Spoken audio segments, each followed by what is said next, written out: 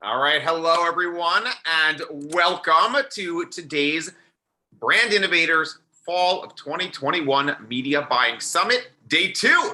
I'm David Teicher, once again, your Chief Content Officer here at Brand Innovators, and we have got another fantastic day of content planned for you.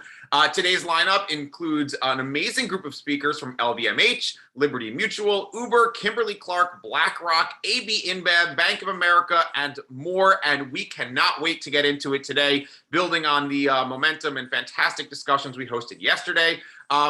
And we have another guest MC who's going to be leading the charge and taking you through today's content. So I am thrilled to introduce our guest MC for the day, Paul Suchman, the Chief Marketing Officer at Odyssey. So let's please welcome Paul to the virtual stage. Here I am. Thank you so much, David. It's great to be here with you. It's great to be here with the Brand Innovators community. Like you, I'm looking forward to this day. As David said, my name's Paul Suchman. I serve as the Chief Marketing Officer for Odyssey. We are a leading audio content and entertainment company with we believe the best collection of broadcast brands. We're a top podcast publisher, major event producer, and a digital innovator. We're also a strategic partner to Brand Innovators, and it is a relationship that I greatly value. I have the opportunity to connect like this, connect live with some of the most influential brand stewards, technologists, and media luminaries on the planet. And it's just fantastic. And I do love this event. It is really a great signal for fall. It's a great signal of the buying season for media and brand communities. And what originated as a live event has now become virtual, as we all know. And the strong attendance yesterday and today is just a testament to the popularity and to the value of this event.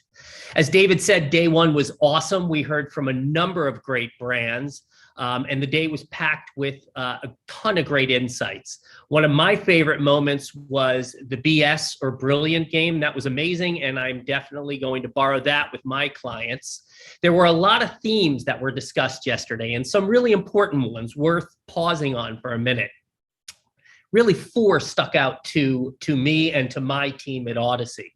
The first was that it really is critical now more than ever for marketers and brands to be agile and to be able to quickly pivot messaging, creative strategy based on everything that's happening around us, whether it's COVID, economic changes, environmental issues, even political climates. The need for brands to be agile is more important than ever. Equal to that, maybe even more important than agility, is authenticity. We heard that in virtually every discussion yesterday, the importance of authenticity in reaching customers. And that includes in creative, in messaging, and in media placement.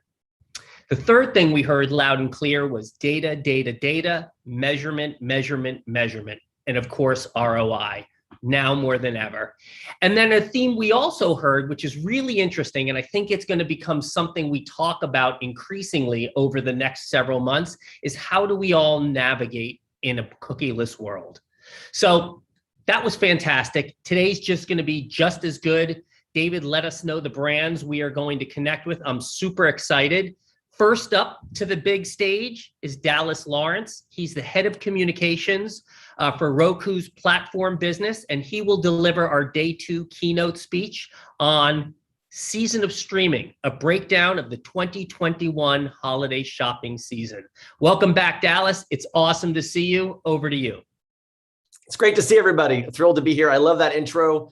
Talking about being agile, leading with data and measurement, a cookieless world, and authenticity.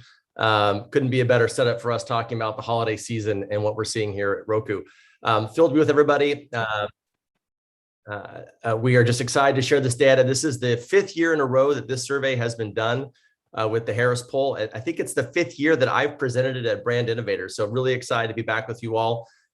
We at Roku are just really excited about the upcoming holiday season. A quick 30 seconds about us. We are the nation's largest, America's #1 streaming platform. We reach households with more than 130 million folks in it.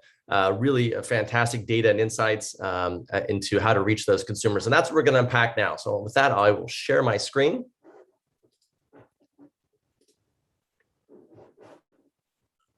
and we'll get into it. So we looked at a couple things this holiday season, and I think it's important to understand kind of what we were diving to really understand for our brand marketing partners and for those looking to reach consumers this holiday.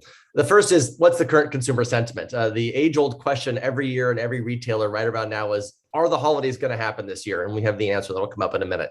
Then the next question is, well, when, where, and how is that shopping going to occur? And we'll unpack that. I think third, and probably most important for this audience, is the changing path to purchase. COVID has really accelerated a couple key trends that have really become secular shifts, and we'll talk about those and really how we need to navigate those to be successful in reaching consumers this holiday season. And then lastly, we did some deep dives talking to our brand partners. A lot of them are interested in how do they reach certain subgroups, whether those are parents or millennials or different ethnic groups like Hispanics. So we cut the data in different ways for a quick preview here. However, the quick commercial is, if anything here piques your interest, we're more than happy to send the full report to anybody who would like it. And we can also cut the data about 15 ways to Sunday. This is an in-depth report. It was done with the Harris Poll. America is one of their most preeminent polling companies. We looked at more than 2,000 shoppers, really cutting across every demographic. So as you can see here, we can go deep on all the data. So let's get to the data. The number one question on everyone's mind in retail today: are the holidays going to happen? And the good news is yes. 7 in 10 shoppers are confident the economy will improve in the next 12 months. And that confidence is spurring a fairly significant increase in shopping. 86% of holiday shoppers this year plan to spend the same or more on holiday gifts. What's really interesting is those who plan to spend more. 36%, so more than a third of shoppers report planning to spend more this holiday season. That is the biggest number we've seen since 2018. We have to go back to before COVID to see numbers of that magnitude. So there is a lot of optimism heading into this holiday season. What that breaks out to is we're seeing about $938 is what the average holiday shopper plans to spend this year, or about a 5% increase. It's actually about 5.6%, so between 5 and 6%. And that lines up pretty well with what we're seeing from, I think, the MasterCard survey, which had it about 7%. So the good news is it's looking like this could be a record holiday season with shopping. So a lot of cash registers will be rolling out this holiday season. One of the interesting trends that we saw this year, for the first time in the 5 years we've been doing this survey, is the emergence of home and household goods as the number 3 item that folks plan to shop for. This has traditionally been a number 5 or 6 item. It's now going to be the third most shopped for item. And what's driving that is consumers reporting that because of COVID, because of the work from home environment, they're planning to buy a gift either for themselves or for a family member to make the home environment more welcoming and more open to that work from home environment. So a really interesting category emerging this holiday season. What do they plan to spend on, for who rather? Not a lot of shocks here. I think one of my favorite data points is that pets are going to get more than coworkers this year. I think that's largely because for many of us, our pets were our coworkers the past 18 months. But that's an interesting trend line that we're seeing. A couple interesting other fun data points. Men, once again this year, are feeling very generous, both for themselves. They plan to spend about twice as much on themselves as women do. But good news, they also plan to spend twice as much on their spouse as women do. So they are very much in the giving mood. Millennials, a trend that we'll see throughout this report, really standing out. They plan to spend the most on themselves. The reason why we have a number of callouts in this report on millennials is obvious. I think it's America's largest demographic. They have a spending power of about $1.4 trillion annually. And they are the most optimistic and most eager to get back to shopping this holiday season. So it'll be a very target-rich environment for marketers this year. That's kind of our upfront. Now we'll dive in a little bit deeper into when, where, and how they'll shop. A trend we've been seeing over the last couple of years, the shopping has started earlier and earlier, and that's no different this year. In fact, 1 in 4 parents started in August. 1 in 5 overall shoppers started in August. And what's driving that is this concern over inventory and holiday shipping, something I think we've all experienced when stock has been out or there's been delays in shipping due to COVID or other issues. Shoppers are aware of this, they're concerned about it, so they're starting their shopping earlier than they have historically. Some good news for retailers, we're seeing a bounce back to in-store retail shopping. 64% plan to go back in store. That's an 11% increase from last year when we saw kind of an all-time low due to COVID concerns, people staying away from the stores. So good news, retail in-store shopping will not return to pre-COVID levels, but will normalize at least back not quite as off as it was last year. Diving a little bit deeper though, of course, online is still dominant. We're going to see 52% or the majority of all shopping being done online. Gen Z are emerging. We don't spend a lot of time on this report on Gen Z only because their spending power this holiday season is relatively small as their demographic age group cuts off at 24. However, they are an emerging group we want to watch. If anybody's interested in a deep dive on Gen Z, we've got great data on them. But they will do almost 2/3 of their shopping online this holiday season. An interesting area that we're watching, it's still not really significant overall, but it's growing significantly, is the growth of voice-activated shopping. When we first did this question about 3 years ago, 2% of those said they were going to do some shopping via voice activation. It then went to 3% and 4%, and now 5% will do some shopping via voice activated. Again, those millennials being early adopters, 1 in 10 of the dollars they plan to spend will be spent through voice activated platforms. A couple of questions that we get asked regularly is, is the traditional shopping window, it used to be online shopping, the bulk of online shopping happened from about 7 to 10 p.m. at night. One of the other shifts with COVID, with the work from home, is that really daytime is now the new prime time for shopping. So we see the bulk of shopping happening during the traditional workday. Millennials will do almost half of their shopping during a 2-hour window, their lunch window during the day. What's interesting that we look at as we help marketers figure out how to adjust their media mix, how to reach those consumers, is that lines up perfectly to when they're streaming. More people stream more content during the traditional workday than they do during prime time. So what you see lining up there is that 40% of consumers report regularly streaming and shopping at the same time. And that really is changing how we think about the path to purchase from really and how we think about the funnel of television, from being a traditional top of the funnel brand awareness, brand building tool, to really being a full funnel tool where you can get some fantastic insights and performance at the bottom. We'll talk about that in a minute. So the path to purchase. This will come as no shock to those, I think, on this gathering today. Cord cutting trends have accelerated. They've continued their march in the up and to the right direction. Fully 1/3. So let's let this sink in for a second. 1 out of 3 shoppers are completely unreachable on traditional television today. I spent a lot of time talking with marketers, and I usually follow that up with saying, are you still spending 70% of your budget on television, on linear television? If so, your customer isn't there. This number is dramatically larger for folks like millennials and for Gen Z. But the key takeaway here is 1 in 3 shoppers completely unreachable today on linear television. As we move into the holiday season. 86% of consumers are TV streamers today.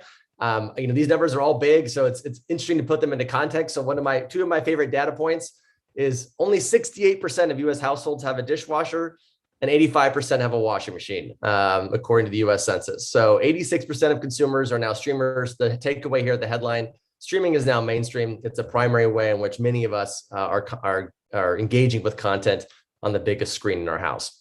And to that point, last year when I presented this data, the real headline was that for the first time, streaming had overtaken traditional television in terms of time watched throughout the week. It had surpassed it by 12 minutes. This year, that number has grown 5x to 78 minutes. Now, this is self-reported data, but if you look at millennials and other groups, it completely aligns with what we're seeing from Nielsen and others, that really streaming is becoming the dominant way many watch television content today. The next data point is my all-time favorite, and I have shared it every year that we've done it with the Brand Innovators folks. And each year I was astonished by how big it had gotten. 3 years ago, we asked a quirky question. We just were curious. And we asked, have you ever been so engaged by an ad that you saw on a streaming platform that it caused you to pause the ad and immediately go and shop for that product? And when we first asked this a couple of years ago, it was something like 8%, 18%. It was a shocking number. I was surprised, 18%. It grew to about 27%. It has now grown significantly. And that number is 49% of holiday shoppers. So literally 1 out of 2 holiday shoppers are pausing ads and going to shop for the product. You see millennials significantly higher there. Another key takeaway this year we saw on traditional, as we dived into the holiday shopper, was really what's influencing their purchase. And this was really interesting. TV ads overtook online reviews as being the second most influential source to shape purchase intent. Of course, that's after family and friends. What's largely driving this when you dive into the data is just a lack of trust for unnamed, unvetted sources. So of course, friends and family, number one, but TV ads, because the brand's front and center, they know who the advertisement's coming from, coming in at number 2. The last data point on the slide that I think is really interesting that just again speaks to that full funnel, thinking differently about advertising. Both they're pausing and going to purchase, but they're also, consumers are interacting with ads. They're clicking on QR codes. They're doing interesting things with ads. And what this really speaks to is this need in the streaming space to think differently about your advertising strategy, to go beyond that traditional 30 or 15-second ad and think about how you're going to engage the consumer. Can you do sponsored content? Can you unlock a holiday movie for them? All these things are available to brands on streaming today in really exciting ways that, as as Paul mentioned at the beginning, are rich in data measurement and provide you some great agility as you're moving around your ad spend. Okay, almost done. We'll take some questions if there's any. I see there are a couple popping up here. So if you have any questions, throw them in the Q&A chat and I'll run through them here at the end. A couple things on Consumer Snapshot. So we've just, again, broke out a couple key demographic groups that we thought would be interesting to marketers this holiday season. The first are obviously millennials. Millennials are going to spend more than any other age demographic this holiday season, coming in at over $1,000. One of my favorite stats, because I talk to marketers, they say, well, holiday shopping has already started. We're too late. And the reality is you're not too late. There's plenty of time left. Millennials plan to do 70% of their shopping on just 2 days this year, Black Friday and Cyber Monday. So they're going to do the majority of their shopping. 70% of millennials will do most of their shopping on just those 2 days. So there's still plenty of time to get in front of them with great advertising, great engagement to move them over. A couple other fun data points here. Again, thinking about this demographic, highly engaged. They need to go beyond the 30-second ad. Almost 2/3 of them want to click on ads, have clicked on ads or engaged with an interactive ad. And they're also those pause to shoppers, which we love seeing, that 71%, again, helping us really rethink that full funnel of advertising on television from both awareness to performance. Looking at Hispanics, as far as the ethnic groups, they are the single largest spender this holiday season. They're going to spend over $1,300. And again, they're also highly engaged with the types of ad units they're watching. The key question we get asked all the time in this space is, well, are folks just streaming Netflix or Disney Plus? Are they not available to marketers? And as I showed earlier, majority of millennials are watching ad-supported content. Majority of Hispanics are watching advertising supported content. And so there still is a very rich environment for advertisers to reach and engage holiday shoppers in streaming environments this year. Our last snapshot is the parent. They're going to spend about a little over $1,000, almost $1,100 this year. 60% plan to do the majority of their shopping online. That's not a big surprise. Parents have continually been outpolling the overall metric for those who plan to do most of their shopping online. They do plan to do pretty heavy up on Black Friday and Cyber Monday, so very similar to millennials. There's going to be a lot of shopping done on those days. So I will wrap up and then go ahead and take any questions you may have. We really have 5 key takeaways for our brand partners as they think about how to really win this holiday season. The first is pretty simple. You need to buy TV the way your consumers are watching TV. 1 in 3 holiday shoppers completely unreachable on linear television. We want to make sure that we're buying TV where they're spending their time and where they're now, according to the survey, spending most of their time, and that's in a streaming environment. A real kind of exciting time. We're in a bit of a renaissance period in brand marketing and design and the exciting ways we can think about advertising, the ability to go beyond the 30-second ad. There's just so many fun things that are happening with advertising. At Roku, we've launched our brand studio, helping brands think about everything from having your own television show.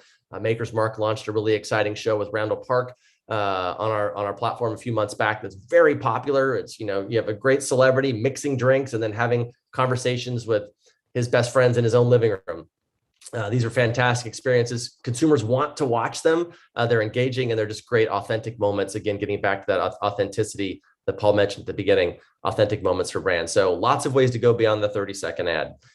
Go omni-channel. So we talked about in this survey how 41% of consumers are shopping while they're streaming. So they've got the biggest screen in the house up in front of them, and they have the smaller screen in their lap. So the ability to, again, pulling on one of Paul's comments, how do you engage in a cookieless world? Going beyond just the TV, but using the cross-device capabilities of the TV in the household to connect in an omni-channel way with the mobile experience, a laptop in a cookieless environment is really going to be helpful this holiday season. And last, we've been pounding this over and over again, embrace streaming's full funnel. This is really an exciting opportunity for us to think differently about television, for us to be thinking about how do we, when we see that 70% of millennials, 49% of consumers are seeing an ad and directly going to shop for it, it helps you think a little differently about holiday shopping. And last, start early. The holiday season has begun. And with that, I will wrap up. And Paul, happy to answer any questions I think we have here in the chat session, or however you want to proceed. Okay, folks, please do ask any questions you may have. Put them in the chat, team. I don't see any in there now, Dallas, but I will, whilst we are waiting for questions to come in, I'll tell you, I think there's some really interesting insights in what you're talking about. Consumer optimism abounds. That is awesome. That works for brands on the B2B side, on the consumer side. I think it's great that pets are going to do better than people. I know that's the case in our house. And the fact that shoppers are starting earlier, there's an impact there for advertisers. And that is that advertisers need to be online in front of consumers right now, because those fears about inventory, those fears about supply chain are absolutely real. So that was an amazing insight. And I'll tell you one other insight for me, selfishly, that I love is the voice activated shopping. As an audio brand, we are seeing a lot of our clients now coming into audio, engaging through smart speakers in a really, really meaningful way. So I'm glad to see that, that you double clicked on that insight. We do have a couple of questions here. For you. Rachel asks, do you have any metrics around people chatting with each other about the ads that they are seeing? Any of the, I think the question is really about the interactivity of engagement. To your other point of people are taking recommendations from friends and family above all else. So is there that ability for brands to be stewards of conversations? Yeah. Yeah, so I think there are three key data points from this survey. The first one was obviously that television ads are the second most influential in shaping purchase intent. But we also have additional research. I'm not going to be able to pull it out of my head, but I can get it and share it with the group that asks specifically on ad effectiveness. When you saw an ad, how likely was it to cause you to go deeper? How likely was it to cause you to actually share it? So we do have research on that, and I see that a couple folks have asked for the data. What I'll do is we have a full report. I'll send the link. You can download it for free to the folks at Brand Innovators, and hopefully they can get it out to you guys and you can download with all the data. Awesome. I think, and somebody asked about, I think basically unduplicated audiences. Is there a capability to reach to engage a campaign to ensure you're not, you're hitting folks that you're also reaching via traditional linear television? The answer is 100% yes. So at least on platforms like Roku, you can have a guaranteed unduplicated audience. So you can say, I want to only reach cord cutters that I know I'm not spending money on linear television. And that is absolutely an option you have available to you in streaming. Awesome. I think that are the questions we have, Dallas. That was really great. That was a lot of data. Thanks for making it available to us. We really appreciate your time and your big brain. So thank you so much for joining us today. Thanks, everybody. Happy holidays. All right, we're rolling. So next to the stage, we're not slowing down. We have Jennifer Casper, who's the SVP of Media in the Americas for LVMH, one of my favorite companies, and Kate Roganti with Comscore. And they're going to talk about one of my favorite topics as well, brand building, and what the nuances of brand building mean when you're marketing to luxury consumers. They're going to touch on the way LVMH has really embraced their customer base, stayed really front and center with them, stayed personalized with them during a super tough year, and what that personalized relationship means. So let's welcome Jen and Kate. Awesome. Thank you so much, Paul. And thanks again to Brand Innovators for hosting Jennifer and I today. As Paul mentioned, I'm Kate Roganti. I am the Vice President of Brands and Agencies at Comscore, where I lead some of our most strategic partnerships, including but not limited to LVMH, which is where the wonderful Jennifer Casper joins us from today. Jennifer is the Senior Vice President of Media Americas at LVMH. And I thought it might be helpful for everyone to just start this off. Jennifer, if you want to talk a little bit about what your team works on and kind of what you guys cover at LVMH. Sure. So I had the privilege of joining LVMH in this kind of center of excellence role in December of 2019. And my team and I are responsible for working across the group to really look at where we can come into the marketplace and provide more value for our individual maisons who are each thinking about their businesses very specifically, both from a branding standpoint and also in terms of how they're driving business results. Okay. And originally we were meant to come in and think about leverage and negotiation power, and that's certainly something that we continue to tap into, guaranteeing the most advanced partnerships with media platforms, with agencies. We also, really rose to the occasion during the shutdown and in the time since in providing thought leadership for the group in terms of thinking about where the world is headed and how they need to be preparing for it.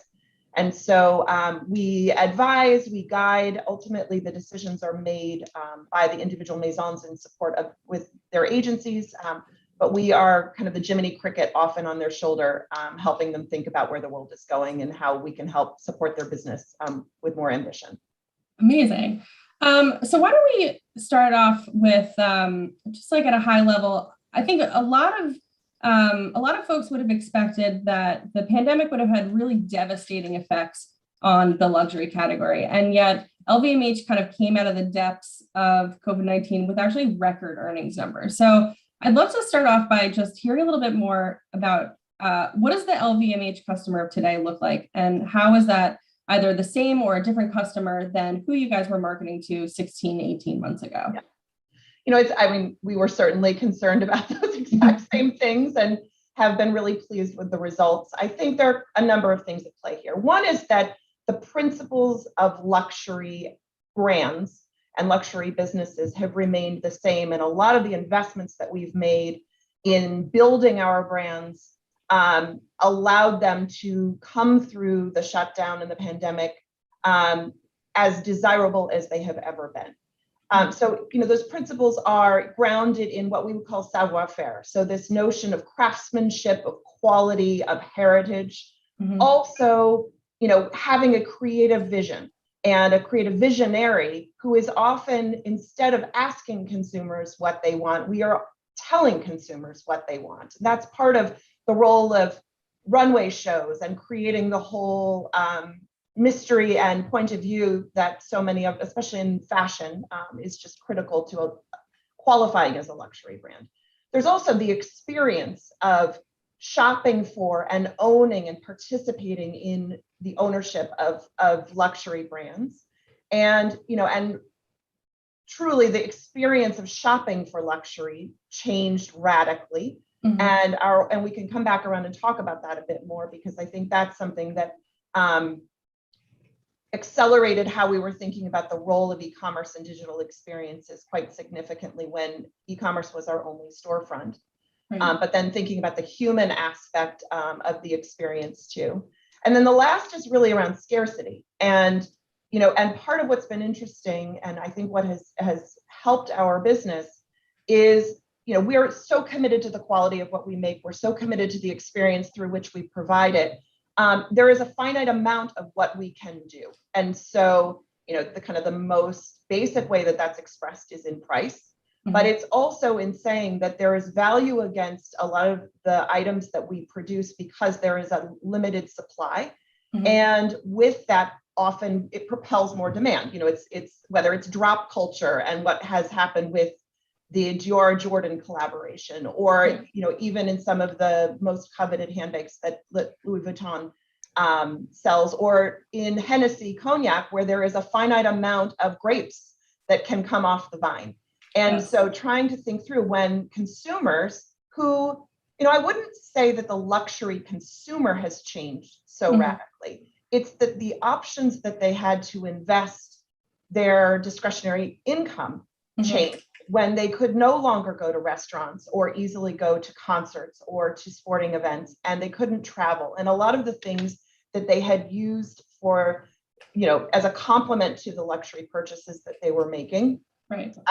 They wanted to invest in things that would have an enduring value. And a lot of luxury items benefited from that, whether it was treating themselves to an upgrade to their home bar, or or treating themselves to a lovely piece of jewelry or a handbag that they knew would be kind of a collection piece that they'd hold on to. Right. I think one of the things that you said during our prep call that really resonated with me was the idea that a lot of the Maisons under the LVMH umbrella are really kind of the OGs of collecting consumer data, right? So this idea that what we now think of as what lives in a CRM data set of, I know my customer's birthday, I know their product preferences, I know their kind of shopping habits, used to live in like a leather bound notebook that sat, under a shopkeeper's desk or something like that. So given that you guys have always had this really keen awareness of the need for a personalized customer experience, but I think to your point, the way in which one of those high value customers shopping in 2020 was very different than how they might go to a store and have that luxury experience in 2018 or before. Tell me a little bit more about how you guys really kind of maintained the personalization aspect that I think is integral to shopping for luxury goods. So, I mean, you're absolutely right. This notion of providing service, of recognizing a consumer when they step into a store, especially someone who's made purchases in the past, that's an idea that is so intuitive to running a luxury brand and creating the experience the consumer has in store. And collecting that information is something that our customers, when they feel that level of trust and care with the people who embody that brand, they are very forthcoming with the information because they know that we are going to treat it as the valuable, kind of almost sacred point of our relationship with them. Right. We have consequently been very, very cautious about how that data goes beyond the human relationship that exists often between a client associate working in a store and one of our customers. And so we're thinking very, very carefully and deliberately about what it means, first to organize that information. You're right. I mean, and we have evolved to an extent that now that it's quite digitized and it's usually an iPad where the client associate is collecting that information versus a leather-bound journal. But how we use it is something that we're very careful about. And as I mentioned previously, each of our Maisons operates quite independently. So they're thinking about what it means for their individual business versus it being something that we're looking at a group level right now. Right. So it may be about yielding greater understanding of customer shopping habits or measuring the impact of the investments that we're making. And the area where we have been kind of the most cautious is activating that data in terms of, really bringing it into the marketplace and thinking about it as a way to target differently. Doesn't mean we won't go there. It doesn't mean we're not studying it, considering it, and trying to stay as close to the options that are available to us.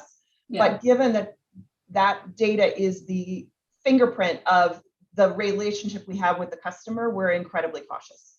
Yeah. So I think in terms of maintaining that relationship with the customer, one of the things that I've been thinking about is how do brands use technology to reinforce what used to be human experiences? For example, like going into the store and making a purchase, which is often, if you think of some of the fashion Maisons, something associated with a birthday or an anniversary, it's a very kind of meaningful experience to make those purchases. Were there specific things that you guys were doing, really in like the e-com space to build out or maintain that customer relationship that would have been different than the in-store, kind of almost like, how are you guys thinking about mirroring that in-store experience in this new world where suddenly shopping became very e-commerce heavy?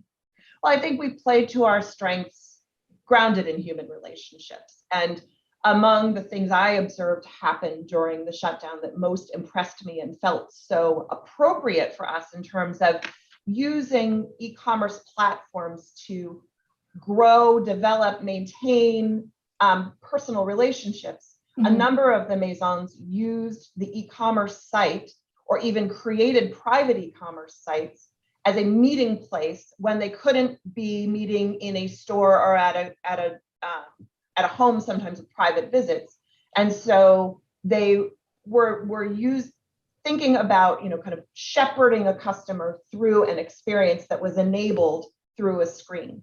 Now, they also did really clever things in making sure the experience was very personal in sending the champagne to someone's home that they normally would have been offered when they were coming into a store, or making something feel as tied to the material world as they could. The other thing, again, buy online, pick up in store is something that a lot of retailers have figured out for sure. It's not, but this idea of curbside service and what it means when a store comes back open, but a customer is not comfortable coming into a store. Curbside pickup is something that took off immediately for us once stores started to open back up.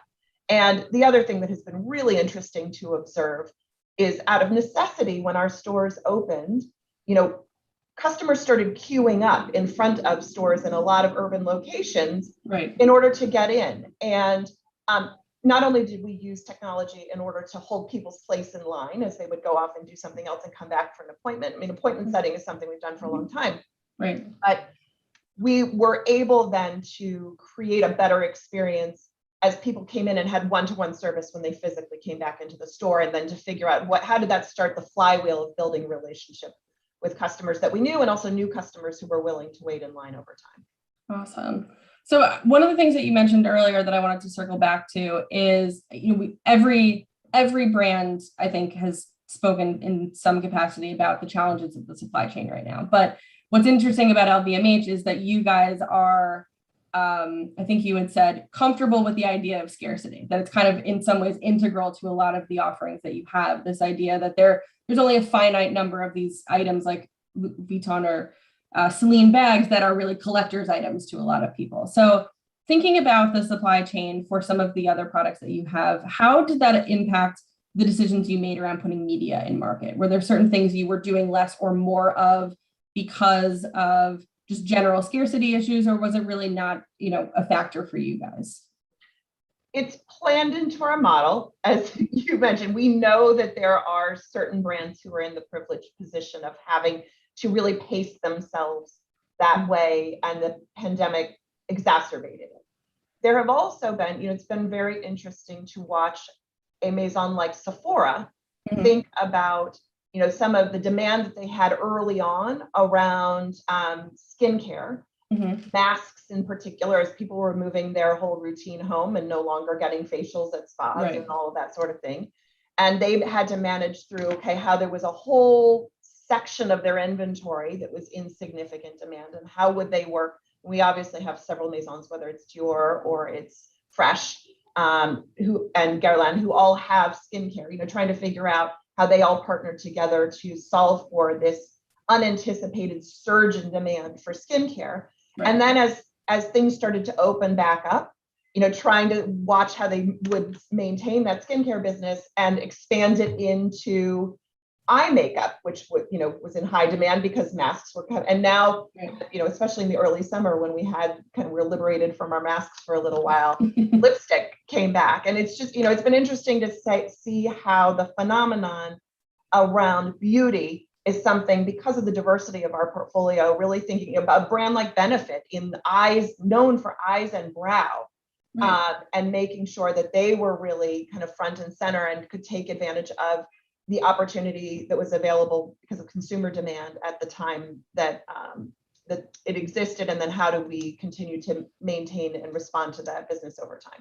Right. And what about like the liquor and spirits brand? So I know you mentioned something that really almost like struck fear into my heart, which is it's an idea that apparently we're running out of grapes.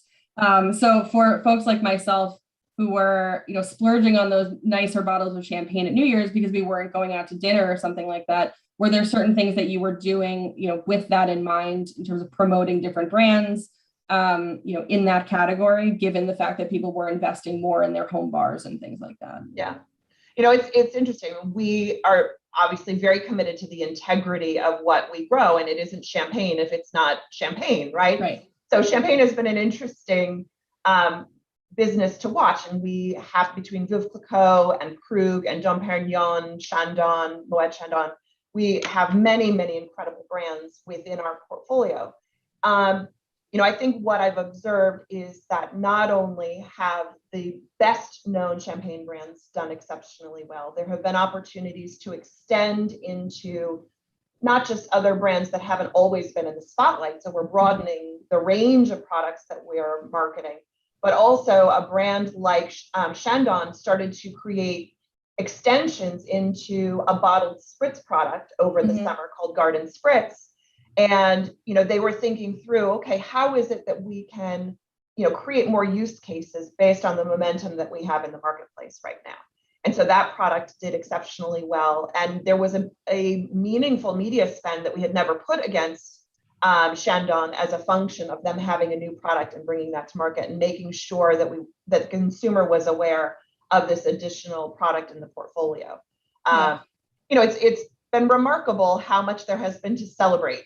And, whether it was around the time of the election in the US, there was a lot of champagne that was purchased around that time. Certainly New Year's Eve was great for us. And now it's a matter of saying, okay, to what degree are consumers who now have had a taste of the good stuff, never going to go back to what they might have had before? And so, how do we kind of watch the whole business transform in a way that it felt for a while like a blip, but now, how much of this is about maintaining and growing a new normal?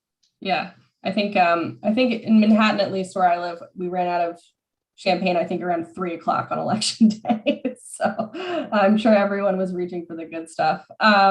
So I guess on the topic of brand building, you guys recently completed a very high profile acquisition earlier this year of Tiffany & Co., which is really the first kind of American brand to be nested into the LVMH portfolio. So from a media perspective and a brand building perspective, how are you thinking about integrating those guys or making them really stand out amongst the stable of brands you have under the LVMH portfolio? Well, I think you touched on it. Not only does Tiffany fit very nicely into the range of products, given its heritage, its quality, having creative points of view, it really belongs in our family and is integrated in a really nice way. There is a distinctively American feel to Tiffany. It's even a New York feel to Tiffany. And when you think about the legacy of that brand, whether it's in Breakfast at Tiffany's and how it kind of came to prominence in the mid 20th century through the film, or whether it's its footprint on the corner of 5th and 57th, where we think of that as being kind of our primary New York stomping grounds. Right. It is in complement to a Bulgari, which sits across the street, or even to an LV or Dior, who both have jewelry. And where so many of our brands and why they can live together all in the same group is because they are each so distinct from one another.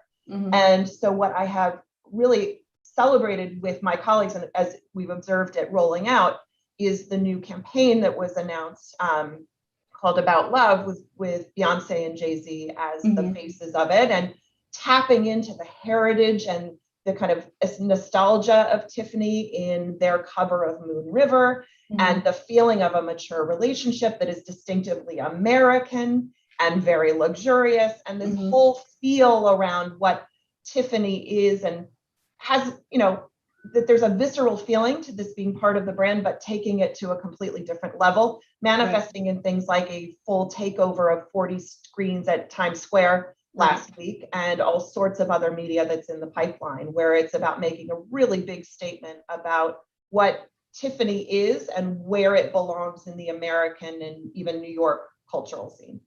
Awesome. I really love that. And yeah, I've seen the kind of moment that happened in Times Square. I think obviously, for those who were there when it was happening, it was a very kind of like big moment to see that Tiffany blue everywhere, but then seeing it really shared and disseminated across a lot of the different social channels as well. It has that kind of like reinforcing impact of reminding people to have the brand top of mind. And I think probably for younger generations who maybe are thinking about like, where do I make my first big jewelry purchase? Having people like Jay-Z and Beyonce, I think, helps bridge that connection to the brand that, maybe is different in how they would have considered it 20 or 30 years ago in the context of like a Breakfast at Tiffany's or something like that. And from a media standpoint, that's the genius of the brand building behind it too. I also think from a media standpoint, there was something to that idea of a homepage takeover or a roadblock in digital 1.0 ages ago, right? And so we've been talking a lot about, and I think this is true of Tiffany, I think it's true of Vuitton, I think it's true of a lot of our brands, what does it mean in 2022 to have that kind of saturation Mhm. and to think about something that is really notable and wraps around all channels so that it feels like there is a moment. What does a pop-up shop, for Dior right now, there's the incredible exhibition at the Brooklyn Museum, combined with a pop-up shop that they did for the Lady Dior fragrance that is having a moment right now, Mhm. combined with, all the media that we're running around it. And not to oversimplify it, but that idea of the paid, owned, and earned experiences all coming together in a way that is so impactful, and where a luxury brand can break through in a way that sometimes others, don't have the privileged position that we do to do it. Right.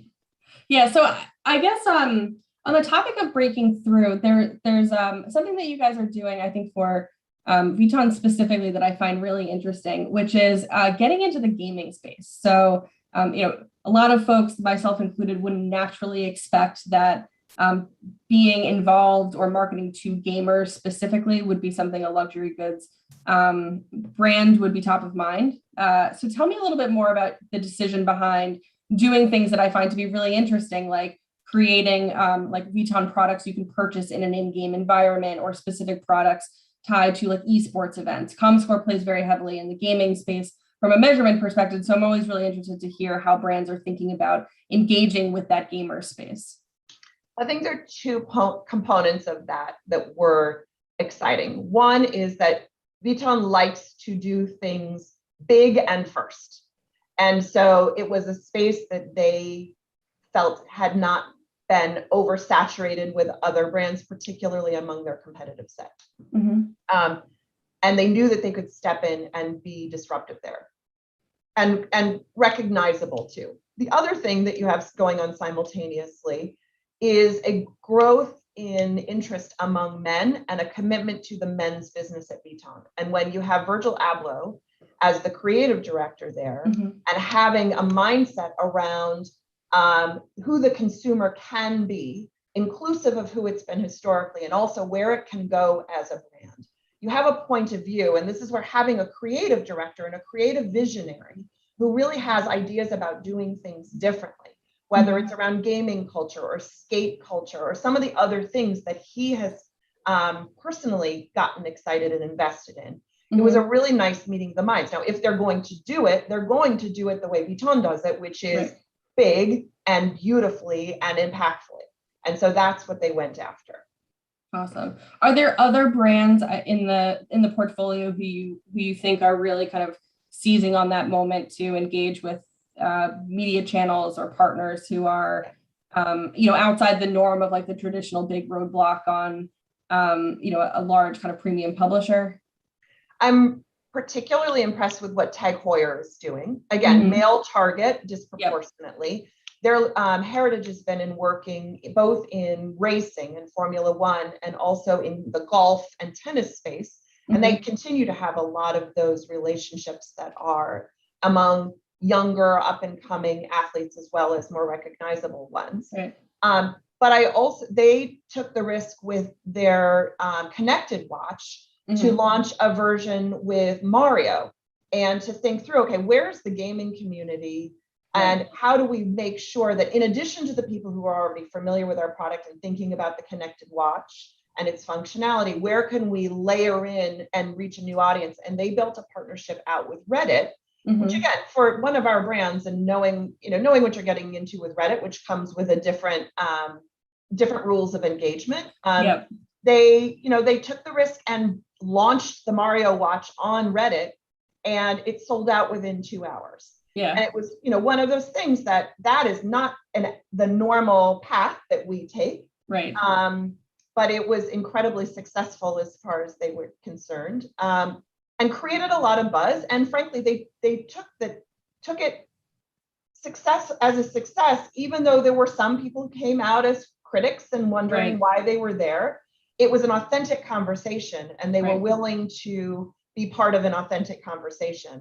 And I think, they felt like the proof was in the results that they had, that they had gone to the right place.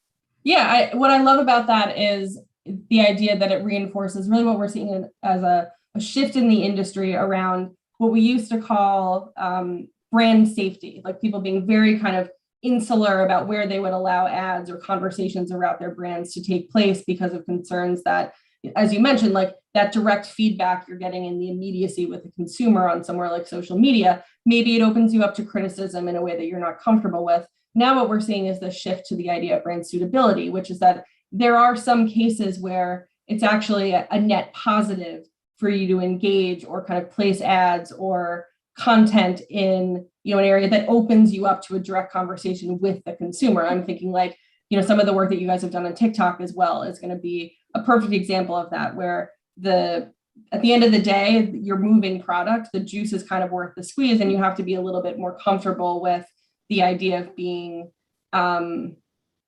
open to a variety of outcomes. One of which obviously could be someone saying, hey, I don't appreciate you guys so overtly marketing to me, but obviously in this particular sense, it's not only did I appreciate it, you made this product that I'm really interested visible, and now it's sold out in like under 3 hours, which is incredible for a high dollar value watch or something of that category. Yeah, that's right. So are there channels that you guys are looking to invest more into or pull back on 2022? Like, how are you guys thinking about things like CTV, video, linear television, et cetera? So I think, it starts with us, as it does with so many marketers, with the story that we have to tell. Yep. And the degree to which that story can be told in an image versus a really incredible piece of video. And we are thinking about the video marketplace. We're thinking about it in terms of a way to diversify for the maisons who have been part of a linear TV upfront, thinking about, okay, how do I evolve my strategy in the video marketplace? Right. We're also thinking about it with maisons who might not have historically been, and had the kind of weight that buying linear TV would have made sense to them because of the level of precision. Right. We know that our brands are not necessarily for everyone. It isn't about discriminating, certainly, but it is about thinking about the potency of our investments and making sure, just as every marketer is trying to eliminate waste, right, trying to think through, okay, how is it that we can be more precise? And I think with connected TV, we do have opportunities around greater levels of precision and somewhat more accurate measurement on the back end in terms of understanding whether we've accomplished what we set out to do. And so I think that's opening it up. I also think the other space, obviously we're investing very heavily in every aspect of digital marketing. So that kind of goes without saying. We continue to believe in print and, the role that we have, and especially in the core fashion titles that have been so important and we believe will remain important to our mix because their potency, when they are the right titles for us, their potency is still pretty exceptional. And then lastly, we're looking quite a bit at out of home and what's possible in out of home. And we're really excited about the out of home partners who have so disproportionately gone digital and thinking about what's possible then, whether it has to do with various rotations, because we have so many maisons in our portfolio, we can think about a much more substantial investment and then parsing it across multiple brands who want to be in very specific locations, whether it's primary cities in the US or sometimes even in secondary markets where our business is also on fire. Awesome. So I think last question from me, and then it looks like we actually have some questions that are coming in from the audience. Given the amount of change that's taken place in the last 16, 18 months, the amount of different things that you guys are experimenting with, either as marketers or in terms of creating that model of reinforcing the experience that your customers are used to, where do your needs lie right now in terms of resources? Like, are you feeling like you have the tools available to you, whether we're talking about people or SaaS platforms or data, to really accomplish your objectives going into 2022 and beyond? I think the thing that we're finding most challenging is finding great talent. And I don't think that's breaking news to anybody. Yeah. I think we're all trying to think through not only what does this new workplace involve, but how are we looking for people who have this accelerated skill set who can not only help us keep up, but can help us get ahead. Mhm. And so I think we're looking at how we're developing the talent who live within our organizations, how we really, help upskill people within our teams, how we're leaning on agencies and other third parties to Mhm. provide some of that, the immediate solutions in terms of augmenting our talent pool. And then longer term, we're really thinking about how we evolve our organization and the jobs within it so Mhm. that we are further ahead. I think it is the hiring process and retaining great people is Mhm. coming out of this moment of uncertainty. On Right. one hand, our business is tremendous. On the other hand, I think we feel like we have opportunities to hire more great people, and we're just, we're having trouble identifying them. Yeah. It's a challenging market right now to be hiring people, I think, for everybody.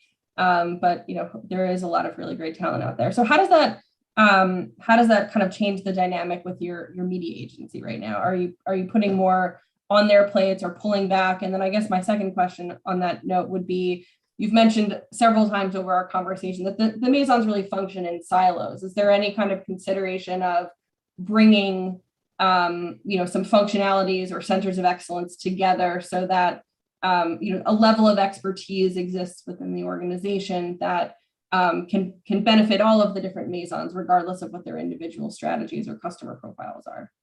I mean, to answer your second question first, we definitely talk about and are looking at, what should be in-house. Should it be in-house at a group level? Should it be in-house at a Maison level? We in the US are actually, believe it or not, most of our global organization is across in Europe. And Right. So what might be in-housed here versus what might be in-housed at a global level, all those conversations are happening.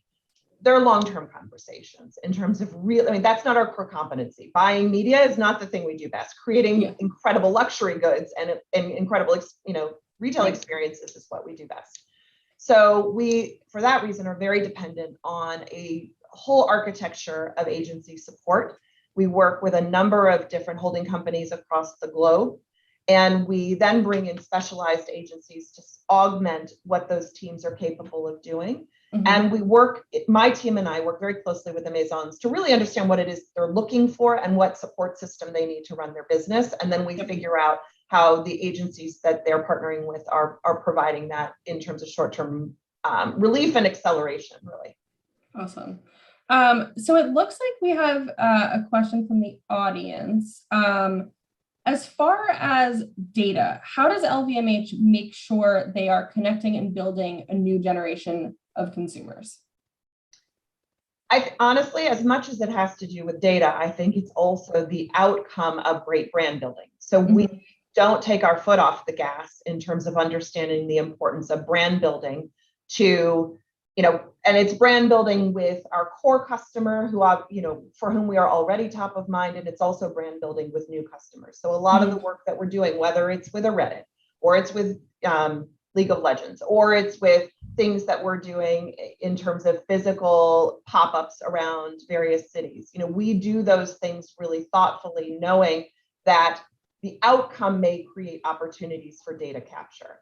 And then we're constantly assessing who our customer pools are and what the opportunities are, and how we think about, understanding the customer better as a function of who we've acquired more regularly, who chooses to shop online, whether they're new to file there, but they're people we've known in the store for a while, or whether they're truly accessing us for the first time through an e-commerce site.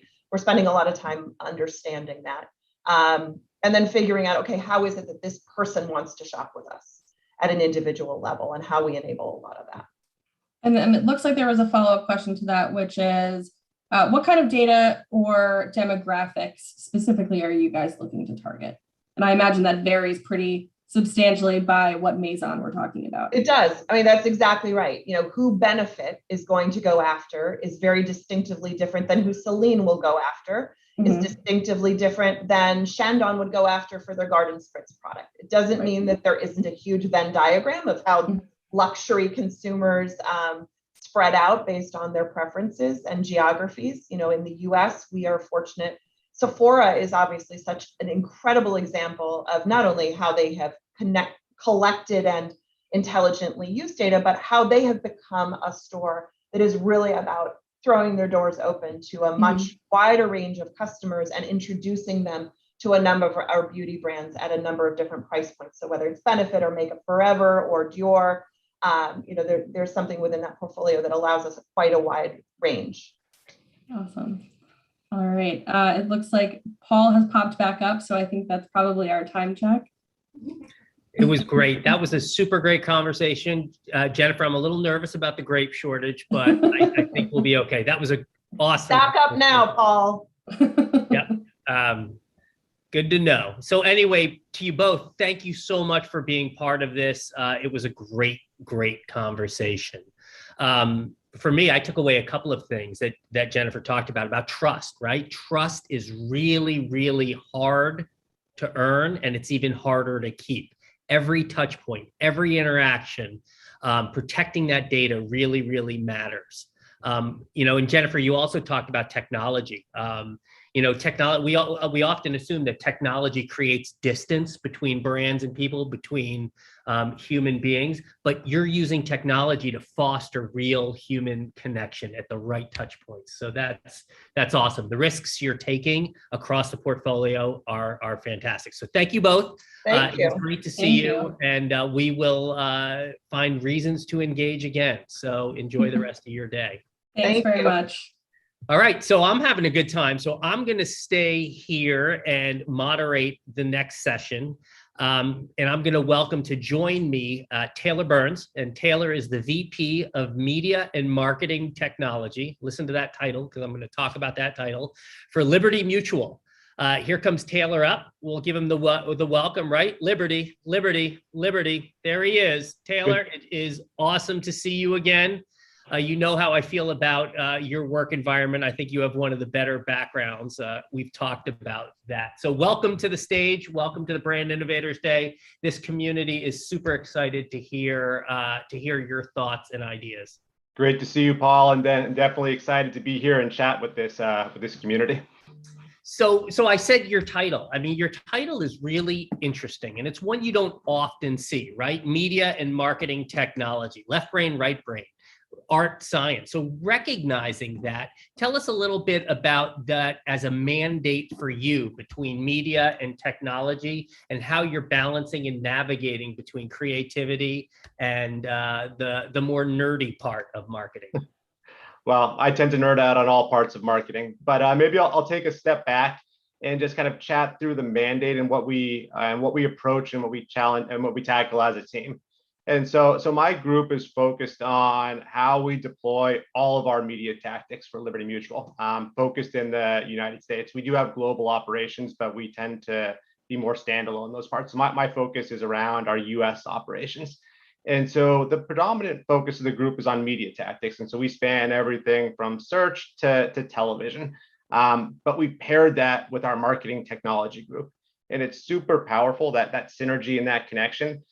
Because that group really connects the external world to our internal tech and makes that seamless, so that it really gives us the power and the boost to make sure that when we have these media visions, that we have the right technology to be able to execute on them. And also that we have a group that's looking at what is available and continually challenging those folks on media, saying, have you thought about this? What about this? And sparking new. It's a two-way dialogue that enables us to challenge each other and really make sure we come to the best total solution. It's as you're talking, I'm thinking about just this. I'm visualizing the marketing tech stack, the MarTech stack, and I have the opportunity to work very closely with our CIO on that. And when I'm walking into her office, she sees a red flag, right? I'm a risk. I'm creating risk for the organization because I want to do things that are putting risk into and stress onto the system. So as marketers, what do we need to think about when we're approaching you and your team to innovate around technology, to push hard? What is it that you're looking for when you're evaluating technology? Well, I think we look at it, and I think it gets a step back to the challenge of this role, which is we don't own everything internally. There's a lot of tech players when you get into a large company. And so this role knows how to connect those dots. Are we doing everything in a privacy compliant way? Are we creating a unique solution or something that can be used across a variety of media tactics? How well will it speak to the other parts of our marketing tech stack?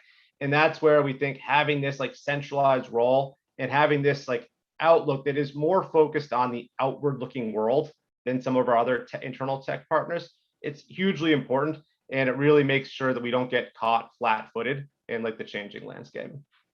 I assume getting your team involved early in the process is better before marketing goes too far down a road where it gets pulled back because of some risks that the technology may or may not have.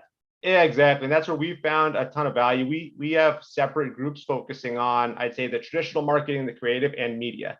And each of those groups, they work hand in hand as one team, because that's how we make sure that we don't create those disconnections and that we aren't only connecting at the top of the organization.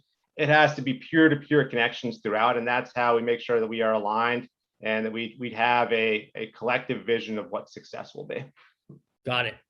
All right, so let's change it up a little bit. Let's talk about Liberty Mutual, 100-year-old company, highly competitive spenders. I know coming from a creative background, I spent a lot of my career on the agency side of the business, and insurance accounts were great to work on. You make a lot of work that gets seen by a lot of people, meaning there is a lot of dollars being spent in the category. As you and I discussed, Liberty Mutual isn't the biggest spender in a very crowded category. So given that, what are some of the things that you're doing strategically? We'll hit on creative in a moment, but strategically from a technology standpoint, to break through, to not be Geico, to not be Progressive, to really bring your brand front and center into the minds and hearts of consumers? So, Paul, you hit the nail on the head, and I don't think it comes as a surprise to anyone that consumes media that insurance is an incredibly competitive category. And so when you look at what's being spent last year, nearly $10 billion. And that's up $3 billion in just the past 3 years. And so a ton of media weight out there trying to capture the consumer share of mind. And you also mentioned we're a 100-year-old company, but we're not the biggest spender. We have a healthy and growing budget, but we are outspent by some of our competitors. And so we take that to make sure that we want to make sure that every single dollar is working hard. It's not just about weight, it's about intelligence and sophistication. How do we find the right people and hit them with the right combination of media assets to make sure that we have a disproportionate share of mind? And that, as you mentioned, that's where the technology fits in, because that's becoming more and more challenging.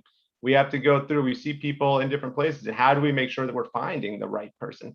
One benefit we do have as an insurance company is we view everyone out there as our potential customer.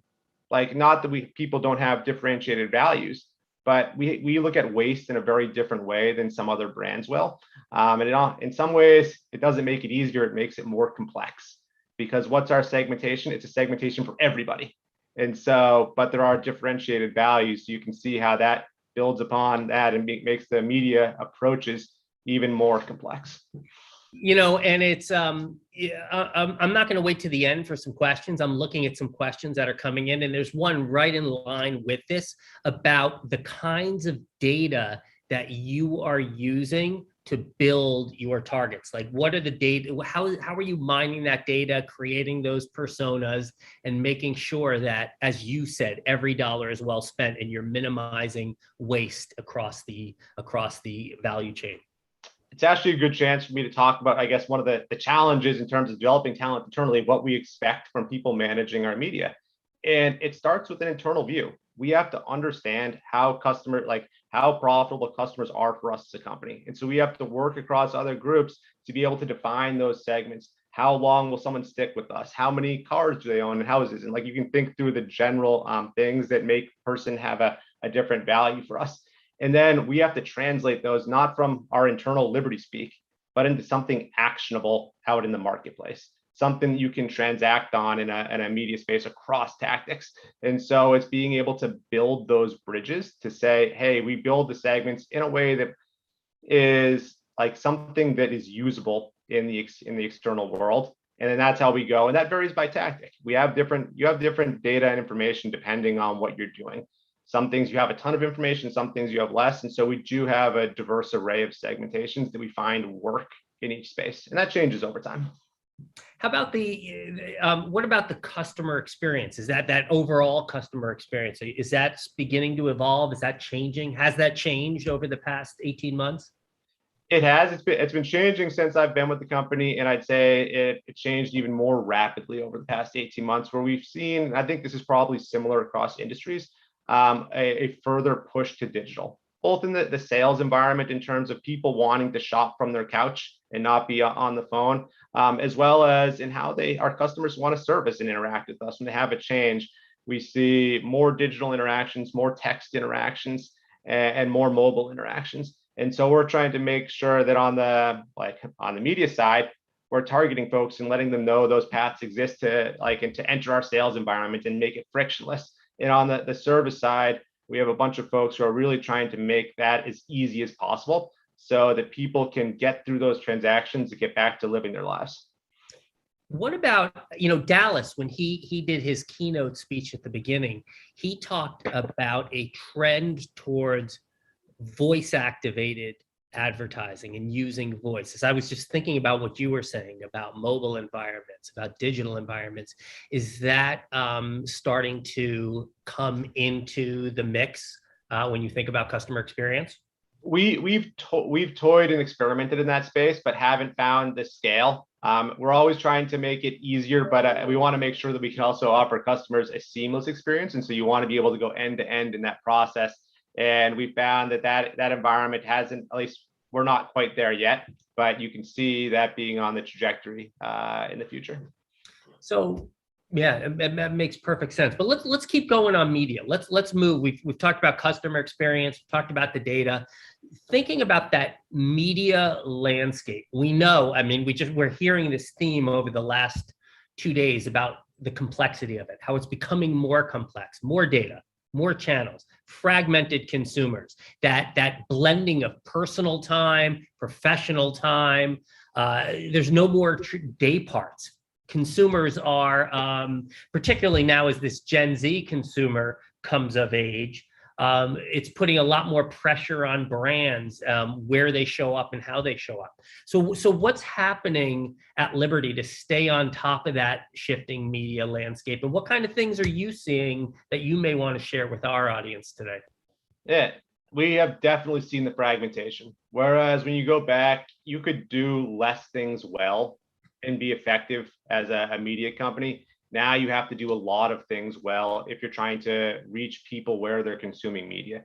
We've seen that across tactics, but I think it's most highlighted probably in the past 18 months in video, when you've seen just a proliferation of streaming content, streaming providers, and people tending to opt in and view that. And so the challenge that we face is, how do you understand what is happening out there? How are people consuming? How is that changing? But also, we need to make sure that we aren't just chasing consumption habits. At the end of the day, we still need to make sure that our media is working as hard as it can. So where do you invest? What does that balance look like? How do you create that holistic picture that's always been challenging and becomes ever more challenging, so that you aren't finding the same audience across 7 different platforms and just saturating a smaller group? And so how do you create that awareness of the macro impacts of all of your investments? And so in terms of that, we really have to avoid siloed thinking. That's what we've seen is, not allowing each tactic to run. Yeah, you want that expertise, but you need to make sure that you have that holistic picture about how everything is interworking together to be able to have that best macro strategy. Yeah, that's really interesting. And as you were talking, I was thinking back to another data point that Dallas shared about how, and it was a stunning data point about how hard it is now to reach consumers effectively through linear TV these days. And that number continues to shrink and shrink and shrink. And with that, because a big bulk of the industry strategy relies on reach and frequency around linear TV. How is that shifting? How is that changing the way? It may not change video and the creation of video and the art of video, but it may change where that video runs and how it appears and reaching. So I'm curious how you're attacking it at Liberty. So I think you're definitely dead on in terms of the challenges that we are facing, and I think it speaks into, like, one of the biggest challenges we have is people resources. You can't test everything, and so how do you make sure that you're focusing on the things that you think will be impactful and have scale? And then you also talk about the shifting dynamics about when you test new things. So as we're going more into streaming and making sure that those dollars are the best investment we could possibly make, how do you reevaluate, like, your current spend and make sure that that's at the right level? Because it's not all about addition. It's about also looking at what worked in the past. And sometimes, like, those things still work. Like, as you said, linear TV has had some declines, still big, still a major portion. But we tend to look at all of our assets and say, based on the environment we're in, what is the right investment level? What does that look like based on not where we are right now, but where are we going to be next year? And what does that look like? And so it is, the calculus behind it is ever shifting, and trying to get those things right and make sure that we are investing in testing and learning in the right spaces without overwhelming people, because you also want those folks focused on execution and making sure that you're not testing everything, you're doing some of those things really well. And what about innovation in the media space? What are you experimenting with? Where are your innovation dollars going now through the end of the year into next year? I guess for our past conversation, not a major surprise. Like, streaming content is a major shift for us, and it's not just about being in the space. Each partner is different, and so it's not that you could just be in streaming. You have to look at what the ad experience is, what the audience is, how that it's interacting, and so our focus is really on those dynamics and making sure that our video profile is right. Another place where we are focused, because as I said, we tend to make sure that we focus in on our big bets and get them right. And we've been really focused on video. We are pushing more into audio, which is a relevant topic for us to chat through, Paul, in terms of where we're focused, where we've had a decent radio presence, but we're pushing more into the expanded audio universe. Awesome. And we're going to go there. We're definitely going to go there. And I'm queuing up my friends at Brand Innovators here, because let's turn it to creative, right? Let's turn it. You know, it's again, as I said at the beginning, it's such an amazing category for creativity, right? And who would have known? Like, the insurance category is such the bar is so high for the quality of work. People are building characters. People are building storylines in the industry. I mean, you see it in some auto, you see it in a little bit of telco, but like, it is really a permeating factor within the insurance business. So of course, you know, you have your brand, you've got the Limu Emu, you've got Doug. It's a pretty big campaign, and you've also got another campaign running as well. We've got the rope jumpers who go from young to old, but that stage, that setting by the water has been used with creative consistency. Let's hear about the creative, and importantly, let's see some work. Awesome. Do you want to do the work first, or should I chat? Why don't you chat? You're on a roll, and then you cue the work when you're ready. Perfect. So I'll take a step back. You talked about where we are currently with our creative campaigns, and that's been an evolving process. When you look back, I don't know, about 8-10 years ago, we were building commercials, but they weren't resonating out there. They weren't as crisp on our brand. They didn't hit home our message. They created, like, I guess, some beautiful art that wasn't as impactful and didn't resonate. And it's super important to resonate and be top of mind with consumers in our industry. When people tend to have a shopping moment, they go and shop with the top 3 brands that are in our mind. So we want to be in that consideration set, and that's the focus of our brand and our media out there, especially when you get into the more branded components, where we want to break through and make sure that we take up that top share of mind. And so you'll see that when you see our creative development. You talked about our campaign in front of the Statue of Liberty. That's where we made sure to use our brand assets and make sure that we were crisp in terms of who was out there, what we're selling, and who we are as a brand. Then with the emergence of Limu and Doug recently, I think it's always surprising. They've only been around for 2.5 years. It feels like longer, and I think that speaks to the success of the branding, the campaign, where they've become our marquee brand ambassadors. And with that identification, we're able to use them across a variety of assets outside video. So with that, why don't we take a break? First, we can show one of the Limu and Doug commercials, some of our newer work that's out there to reference everyone who I hope has already seen it.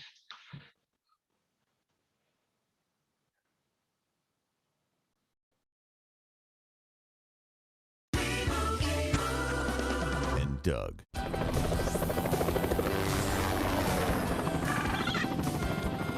Got a couple of bogeys on your 6 Limo. They need customized car insurance from Liberty Mutual, so they only pay for what they need.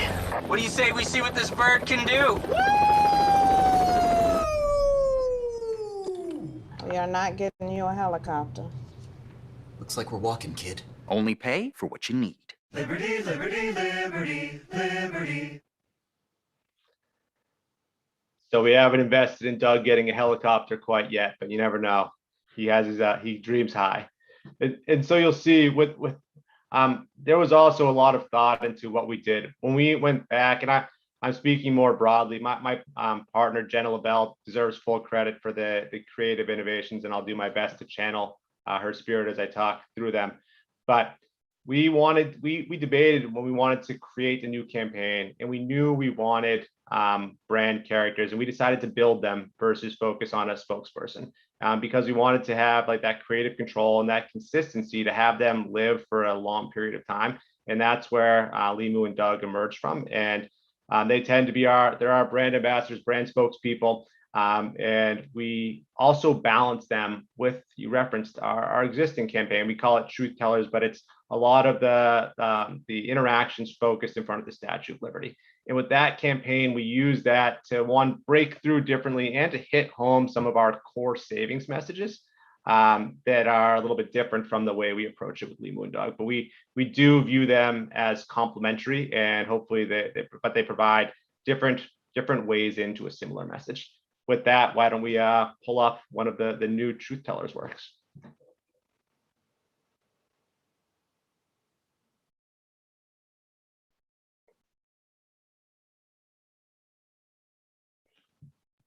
As someone who resembles someone else, I appreciate that Liberty Mutual knows everyone's unique. That's why they customize your car insurance, so you only pay for what you need.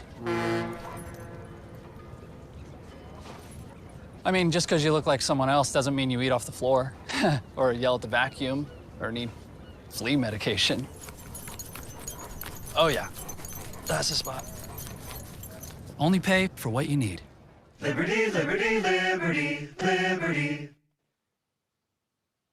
And you see the focus on all these, it's breakthrough to the consumer in the living room. Make sure they know which, like you're on brand. You see that those branding cues come through, and then deliver that message of what we sell and how we're going to deliver that consumer value by saving the money for only paying for what they need. And so you'll see that consistency across the campaigns. And of course, there's another point of consistency, and that's the Sonic brand itself, right? I won't make you sing it unless you want to. Do you feel like singing it? I'll go for it. Liberty, liberty, liberty, liberty. Notice the fourth one. Excellent. You got to hit that fourth one. It's the pause, and then you do it. Well done. So, that Sonic brand, right? We as an audio company, we spend a lot of time. I'm spending a lot of time personally with clients talking about their Sonic brand and how, not just how their brand looks and appears, but how it sounds and what kind of effect that has when it goes into the ears, into the brains, into the heart. It's very different than other mediums. So talk about that Sonic brand, how it evolved, how you're using it across media, and how consumers are responding to it. Really the power of audio.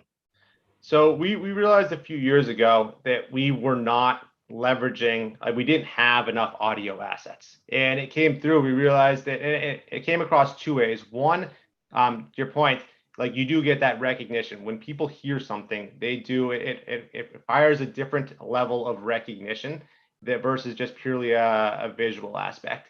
And people think of audio and they first jump to radio and other audio methods, but our television commercials, audio is a hugely important component. And when you think about it for two ways, one, driving that recognition when people are experiencing the ad, but two, we live in an increasingly distracted world. Like a lot of time, we'd like to think that everyone watching a commercial during a break of their favorite programming is staring at the TV, but oftentimes people are distracted. And so they're looking down at their phone. And so they may only experience your video commercial as an audio commercial. And so those audio mnemonics are super important about drawing that attention and getting that effective, even if people are distracted. And then you get the enhanced component of wanting to be able to tie your different media assets across the different elements. And so how do you tie it? If you only have a visual element to your branding, how do you tie that to your audio creatives? Like, you're lacking. We can't visually describe the Statue of Liberty when you think of our truth tellers work out there. It just doesn't work in an audio environment. And so we wanted to build that connectivity. How do we stream these things together? It also gives us the power to stream together multiple campaigns. You have like the truth tellers work and Limu and Doug.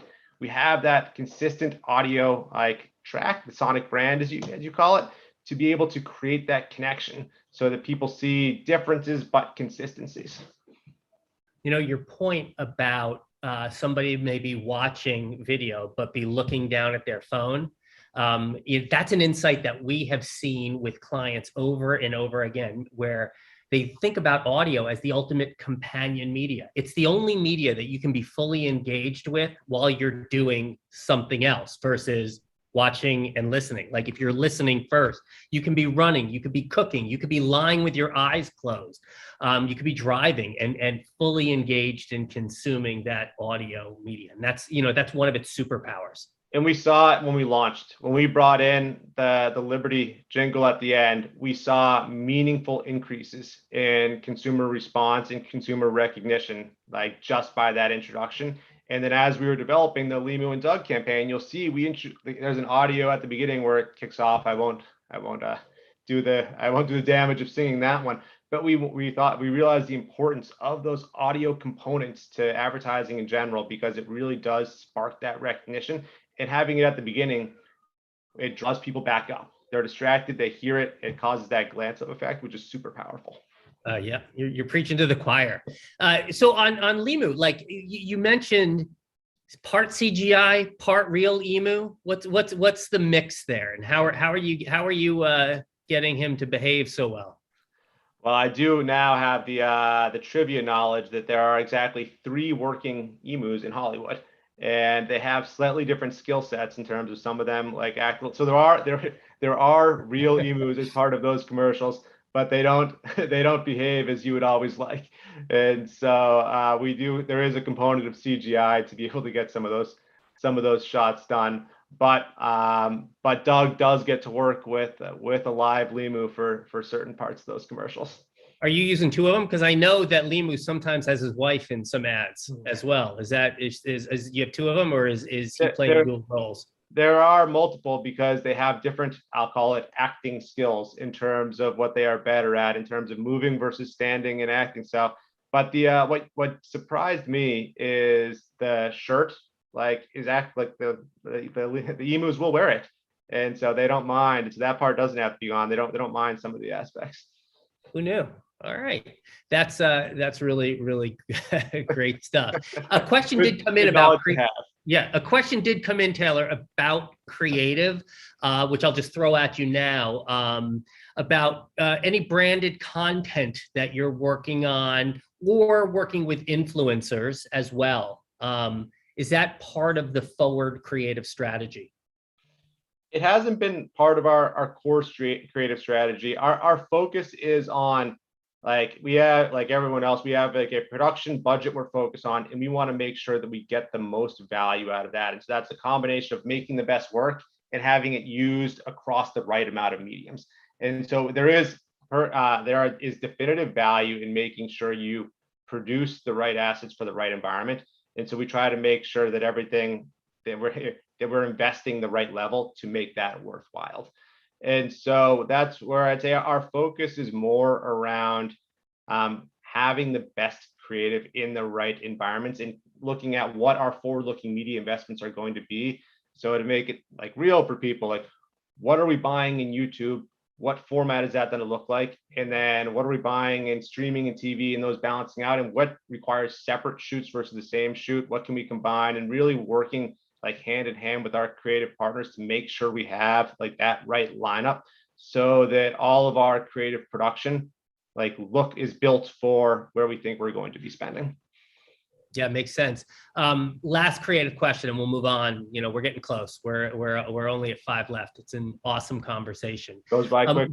What about podcasts? We know it's white hot. We know brands are looking for ways to insert themselves into the right podcasts with the right hosts. They're thinking about live reads. They're thinking about integration into the content. Has that been put on the table inside Liberty? It is something we are working through, and then I will say it's something that we do have some like challenges with getting right, just given where like who we are as an industry. Like I think what I've observed as a consumer is like the most value in the podcast comes from the host speaking to it, and it feels natural. It flows into part of the content as opposed to just being, you can go and just buy commercials and like break in. You can do that. Like that is an option. But in a regulated industry, we have to be really cautious about what's said. Like we've realized that with DJ reads throughout the years, just making sure we get that right and we don't have something that goes off script in a way that violates like how we're allowed to advertise our products. And so that is the challenge, is how do you extract the value of podcasts in more of a regulated environment and make sure that it still is like potent and gets through and feels real and authentic. And so definitely a focus area for us, but something that we haven't, I think that's an area where we haven't quite figured out how to get it right. And look, I think that one of the themes that I mentioned at the beginning of today that has been permeating throughout is authenticity, right? And that's where podcasts really ring true. So how can you deliver the message with authenticity, but staying in that regulated environment, staying true to the brand voice? I'm sure it is a tough challenge to navigate. You spoke to the challenges exactly. Like we don't want to come off as inauthentic. We want to do it, and then we also want to make sure if you're going into that space, you're like leveraging the power of that space. Got it. So you know, one of my favorite things about spending time together prepping for this is just your background is you know, it's beautiful, it's green, it's lush. And I love the way the windows come together and you're centered there. And it sort of made me think of this question about the team, right? You know, so it looks like, you know, that we're still working in disparate environments. We're starting to come back into the workplace. How's it been for you at Liberty working in a remote environment, in a highly productive environment where you're making a lot of work, where you require a lot of collaboration? How's it been going? So I think by and large, it's been going well. We've been out of the office since last March, like many other companies. I think we had a little bit of trial in the office this summer, but never got to scale. And I think we likely won't be back in the office until 2022 at any real scale. And so I think we've learned a lot. We've learned how productive we can be. We've learned how effective we can be and how people can work remotely. And I think that's changed our landscape of like what the future will look like. Us, like many others, in terms of how often are we spending time in the office and what does that look like. But I think we also have that it does introduce the risk of people of I'd say those ancillary interactions that you don't realize create so much value. And so you have, even within the media world, you have people focused on search, people focused on YouTube, people focused on like social. Like they can do their jobs pretty well in a silo, but overhearing and having that understanding, it fosters sparks of interest and makes us do our jobs better. And that connectivity sparks valuable work.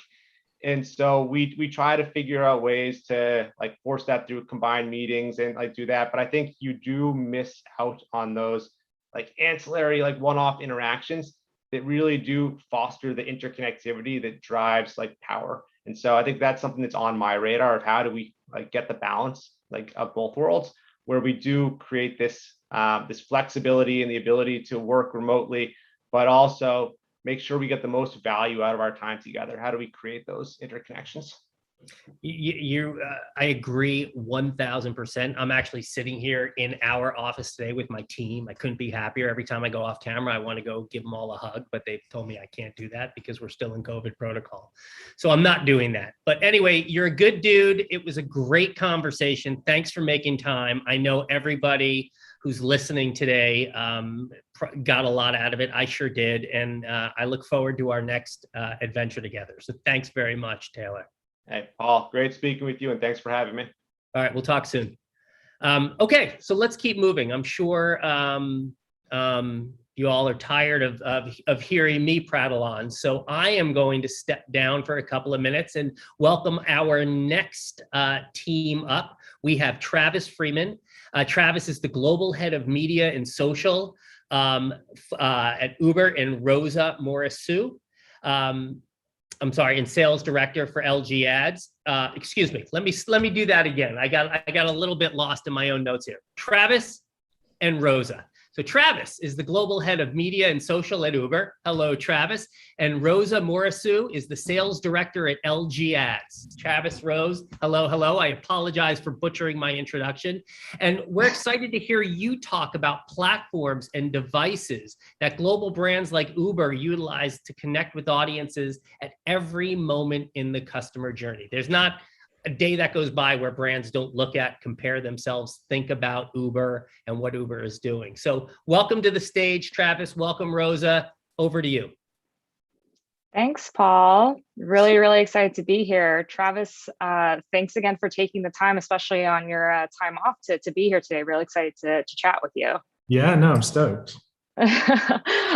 Great. So, before we even dive into our discussion, wanted to just ask two really fun questions so that everyone listening in can get to know you a little bit better. So me being in the world of connected TV and streaming, I would love to know, what are you binging right now? So I'm just now starting Ted Lasso. So I was like one of the few who hasn't watched it. So I just started watching that. That's really funny. My husband and I just started watching it this weekend too. I know we're really behind on the game. I think I'm in episode 3, but I'm a huge Jason Sudeikis fan. It's great so far. Yeah, so far it's awesome. I'm trying to think about some of the other stuff that I've been watching. I've rewatched Schitt's Creek again, it's probably the 6th time at this point. But Ted Lasso I feel is gonna take some time to lean in, and then the morning show. Season 2 just came back on. Yeah, I need to get on top of that too. Again, I just joined Apple TV, so now I'm going to be binging all of their shows. Okay, so being at Uber, would love to know, what's the last thing you ordered from Uber Eats, or what is your guilty go-to favorite thing to order from Uber Eats? I think everything that I order is usually guilty. I'm not I want to be that person who's getting a light salad with dressing on the side from my Uber. I just don't. So I'm down in South Carolina right now. So I've been down here for a bit, where I was raised, but usually I'm in New York. We have this pizza place down here. It's called Mellow Mushroom. And I think it's only in the South, and it's not good New York pizza, but it's totally weird and different, but it's just good. So I'd say that, and I get it at least probably once a week down here. And it's always I'll get the whole pie, and I'm it's fine. I'm just gonna a couple pieces. All of a sudden it's all gone. And I'm okay, I did all of that. Yeah, no, pizza, Chinese food, Thai takeout. I mean, I have to imagine those are probably some top categories for Uber Eats in terms of what people are ordering. Thai especially is huge. But unfortunately, down in South Carolina, not a huge Thai offering on Uber Eats. So that's the first thing whenever I get back in the city. I always go to my favorite Thai restaurant to get my fix. Yeah, I'm sure. Absolutely. So let's go ahead and dive into our discussion now that we know, what shows and what you love to order from Uber Eats. But Travis, you're the director of global media at Uber. Can you tell us a bit more about your role, the team that you're overseeing right now? Yeah, so my team, I oversee media globally across all of our lines of businesses in all of our markets. What we do at Uber is we kind of differentiate everything between demand generation and conversion, right? So performance. My team controls everything basically in the funnel down to purchase intent. And then once it hits purchase intent, then it goes over to another team who is just hands on keyboards all the time, convert. My team is global, so they sit in SF and New York and Amsterdam and Sao Paulo and Mexico City and Singapore and Sydney and kind of all over. And it's a small but mighty team. So, we're probably less than 15 people globally, which is quite small for a budget as large as ours. But we actually look at our agency partner as a true extension of our team. So Group M has created a bespoke solution for us globally. And what we do is we actually give them Uber email addresses, we give them Uber laptops, so they have full access to all of our first party data and sales data so that they can be a true extension of our team. And I think there's about 200 of those folks around the world. Wow, that's really great. I love that you're, really incorporating them and making them almost feel like an Uber employee. That's awesome. Yeah, I think my entire team, myself included, like we're all ex-agency. So I think that if you don't really kind of like embrace the power of your agency partners, I don't really think that you're doing all of this right. And I think there's so many times there's this like push to just try to like hold everything super tightly, right, and only allow for kind of like eyes to see things within the brand itself. But like these are our agency partners for a reason. We've like put them through the ringer in order to like win our pieces of business. So if we're not treating them like an extension of our team, it's just not the best relationship. So it's it's very blurry, the lines between us and them. Yeah, no, I'm sure for them that's great having a client such as yourself who really views them that way.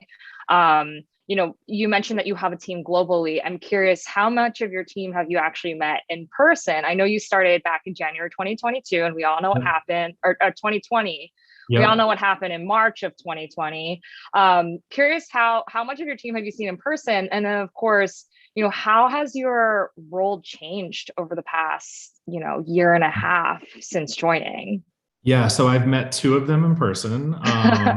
And it was like my first week when I was in San Francisco for orientation, and it's 2 of my team members who are out there. I haven't met anyone else, so I have a full Google sheet where I've guessed everyone's height, and I'm just like waiting to meet them in person. But yeah, I mean, I had been on the job for like 3 weeks, and basically everything started to flip on its head. Our entire mobility business basically halted whenever the pandemic truly started to hit in the beginning. But luckily for us, unlike some of our competitors, we had this entire other business that candidly, I don't think that we had put as much effort into as we needed to in the past. So what we did is we shifted the entire business over to Uber Eats and delivery as a whole, and really just kind of made that our focus and our priority going into the pandemic and kind of living through the pandemic as well. Yeah, no, that's really great that you were able to really be able to have another line of business to kind of shift into when, mobility was something that we weren't necessarily doing a ton at the beginning of this. So, actually, I would love to hear from you. How tall are you? I'm 6'3". Okay. Oh, so you're tall. Yeah. I'm not like a giant, but I'm not like short. Yeah, that's always interesting. When I have met colleagues in person, I'm like, oh wow, you are a lot taller than I expected. It's like the number one question kind of throughout this whole virtual work life situation. Totally. So we're here today to talk about media buying, specifically in the lens of TV and video. So, would love to hear from you. How are you approaching your media planning for these realms? And, how's your strategy changed given the pandemic, and especially as we move into 2022 within, the TV video landscape? Yeah. It's changed a lot. And I think that probably pre-pandemic, we definitely took much more of a general approach to how we were activating, particularly video. And we leaned, I don't want to say exclusively, but almost like exclusively super heavily into linear. It was very much so like, take a very kind of like anthem type video, put it on, make sure that it's on, 60 Minutes, Meet the Press, like all of the, the Voice, like kind of marquee spots. But it wasn't really kind of speaking to individuals. It was speaking to more of just like the masses. I think what we've done now is we've kind of taken a step back and we're really looking at video planning through video neutral planning. So, and video agnostic planning. So we have lots of different types of people who are utilizing our products. So whether it be why you're utilizing, Uber mobility, is it because you're commuting back and forth to work? Is it because you need to make sure that your kid gets to soccer practice? Is it because you're out and about one night and you're not going to drive, right? So like the use case is very different. And the same thing happens on the Uber Eats side of the business. So what we've done is we've kind of taken a step back and we've kind of implemented a much more rigorous comms planning approach. So as we're doing comms planning, we're doing much more kind of segmentation and cohorts around those who are utilizing our products and their need states of why they need to use our product and what they're looking for us to deliver to them. So with that, what we're doing is we're starting to create those and we're starting to push those out, particularly in non-linear format. So whether it be in digital video, whether it be in CTV or OTT, it's the segmentation is kind of, I think, the biggest pivot for us versus the spray and pray approach that the demo buying is what we were doing before. Yeah, no, that's really interesting. It sounds like you're almost taking a digital approach first, then a linear approach to kind of your video buying. Is that correct? Yeah, it is. Because I think that it's fine. I mean, we are like the original disruptor, right? And what we were doing is I think that we were acting very much so like a traditional marketer instead of utilizing the power that we had, not only with all of our first party data, but all of the third party data that we could be infusing with all of the cohorts and segmentation that we had already done on our side. So yeah, I think we were over indexed in linear. I think that as pricing is going up and ratings are continuing to decline, we can't just accept that as truth anymore, and we have to look for alternatives. And the strategy that comes from that is very much so a digital first strategy, just because we know that's where our consumers are or our potential consumers are as well. Yeah, no, absolutely. And as you look at these cohorts and, Uber's always been a disruptor in this space. It sounds like you're doing it with your media buying as well. How does that affect the way that you look at upfronts too?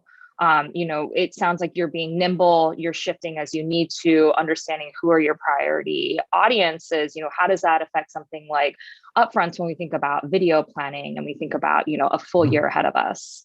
Yeah, I mean, so we didn't participate in them this year because we wanted the flexibility and we didn't want to commit all those dollars into the upfront as a whole.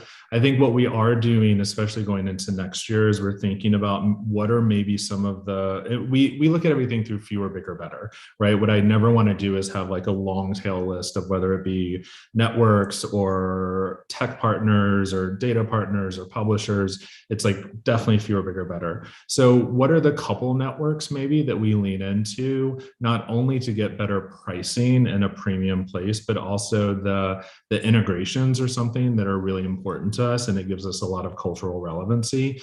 But the amount that we would be doing to put into that, I think, would be significantly less than what a traditional upfront would be. But then what we're doing is we're making sure that like we're moving away from the network upfronts, but we're doing things like, within Google, making sure that we're doing upfronts within I still want to call it Google Preferred, but YouTube Select now, and making sure that we're getting, like permanent pricing across like the premium video across YouTube as a whole. Same thing with some of our other digital partners as well. Like it's opening the access for us to utilize it, but not committing us to an exorbitant amount of money. And then we can actually still be flexible and nimble across everything that we're doing.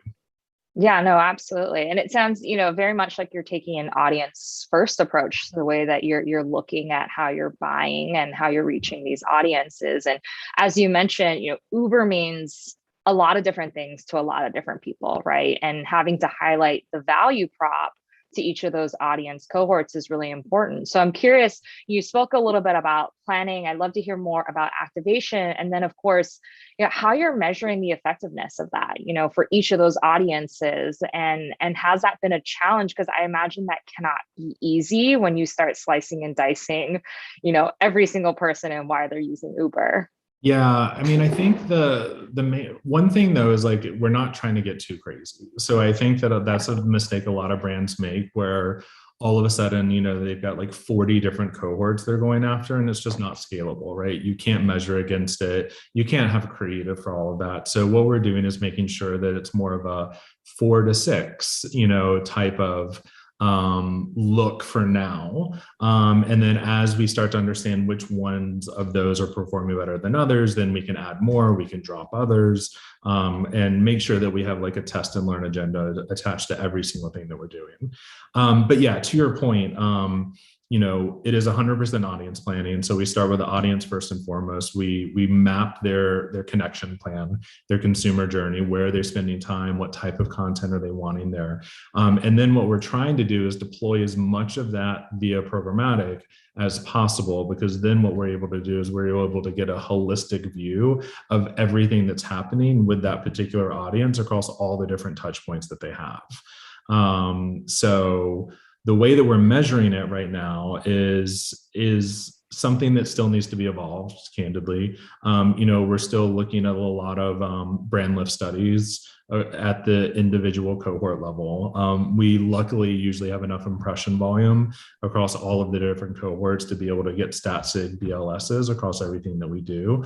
But the next step is really understanding which of those brand lift or those brand metrics actually have the highest correlation on sales.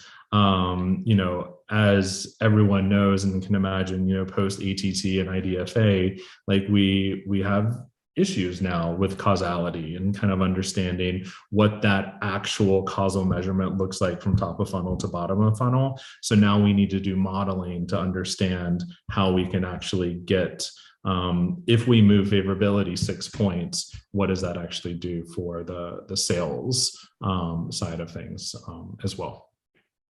Yeah, and so it sounds like there's a lot of causality going on there in terms of how you can actually tie this back to sales. I'm curious, of your audiences, like what is working for you right now, be it in the video or even outside of video, and what's your biggest growing audience too that you're really focused on at Uber?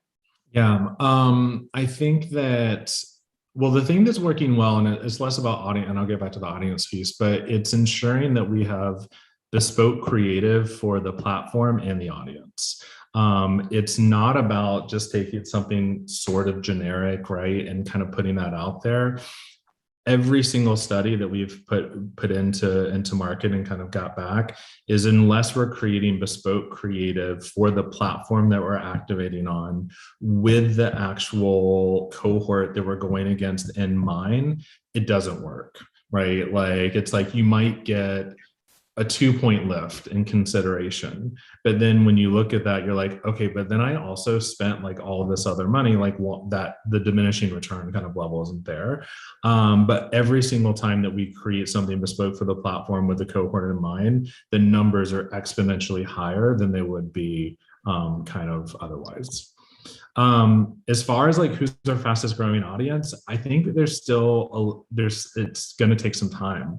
I think that the way I would have answered that 18 months ago is very different than the way that I would be answering that now. And I think that that's a big part of all of these different measurement plans and learning agendas that we're putting out there to understand, what do our consumers need? What are they leaned into? How can we actually solve,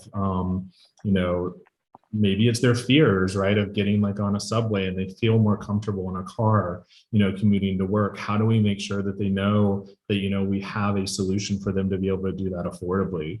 These are things that we've never had to think about before. So I think even our messaging strategy in and hopefully post-pandemic soon will kind of help elevate what some of those audiences are. But I do think that the suburban families is an audience that we're really linked into right now, particularly on the delivery side.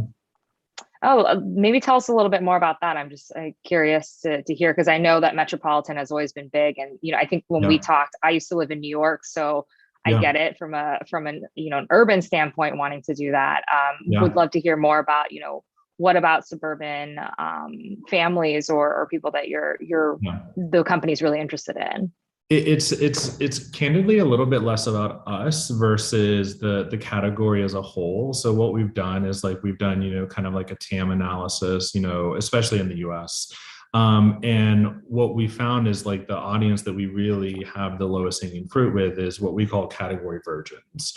So they're just folks who really haven't used delivery services in the past because there's this mentality that, they need to make their own food, they can go and pick it up, but the delivery service itself is just something that hasn't been as easily accessible as it is for us in New York. So I think that's a piece of it, is kind of educating suburbia on the fact that this is there. It's super easy.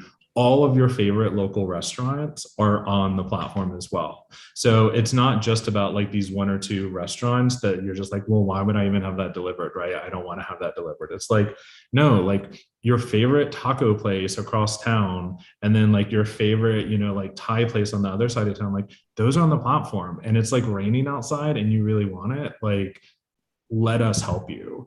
So it's really around that kind of category virgin mentality that we're really going after in that side. I love that term, category virgin. It's a great. Well, and there's great and it's definitely shrinking, right? I think that we are at a place now, especially, and it's not just, whether it be us or DoorDash or Instacart, it's there are a gazillion, or Walmart or Target directly, there are a gazillion services now for instant delivery. So I do think that consumers are becoming more accustomed to the offering and what it can do and all of that, which only helps all of us, right? Because we're all delivering something different, and we hopefully are all able to kind of solve a different need state, right, or use case for consumers. Yeah, no, absolutely. No, it's really great. And even when I was home at my in-laws, they live in Bakersfield, a very suburban area here in California, and I was surprised at how much on-demand services there were, even in such a remote place like that. So it's really great to see that that's kind of being adopted even by the older generation, getting more tech savvy in terms of using our services. So when we had talked, you had talked a lot about your focus on these audience cohorts, but one of the biggest challenges is getting better audience insights. So if you had a magic wand, what would you love to see more of in terms of your initiatives, and what would you love to learn about your audiences as it relates to Uber and your campaigns? That's a good question. I would love to be able to get better insight in ideal sequence of messaging that consumers want from a brand. I think that especially when we think about connections planning and consumer mapping, so much of this is kind of guessing, versus if we were able to get deep and rich insights of they want to hear a 30 from you here, and then they want to hear a 6 from you here, right? And then they want to hear a banner from you here, then that's just something that I think would help us even from a planning standpoint as well. This doesn't have to do with insights really, but this is just more something that I'm yearning for, is we talked about before programmatic. I need better capabilities within our DSP partners to be able to activate holistically across all of our different touch points. The fact that there's basically, you have to use 3 different DSPs to access different types of inventory right now, I don't think is, it's not going to be okay in the long run, and we need to really be pushing for something that's a little bit more consolidated that we can activate across the board. Yeah, no, absolutely. Just especially as you're going into this test and learn phase, it sounds like that's happening a lot this upcoming year. It's good to understand what's important to you and what you value most in terms of your audiences to better inform your media planning. Okay. So, despite the throughout the pandemic, despite mobility decreasing, the business being in a difficult place, you guys really did stay present in the market, and you really invested in campaigns that really took a stance on your beliefs. You know, the Thank You for Not Driving campaign, your stance on anti-racism. You know, can you tell us a bit more about these initiatives, the strategy behind it, and some of the results that you've seen on taking more of an action versus product focused approach to your messaging? Yeah. Yeah, and thanks for bringing those up, because I mean, I think those are the things I'm proudest of that we've done at Uber, and even just like myself and my career. It kind of just came through the light of like, we can't talk about our product right now because our product isn't used. But we have this enormous platform as a huge global brand to have a voice in this, right? And to have reason in this. And there's so much good that Uber does in the background that we don't necessarily talk about all the time. And I don't think that's a bad thing, right? That we don't talk about it. But I do think that a lot of times, like as we're looking at long-term ROI versus short-term ROI, there are these types of initiatives and types of activations that we're doing that I do think paints the brand in a very different light than maybe some others have that perception of who they think Uber is, which was myself included, right? When Uber was recruiting me, I was like, I don't know, like, but then like I dug in, I'm like, holy shit, like they're doing incredible things for human beings around the world. Like, I want to tell these stories. I want to be a part of this. I want to be a part of this company. So what we did is we definitely take the thought that we never want to be dark. So even during a pandemic, we always want to make sure that we're present so that when people do start to come back onto the platform, when people do start moving again, we are top of mind for them. But what we don't want to do as well is like be pushing a product that they literally can't use right now because of safety reasons, because of supply issues, because of demand, whatever it looks like. So what we did is we actually took this moment to take a stance, right? And to build that long-term equity. Like you said, the first one was like, thank you for not riding. And we basically boycotted our own product. And then when we came out in the summer, it's, if you tolerate racism, delete Uber, those are those nods of just like, no, we're literally trying to change the world here. And we're going to be unapologetic about what we think is right versus maybe other brands who are being silent about these really important issues that are happening to humans around the world at a global standpoint. With those, what we did is we measured favorability as kind of that key KPI. And what I'll say is like, it's some of the best results we've ever seen, so what we found is our community and our consumers appreciate, and even, a couple of weeks ago where, we kind of pushed out, that we're going to be doing donations for rides and eats to like Afghan refugees. We have the platform, we have the power to do good. And even, Dara came out like and said that, we'll make sure that we're going to pay for any driver who is sued in Texas for helping a woman, take control of her own body. Like, it's like, you don't get those types of moments that often. And, you're pretty proud as an employee whenever it happens, and it's correlating with what consumers think of the brand as well. Yeah, no, it's incredible, the messages that they've pushed out and, supporting women, especially, and, a lot of these underrepresented communities. And you don't see this often when we talked about, being a disruptive company. Most companies in a situation where profits aren't doing great wouldn't necessarily boycott and hurt their revenue more in any way.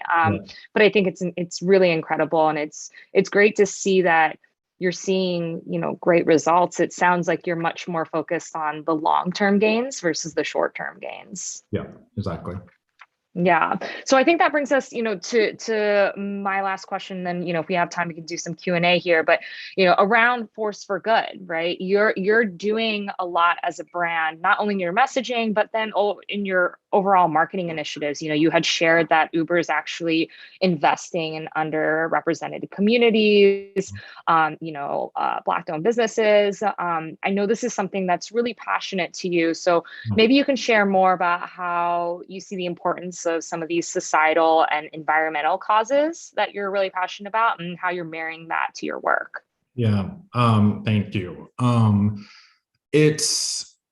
I always say that, like, if we're not using our platform for good, we're doing something completely wrong, right? Mm-hmm. Like, we're so lucky to have the jobs that we have. We're so lucky to have the platforms that we have and the money that we have to spend. And if we're not trying to, like, change the world, at least to be a little bit better, then I think you're just lazy. So what we're doing is, we announced with Group M, who's obviously our agency of record, that we're going to be participating in the initiative of making sure that 2% of all of our funds actually go towards Black-owned publishers across everything that we're doing.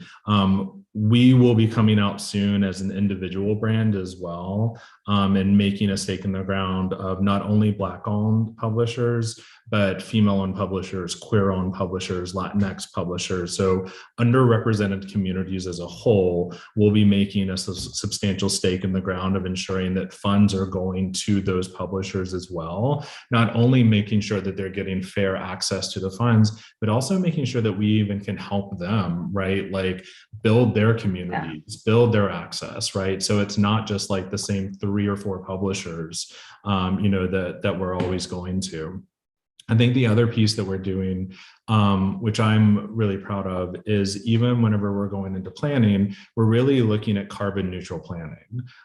So much of what we do, especially at Uber, is we do a lot of digital, but we do a lot of non-digital too. And non-digital doesn't always have the carbon neutrality, right, that I think that we would all like for it to. So what we're doing is we're pushing across the board that every plan that we're building and goes out, not only is carbon neutral, but ideally we get to the point where all of our plans are carbon negative.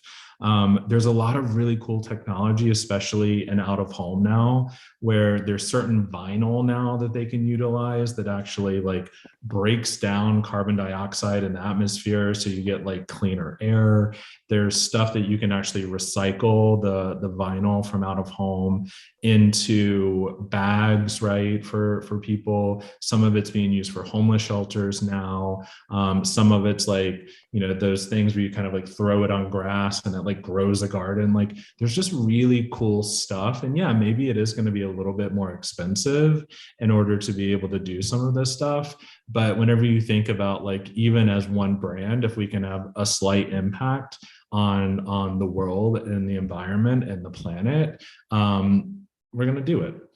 So that's the mandate to my team. That's the mandate to our agency partners, is how do we use our money for good, whether it be in social causes and uplifting underrepresented communities in a way that they haven't had that access previously, or even when we're thinking about environmental planning and making sure that the impact that we're putting on the world is actually leaving it in a better place than, where we found it whenever we went into that media plan.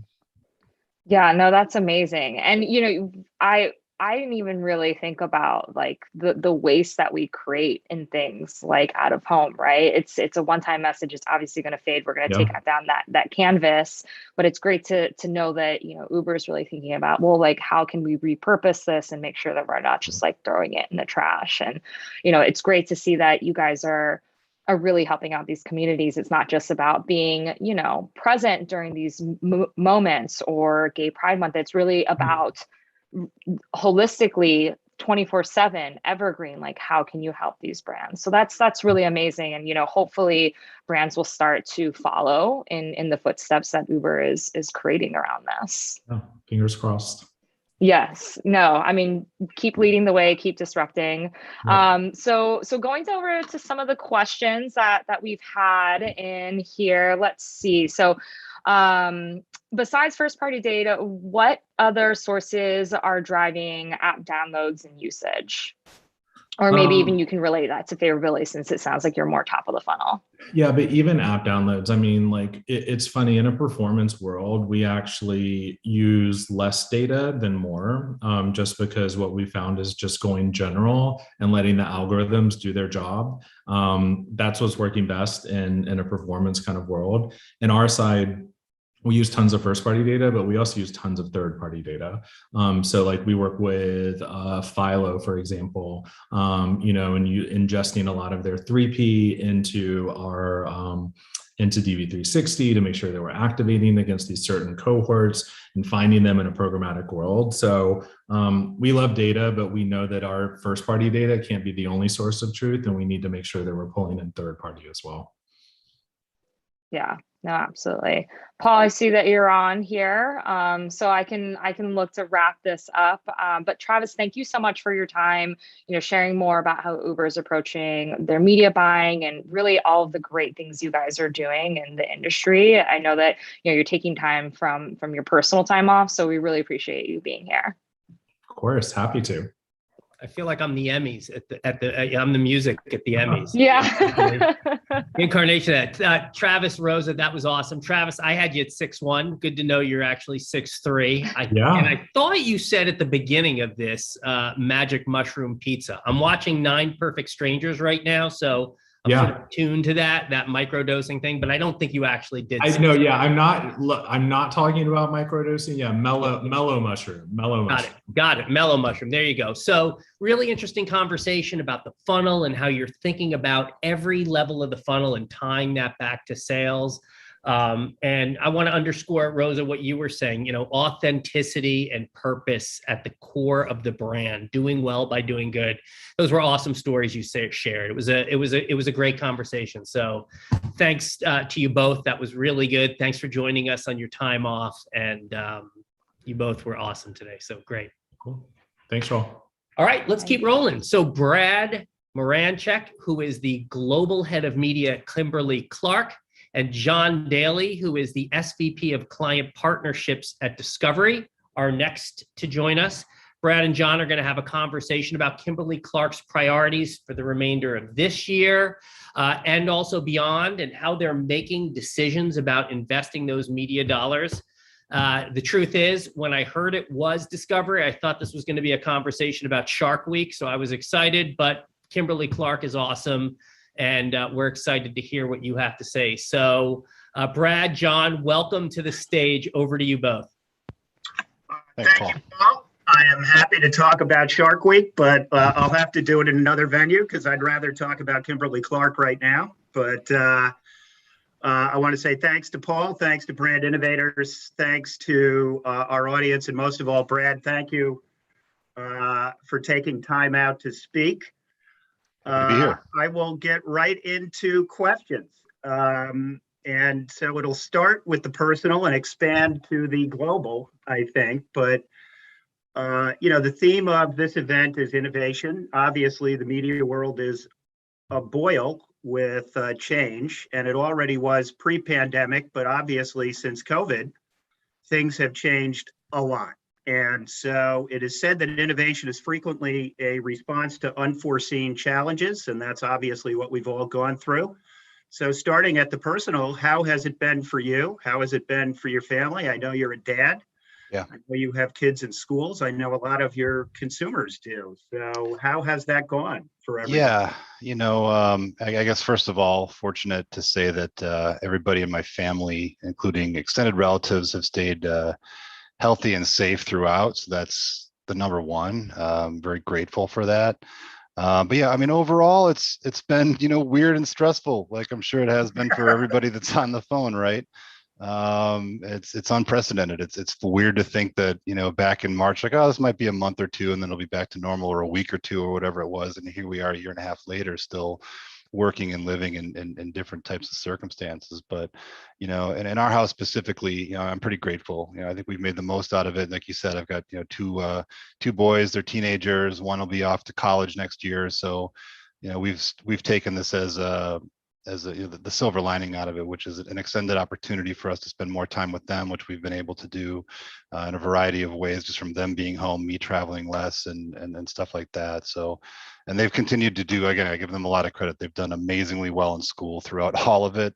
They're back in the classroom now, which is good. So again, I think all things considered, I think we got through it or are getting through it pretty well.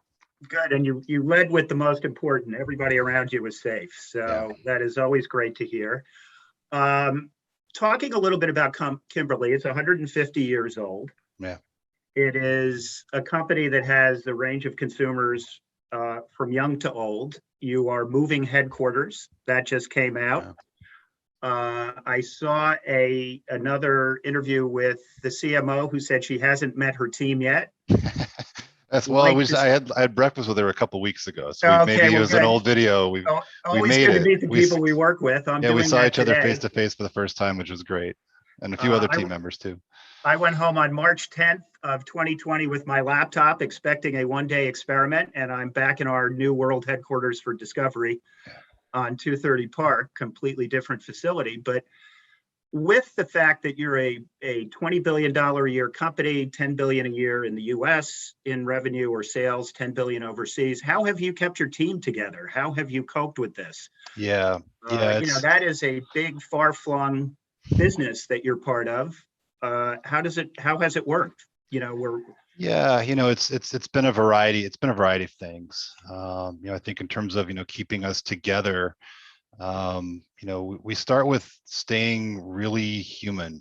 I think we've actually done better with it than we would have thought. I think we've appreciated video technology and staying connected better than we thought, which, and actually kind of going back to your last point, like when I did meet, my boss in person for the first time, it wasn't weird. It was like, well, we've actually know each other pretty well. Like we've been talking and seeing each other, and we know each other's facial expressions and hand gestures and all those kinds of things, before we've even met in person. So it felt really, really natural. So, we make a point of at the beginning of every call just to have some banter, some chit chat, tell stories, kind of know how we're, talk about how our things are going, so we kind of feel that sense of connection, and I think it's translated to our global teams as well. I mean, again, we always love to work with people face to face, and you can't beat a good whiteboarding session and sometimes the person to person interaction. But I think that we've done a good job of staying connected while also staying focused. I think that's a key part of it too. And the challenge in this, right, is that,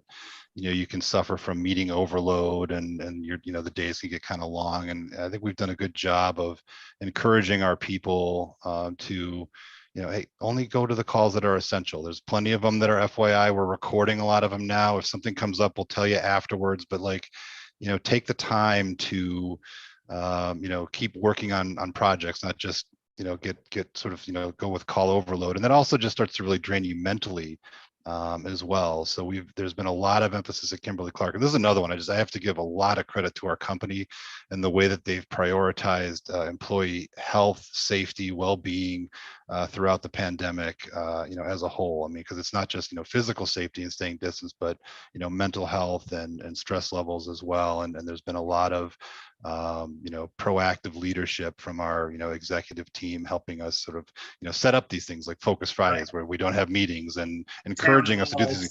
Take your time off, go out and get outside, break up your day. I mean, these are all things that are messaged from the top of our organization. I think it helps us stay productive. Have you returned to the office worldwide? I know for Discovery, we hear dispatches from around the world. Hong Kong's open, Hong Kong's closed. Et cetera. How has it gone for you guys? It's similar. It's really similar, where there's, pockets that are open for a while, then maybe they close again and reopen again. So it's depending on the market and country, it's been wildly different. We sort of follow, local guidance and whatever is determined best to keep people safe. So, US, we've stayed home pretty much the entire time, whether it's Chicago, Atlanta, Dallas, or Neenah, where, our offices are currently. There's not a definitive time to go back yet, but, our leaders will, follow guidance, and we'll get back when we can. So speaking a little bit more about Kimberly, It is so interesting to hear you talk about the personal approach the company has taken. The products are very personal. Yeah. You have a variety of consumers. You have a variety of, like we do, iconic brands, everything from Kotex and Huggies at the younger end of the target to Poison Depends to Kleenex, et cetera. So who are your core consumers? How have you stayed in touch with them? I know that many people are still working off the Cottonelle that they bought a year ago, gradually and forever, but how has the pandemic really affected your consumer base? How have you reacted to it? How have you tried to stay the course, so to speak? And you've done it very successfully. You have an incredible stability in the company, the stock price. So what has been the secret of innovating and yet staying consistently successful? Yeah, thank you. Yeah, we're definitely proud of the way that things have gone, throughout the pandemic. Just kind of going back to your Cottonelle example, and all of our bath tissue brands, at the outset of the pandemic. I mean, that was crazy, right? I mean, when you say like, how did it impact the way that consumers considered your brands? Like, well, they were just grabbing anything that they could find and all of it, right? And we stayed very steady throughout that. Again, credit to our leadership for keeping our workers safe, keeping our plants and mills operational so that product could get back to the shelf as soon as possible. It wasn't easy to do. And there's so many amazing stories about what happened here, all across the globe in terms of how people came together to keep working in a safe and good way. But yeah, I mean, look, Kimberly-Clark products, kind of going to your point, there's a big breadth there, right? And the fact is that a quarter of the world's population uses a Kimberly-Clark product every day. So, yeah, all right, yeah, exactly right. And core consumer, that's pretty broad. So I think what it's really about is understanding, there's nuance to every single product that we have, and there's a lot to consider about what people are looking for from a price, quality standpoint. I think brand purpose, brand meaning, all those things kind of tie into what things that matter to our consumers and that we're trying to connect with on a regular basis. So I guess overall our approach has been we've had a strong strategy, I think a strong business strategy for the last number of years to elevate our core and as well as be innovative and and advance in emerging markets, and we've stuck with that. So even as there's been disruption in the marketplace and disruption to our business in certain areas, we've stayed steady, and that's served us well.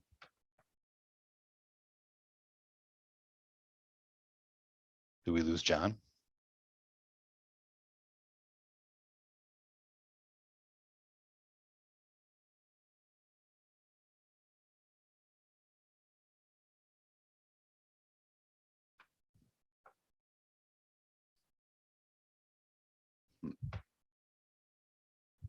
Oh, there's Paul.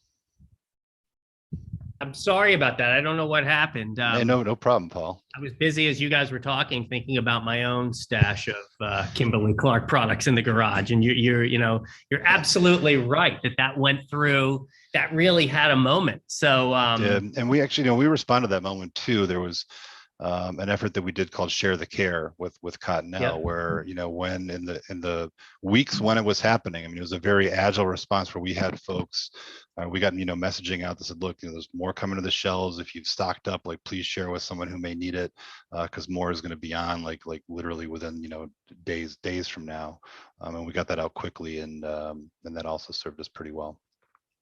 Brad, talk about the arc of your messaging. What you said is really interesting, that when we went into this pandemic mode, brands didn't quite know what to respond. Do we go out with a moment of empathy? Do we go out with a moment of help? Do we continue our current strategy? Do we go dark? What has been the arc of, and I know there's so many brands, but I don't know if there are just some general themes, because you're one of those, you're a bellwether organization, and as your strategy goes, so do so many industries and organizations. So if there's some themes, I'd love to hear them. Yeah, I don't think that there was, apart from Cottonelle and the example that I just gave, right? I mean, obviously when there were products that were just unavailable in stores, like tissue products that sold out, I mean, we pulled those down just because there wasn't supply and it didn't make sense. Everything else, I think we pretty much stayed the course, because they're goods that people need on a daily basis. And I think that there were there's been evolution of some of our messaging in terms of, what we play up and emphasize sort of based on consumer needs. I mean, like I said, I think we've emphasized, brand purpose a little bit more. I think we've emphasized diversity, inclusivity a little bit more in our messages. Wellness of the planet, environmental responsibility has been, played up a little bit more. Those are all things that I think were kind of, were started like pre-pandemic, right? Those were trends that we were moving more into those directions. They were accelerated a little bit by the pandemic. So, right now I'd say like, overall it's, messaging has largely returned to normal. We're continuing to, invest at a healthy and normal rate. And we feel good about how we, kind of got through it. I mean, the only things that we really ever shut down it was only around supply issues. That's when we turned it off. So like, it doesn't make sense for us to be advertising if people can't buy it. But if it was available, whether it was, in a bricks and mortar or online, we were out supporting it. And from a work standpoint, was it a challenge to create work over the last year when your agencies were apart? Well, hello. Thank you, Paul. Hey, he's back. Yeah, now we can get back to some more interesting Q&A. Yeah. Sorry about that. No, you did great, Paul. Listen, I'll just finish up on that question. I mean, yeah, because I think it's an interesting one. People have been asking that question. They want to know. Yeah, we have been highly productive during this period. And again, I think it goes back to having a strong vision, a strong foundation, a strong strategy of like knowing where we're going and staying on top of that, staying organized, but giving people the freedom to kind of work within it. And that includes, our teams, our agency partners. So, we found some new ways of working that have been like highly effective. So we've been, for 150-year-old company, to John's point, I think we've been very agile and adept in terms of how we've managed through this to stay productive. And I'm very encouraged about what we've been able to accomplish in the last 18 months. It's been way more than I would have thought. Awesome. All right. I'll be back at the bottom of the hour. Back to you, John. Thank you for the soft shoe. Yep. For those of us going back to offices, this is what happens when you're in new facilities. So I'm glad I made it back. Sorry about that. No problem, John. So Brad, we were talking about consumers. We were talking about the impact of COVID and the conditions it's imposed. The media world was already in a state of rapid transition anyway. So the pandemic, of course, as they tend to do, threw all that into confusion, but accelerated a lot of it. So the big elements, there was a philosophy of how to deal with those pre-pandemic. Consumer usage has changed, of obviously streaming, et cetera. Mm-hmm. How do you think about all the big elements these days, whether it's TV, digital video, connected TV, social, search, et cetera? How do you pull all those together, and how do you work with your agency partners? You have some great agency partners as well. Shout out to them particularly, but how does it all come together for you as you confront this crazy environment? Yeah, again, I think it goes back to discipline, but discipline that's also knows how to be agile and adaptive as well, right? So I think when you've got a strong foundation and a good process in place, or a framework, I guess I should say, to kind of to work from, it makes adapting to the changes a little bit easier because you've got kind of a good center that you're always based in. So at Kimberly-Clark, we've been pretty, I think, sophisticated in the way that we've developed communication plans for a while. It's always rooted in, business opportunity and rich consumer insights and what they're looking for when. And then, if you kind of use that as your foundation, they start to think about, well, based on what we're trying to accomplish, like what are the moments when those consumers are receptive? What are the channels that I can use? What are the messages that they want to see, right? So you kind of get to that right blend of, right person, right message, right time.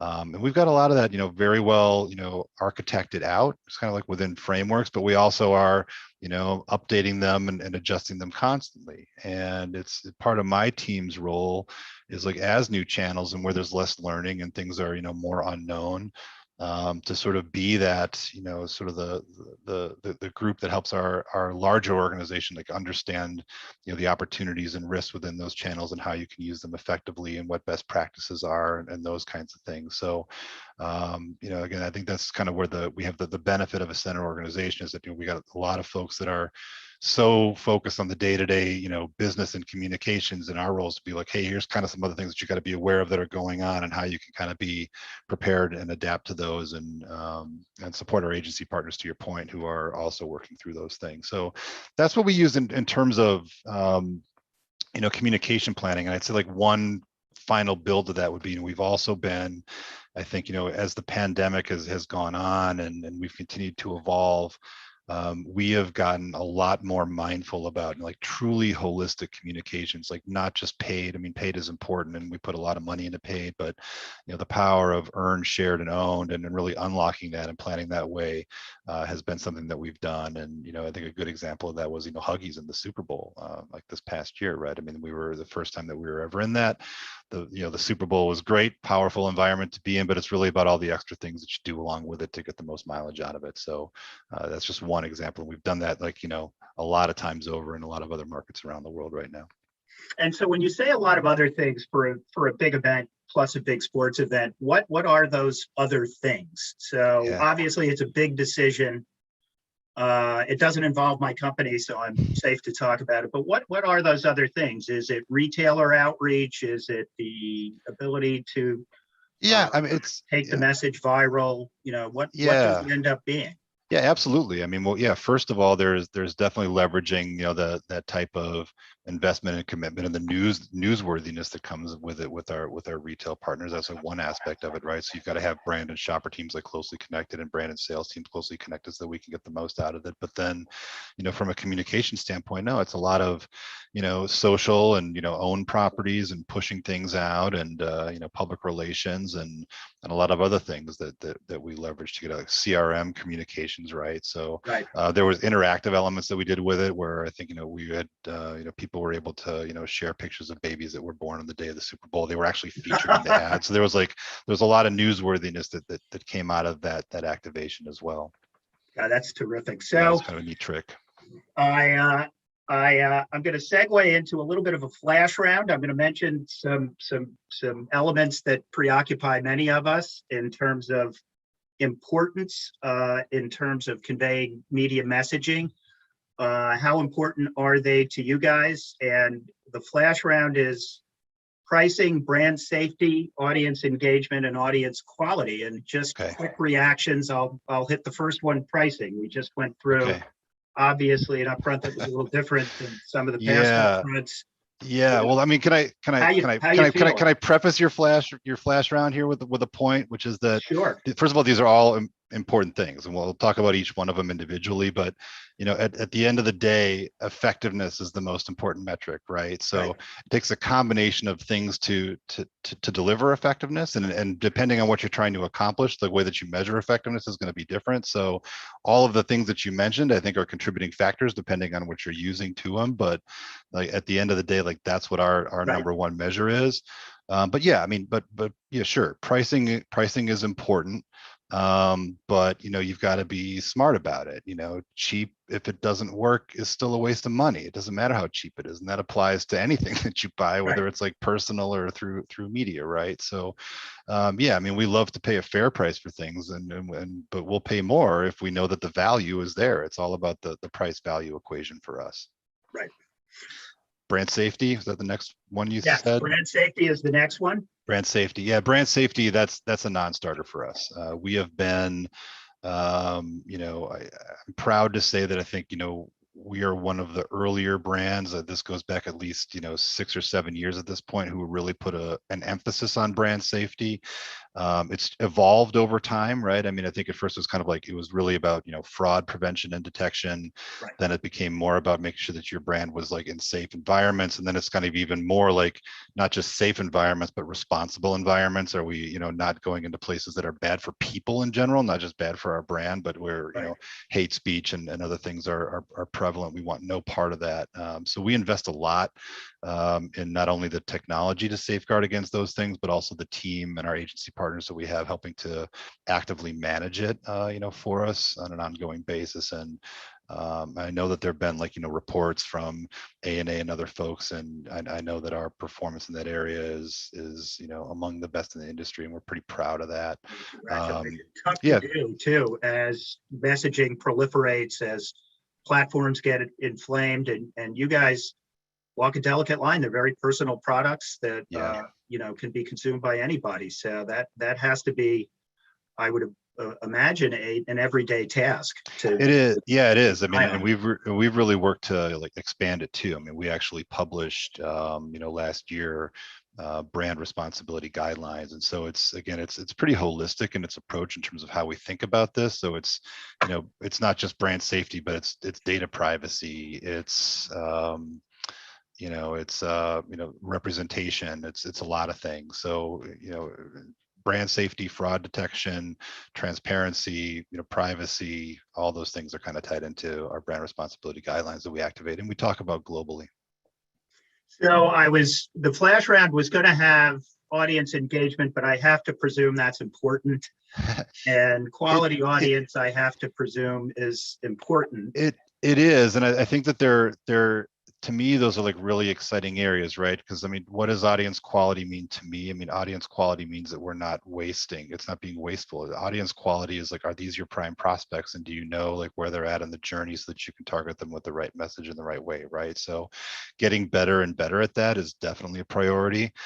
And engagement, I think engagement is evolving a little bit. It's not just, clicks and downloads and those types of things anymore. I mean, which is obviously important because like a lot of companies, right, we're trying to build up a first party database too and add value on digital platforms and a lot of other things, through registrations and give consumers value that way through our own like other digital products. But, engagement from an advertising standpoint now, I mean, we're really, learning that through, in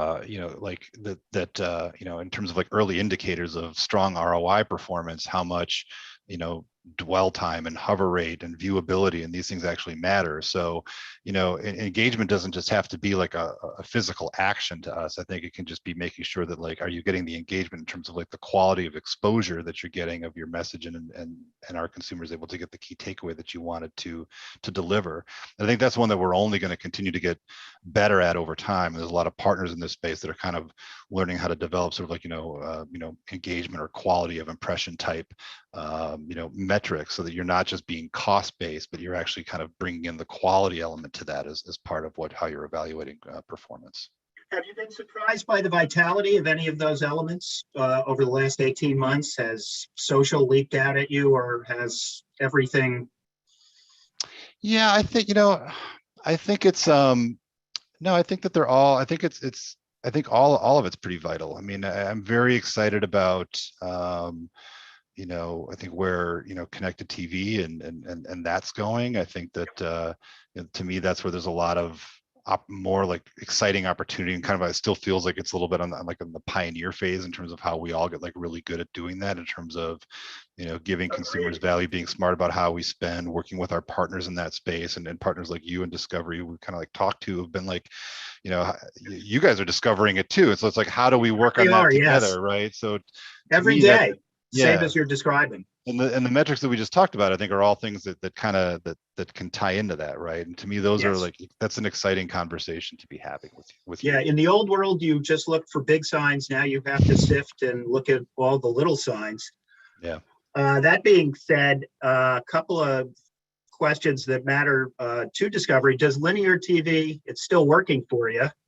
Is it working as well? What are your thoughts these days? Yeah. Yes. I mean, let's, I was going to try to do like a corny dramatic pause, but I can't do it. Thank you. So yeah, no, it does. Listen, linear television still does work. I don't think it works, but I think it's a works and type of a situation. You've got to be, smarter about how you do it. And there's no doubt about that. We've seen, if you have to know exactly the right amount to spend and how to do it and how to balance your channels mix. Flexibility is a huge asset right now in terms of being able to really kind of sculpt and tailor make your buys, like just kind of buying in bulk. And especially for us, I mean, maybe if you're, a huge company that's got, $1 billion to spend and, more than half of that in television, it's like, okay, you don't really care about, but for us, like every dollar is pretty precious. We're going up against, some pretty giant competition that tends to have more money than us. So spending smarter really matters, and seeing things like, over frequencying against like a really small segment of the Right. audience, like hurts. Like, and so there's a danger, I think, in linear TV that used to not be there as much. So it's about how you bring in all the other elements of a holistic video strategy to really spend smart. But yeah, does linear TV work? Absolutely. I mean, we've got MMMs that show that it delivers, positive ROIs. It's a volume contributor. It's an important part of the mix. But it's, again, I'd say if it was, if the consumer is the center and the planets are our channels that kind of revolve around them, it's like, TV is getting to be about as big of a planet as a lot of other ones. So Right. where it used to be Right. like Jupiter, Yeah, exactly. now not quite so much. But still a planet. So Absolutely. Still a viable still planet. orbiting. It's got some moons even. It's all good. Are there things you think big TV could be doing better, or big media could be doing better toward your goal of personal relationships with consumers, towards your desire to target messaging efficiently? Is there something? Yeah, I think it's, I think it's on all of us. It's not just, it's not just about what the media companies need to do differently. It's like, the world has changed and we have to change with it. And I think a big part of it is thinking about, like, how do we partner? I think that there's been with the big partners, at least I'm talking mainly from a video standpoint, right? I feel like some of the digital ones have been a little bit more organic in terms of like how they've built client relationships kind of from the start. I think with a lot of broadcast, traditional broadcast partners, it's been more like the agency kind of owns that relationship, I think, to a stronger degree, because that's where the deals go down and all that type of stuff, and kind of bundling things up. But as the world has changed, I think that there's a lot of opportunity for advertisers and the media companies to work closer together on a whole variety of topics, because like the agencies can't do it all for us. I mean, as good as they are, like when you're talking about finite audience definition and measurement and content capabilities and all these things, like we need to be coming together on that as clients partner with the agencies and support. So I think that's something that we can all do better. Boy, agreed. One quick question. We're running towards getting Paul back, but branded content, another key topic, but it has had its ups and downs over the last couple of years. Is it still a great way? You're trying to build personal relationships. Do you still look at that as a tool in an arrow in the quiver? And I do, yeah. I mean, I'll be honest, that's one I wish that we did more of. It's one that I'd like to kind of push on with our teams a little bit more. But I think it's also important to kind of recognize that branded content is a pretty wide spectrum right now too, right? Kind of going back to my earlier point around paid, owned, and shared. And it's like, influencers can be branded content. You can work with big companies like you. So there's like literally like a million different ways that you can do it. But as a practice, I love it, because I mean, it's really about, breaking through the fourth wall, right? Which is like, there's someone is passionate about something, they're a fan of something, you're trying to find a way, like as a brand, to like organically like integrate within it and kind of like support that fandom in a way, and give the consumer something of value and of interest to them. And so that you kind of get this win-win-win between consumer, brand, and the publisher that's helping to kind of pull it all together for you. So I love it as a tactic, and I'd love to see us do more of it. Overall, are you excited about the current media landscape? Is it a battle every day? And what have you done that you are especially, obviously the pride is coming out in everything you're talking about, and your response has been so measured and well executed, but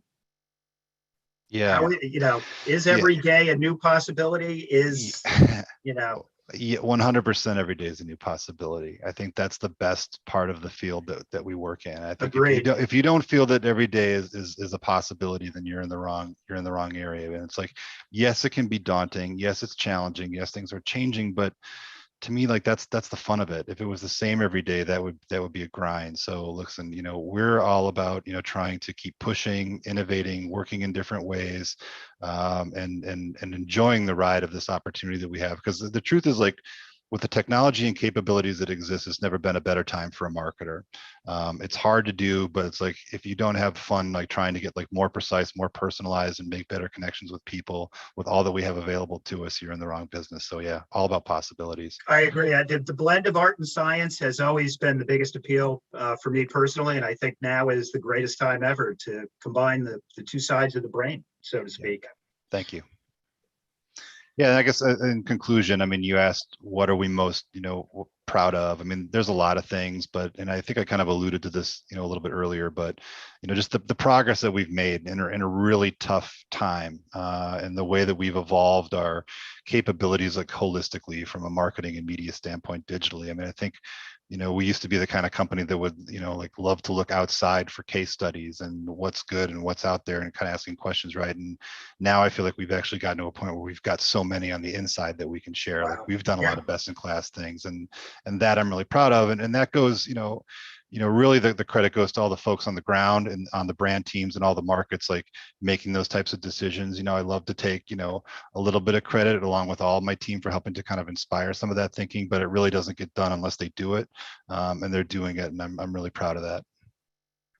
Congratulations. So terrific. Final quick question. You are in a fantasy football league with a colleague of mine. I don't know if you're leading the league, but are you ahead of him? I think it's a given. Yeah, I'm pretty sure it's a given. Thank you. I'll double check. I haven't looked this morning. I had a rough week this past week, but yeah, I know who you're talking about. And yeah, all right. He's usually towards the bottom, but I am too. So, I mean, I got to be honest about that as well. I haven't won the league in a while. I won a league 25 years ago and bought a TV. That's been it since then. So I understand. Paul? Excellent. Great conversation. Brad, effectiveness above all else. When you're talking about metrics, how did it perform? What did it yield? Above cost, above everything else. And the fact that every dollar is precious. And you say that you don't spend as much as competitors. You're a giant FCMG. You spend more than most, and you're still looking at making sure every dollar is working hard. So 100%. An awesome conversation. Thank you both. John, thanks for leading it. Brad, thanks for leading in with us today. Thank you, Paul. Thank you, John. It was a lot of fun. And thank you, everybody. It was a blast. Thank you. Indeed.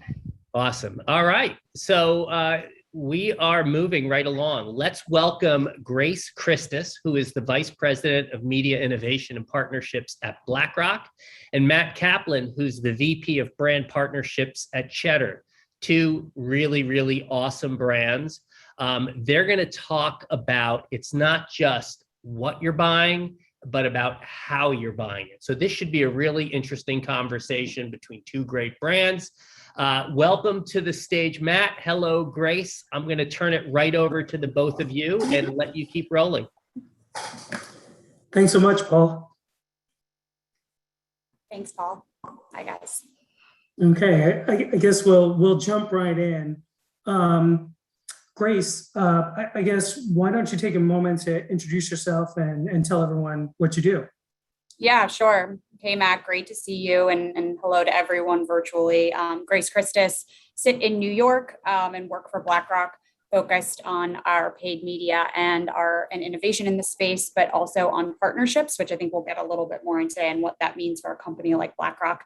But what that title really means and what a journey we've been on, I think, as a firm over the last couple of years is, and I think we heard a little bit of that from Brad prior, right? The landscape is rapidly changing, and our industry specifically, right, how people are thinking about their investments and engaging with them is changing maybe as quickly or even more so, if you can believe it. And so how are we evolving, how we reach our different client segments and innovate, right, with how we spend media, how we buy it, what we're showing up and what we're speaking to. So that's really where I'm focused, and how we do that as our own branded business and focus on some of our commercial priorities, which the biggest one is our iShares business, which is our ETF lineup. So I can talk a little more about that. But how do we do that as a brand, but also with partners, right? We're traditionally a B2B firm, right? So we do not sell direct. And I think we've heard a lot of conversations around the importance of first-party data and continuing to be smarter and reaching clients. So doing that through key partners who have that capability is ever more important. So that's what I'm focused on. And it's been a really exciting last couple of years at BlackRock, and we continue to grow and expand. But Matt, I think I'd be remiss to not have you introduce yourself as well and give a little bit of a flavor of what you do at Cheddar. Yeah, thank you, Grace. My name is Matt Kaplan, and I manage essentially our ad sales at Cheddar. If you're not familiar with Cheddar, and I want to thank the Brand Innovators folks for using Cheddar Pink as the background today, which was convenient for me. But if you're not familiar with Cheddar, we are a 5-year-old financial news network.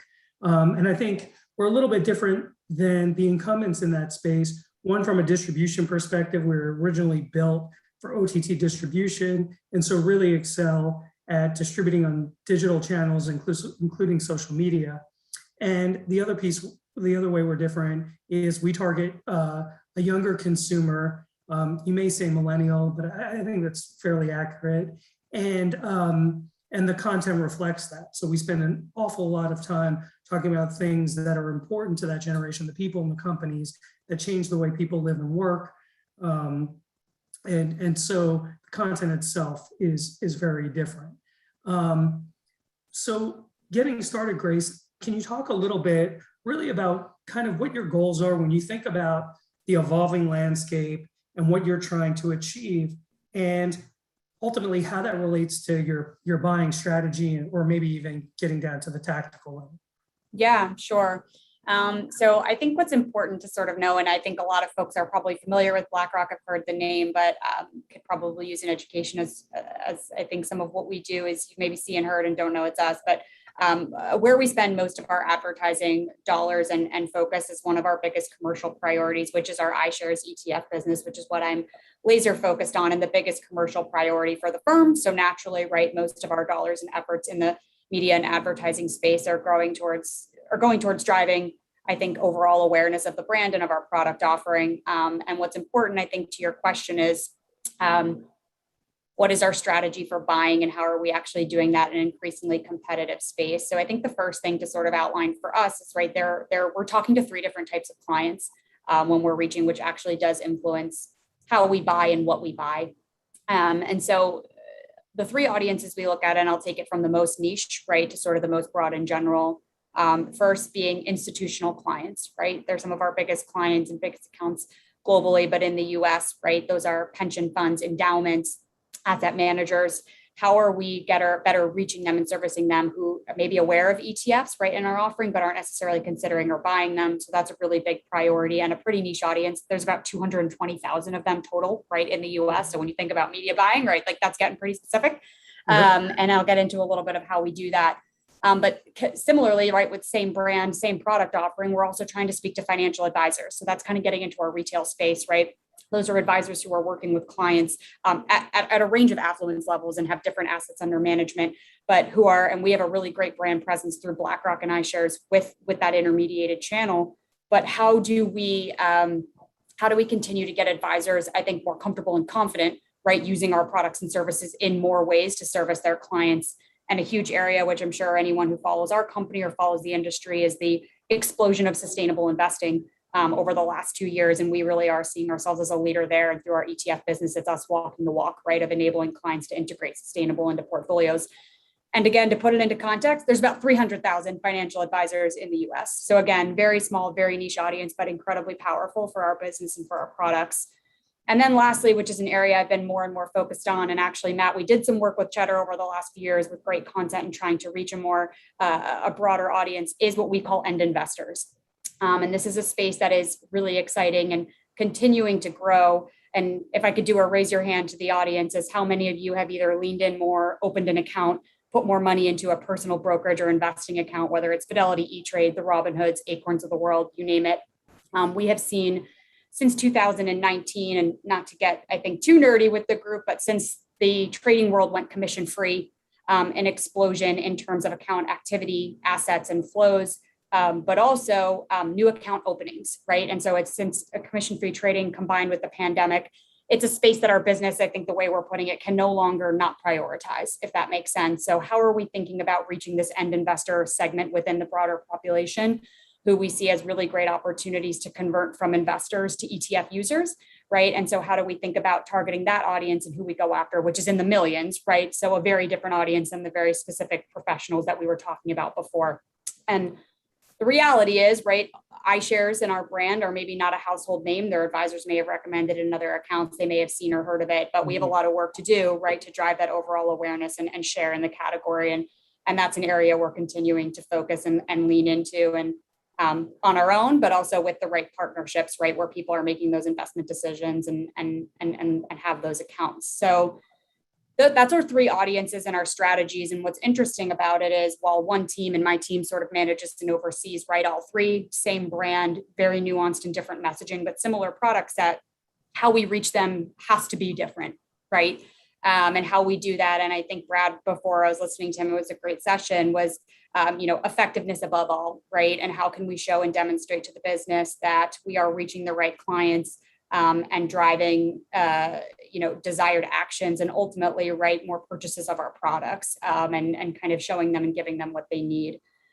So I can get into more of those details, but that's to answer your question, I think, pointedly, if that's kind of our broader strategy of kind of growing our brand in certain products, but we have very different audiences we need to cater to, and sort of how we reach them, especially based on who they are, what they're looking for, but also how we reach them can be quite different. So are your plans sort of split amongst those three segments? You kind of mentioned sort of the halo, but how differentiated is the messaging? Is partner selection different? How does that materialize into a media buy?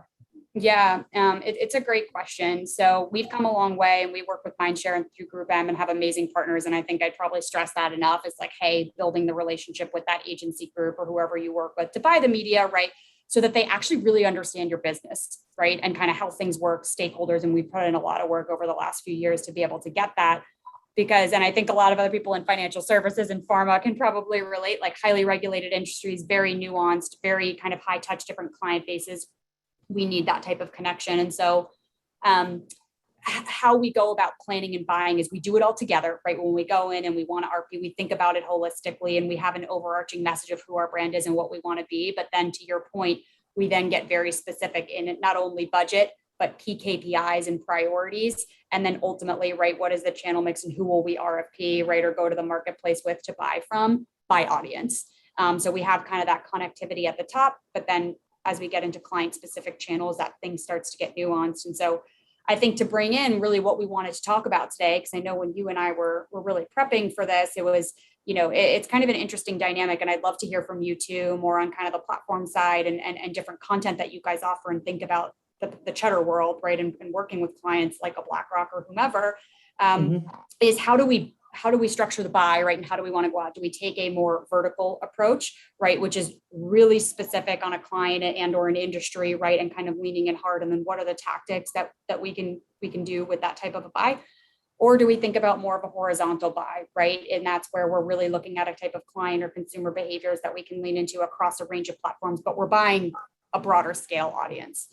And as I was thinking about it, right, is obviously, and I'm sure people maybe jump to, it's a combination of both, right? I think that they're not mutually exclusive ways of doing things. However, with financial professional audiences and our investors and financial advisors, because it is so specific and so niche, and we actually have really great relationships through our sales teams and or other groups at BlackRock, we tend to take a little bit more of a vertical approach, right? Hey, we know exactly who we're going after, and we actually have the ability, whether it's through job title, through, current data we have on them, right, from a first party standpoint, to be really specific and can go after, and then even get nuanced, right, within the different types of advisors or institutional clients that we would want to go after.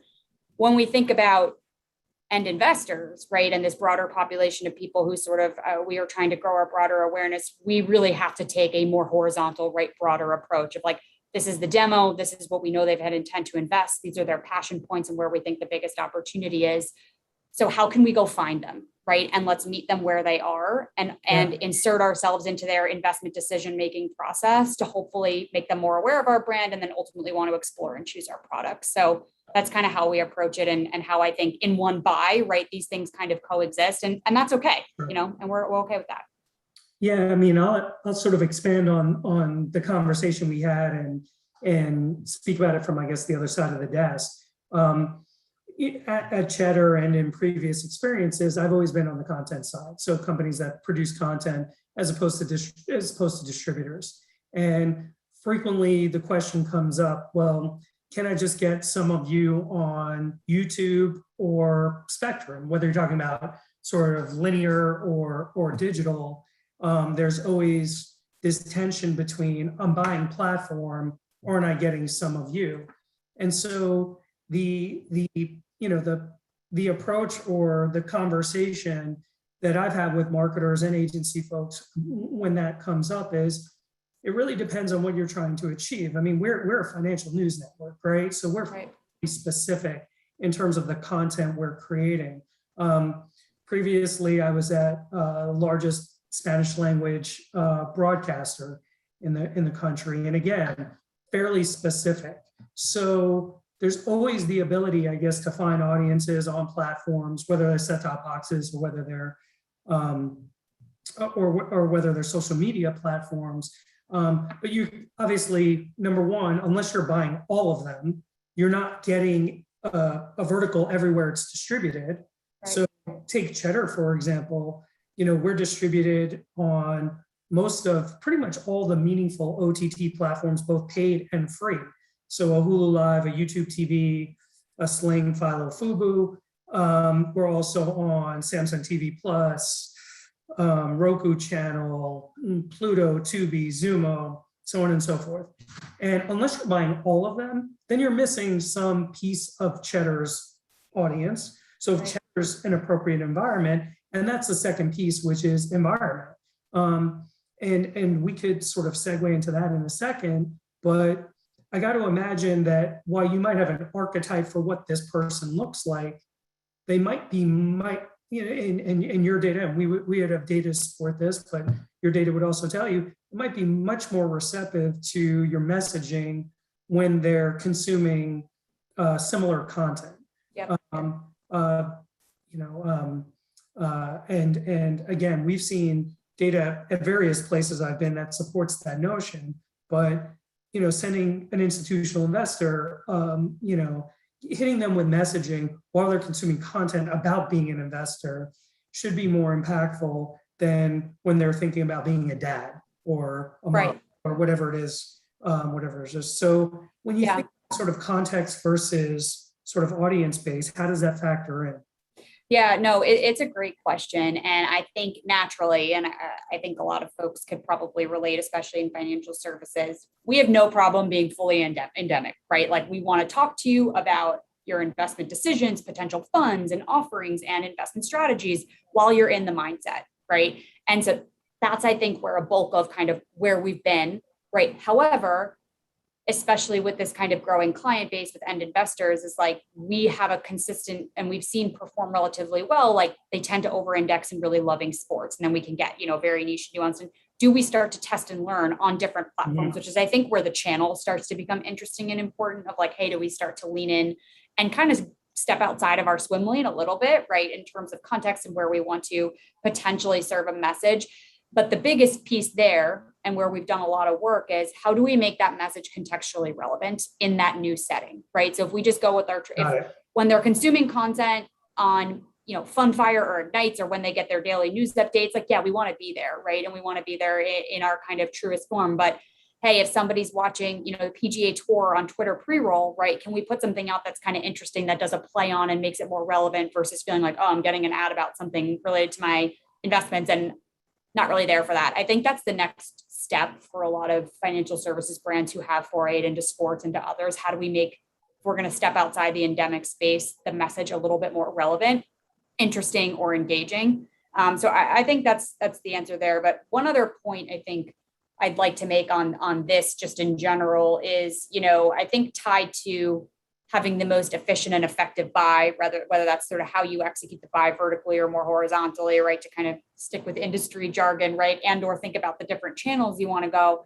At the end of the day, and this was another thing I think a lot of speakers today will probably hit on, is the importance of having really good first party data, right? To be able to sort of help inform media buying as the landscape of cookies or cookieless continues to evolve and change so rapidly. And why I'm bringing this up is, I read an interesting survey from eMarketer from this year and kind of surveyed like, hey, of marketers globally, right, of their marketing budgets, how is that being changed, if at all? And then what are the most important things that they look at? And in it was like 79% of marketers is like one of the biggest areas was, how do I drive more leads, right, and or conversions? That's like the biggest goal I'm trying to look after. So in this world where it's getting harder and harder to reach the exact person you want, right, and kind of do that without your own data.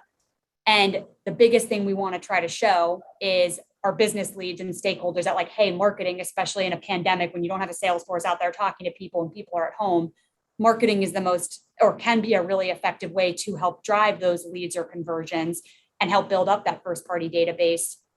That's when these conversations around how you're buying and where you buy, and maybe we need to sort of explore new and different things, are all so connected and so important. And so I think those typically, like, they get their own, conversations and boxes and how you want to do it. But I do think for us, at least, and even hearing some other sessions today, right, it's just so critical to keep, like, there's a reason why all of these things are starting to happen, right? And why more and more firms are taking a mixed approach in how they buy.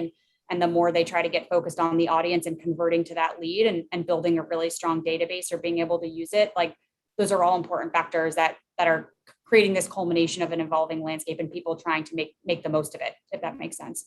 It totally does. And when you talk about first party data, you're basically talking about media activation that results in lead gen that you're tapping into a CRM. Correct. And then you're closing the loop. Yep, exactly. Okay, so it's less about using first party data to create targeting segments for your media buying per se. Well, I think it could be both, right? And I think and I think one help feeds the other, right? Like, hey, if you're starting to grow and enhance that segment, then you have more people to use when you're going and shopping around, whether you're going specifically and very vertical to endemic of, hey, X, Y, or Cheddar, right? I have this audience and I want to meet them and move them a little bit further or result in X, Y, Z conversions. But then it's also mutually beneficial in that if we work with a Cheddar to help grow that as well. So I think we try to use it to do both, right? Because they, I think, inherently help each other, right? And that's becoming more and more important, I think, for everybody. That makes a lot of sense. The other thing, before we completely move off of this sort of tension between vertical and horizontal, is that when you're partnering with endemics there, and it, as opposed to platform, that is, but when you're partnering with publishers or broadcast, whatever, you have the ability to do more than just transact, right? Like, you have the ability to co-produce content, which could be used in multiple ways. Something that we do. We've worked together with Cheddar and iShares. Can you talk a little bit about the importance of content and sponsorships and other types of activation that could sit, I would think, mostly adjacent to media, and where does that fit? Yeah, no, I think they're inherently connected and really critical, right? And I think content. But I think content is such a big word, right? And it could mean so many things to so many different people. And so I think for us, right, I think when we think about content, it is, how are we trying to tell a little bit more of a story, right? And really bring someone in and get something across, whether it's a long form written piece, a social first kind of quick video, an infographic, a live TV appearance. It is so important that we're really, I think, as an organization, really, I think, tight on what we want to do and how we want to do it. And then also, I think the other piece is, what is the right allocation of our overall spend on that type of medium, and how do we make sure it's working hard for us, right? And so I think it's been a little bit of learn by doing, right? I'd be lying to you if I sat here to be like, oh, we do it this way, it's this percentage of our budget, we do it in these formats. Like, we're learning and we're testing and learning, and even year over year, we're sort of evolving. But what I can say is, what I think there's a lot of room to grow is, it's a lot of work to produce custom content with a partner, right? On both sides. Sure. And then trying to really articulate, hey, that value of, if 100,000 people saw it and then clicked through to your website, but it took me 3 months to actually get it off the ground and produced and done, like, how do we start to create? And I think this will be probably a case by case, but a combination of both brands and platforms coming together. But how are we really intentional about what success is, when with all of the, I think, work that goes into producing a lot of this content? So that's kind of where we're at right now. It's a really important part of our strategy, and it's something we've seen audience engage with. So we do spend money and time on content, but it's now, I think, focusing on what does success look like, right, for us with content? And then I think the next thing, just kind of related to my point of the effort going into it, how do we get as much out of that piece of content as possible, right, across owned, across the partners? So that's, if that answers your question, I think that's kind of how we think about it, but it's critical. I think absolutely. I think, when you do content, it's great, but it still needs to scale for it to deliver the payoff that you need. Yep. Right? I mean, no, that makes perfect sense. So sort of. Oh, and the other thing I would add there too is, right, when you're sitting on the brand side, sorry to interrupt you, but I love this topic, right? Is it's hard as someone on the kind of, when you RFP and you look at 15 different partners, right, who all have kind of, whether it's, we're looking at them very more niche, right, and vertical, to bring it back to that, right? Like, what are we using them for? And what are they giving us that we can across the full spectrum? But it's also like, at a certain point, there's only so many things that you can do in content. And how do we think holistically of like, hey, who is the right partner that we should be working with to do this when we're getting 15 different RPs that all kind of feel, somewhat similar, and we're trying to figure out what the right thing is. So that's part of like, it's the art and the science, I think, in the last session too, right? And figuring it out and how to work on it. But I just wanted to add that it's not just individual partners, it's the sum, right, of all the different partners you're working with to do content. If that makes sense. No, it makes a lot of sense. And I think there are probably cases, right, where you would be more interested on drafting on someone else's IP because you think it already is bringing something to the table that you could benefit from versus creating something out of whole cloth. So exactly, it makes perfect sense. I think we're sort of nearing the end. We do have a couple of questions that I'll get to in a minute. I guess really some broad bullets, and you can riff on this how you like, but really looking forward, like, how has your strategy evolved and where do you think it's going in terms of the areas you're going to focus on and any trends you're looking for as we move into 2022? Yeah, no, it's a big question. And I feel like we are in the thick of thinking about 2022 and talking to business stakeholders and doing all that fun stuff. So it's timely. But I would say, as I mentioned, we did a lot of research over the last year. I think first and foremost is where are clients at right now, right? A lot has changed since the pandemic. And as people are probably hearing regularly in the news, meme stocks, Dogecoin, all these different, it's constantly. And another fun fact, in 2020 alone, 10 million new people opened a brokerage account. In the first half of this year, another 10 million people. So in the last 18 months, there's been 20 new accounts open. So we're trying to, what we're really focused on, right, is just thinking about, let's lean into this, right, and find the right way, whether it's through partners that we have in the space and on our own, to sort of find the right investors on those channels, right? We're not going to go after everybody, and we're not trying to go after the person trading Dogecoin ones that, all over on, right? Like, but who is the right person for us? How do we lean into them? And then I think, what are the right channels to overall drive awareness, like, right, driving that awareness? And I think connected TV was mentioned, and like, these are really interesting platforms and places where, again, we can lean into a demographic or an audience, right? And really try to find them and reach them at scale. So that's something we're continuing to explore and invest in. What I'm really and again, digital, of course, smarter content. I think not more content is kind of where we're at right now. And how do we continue to reuse and riff? But then another really interesting thing that we've sort of seen and learned and has worked well for us is, how do we lean into the right formats to tell stories, leveraging our people? So our people, meaning our investment experts, our heads, right? It's less about our corporate brand, which other teams do a lot of that, which is really important, and who we are, but it's more about, especially in a crowded investment space, our name and our firm have, I think, a great brand equity. So like, let's lean into that and help investors think about what's going on in the market and what that should mean versus just coming from a brand. And so how does that then start to come through in the channels that we want?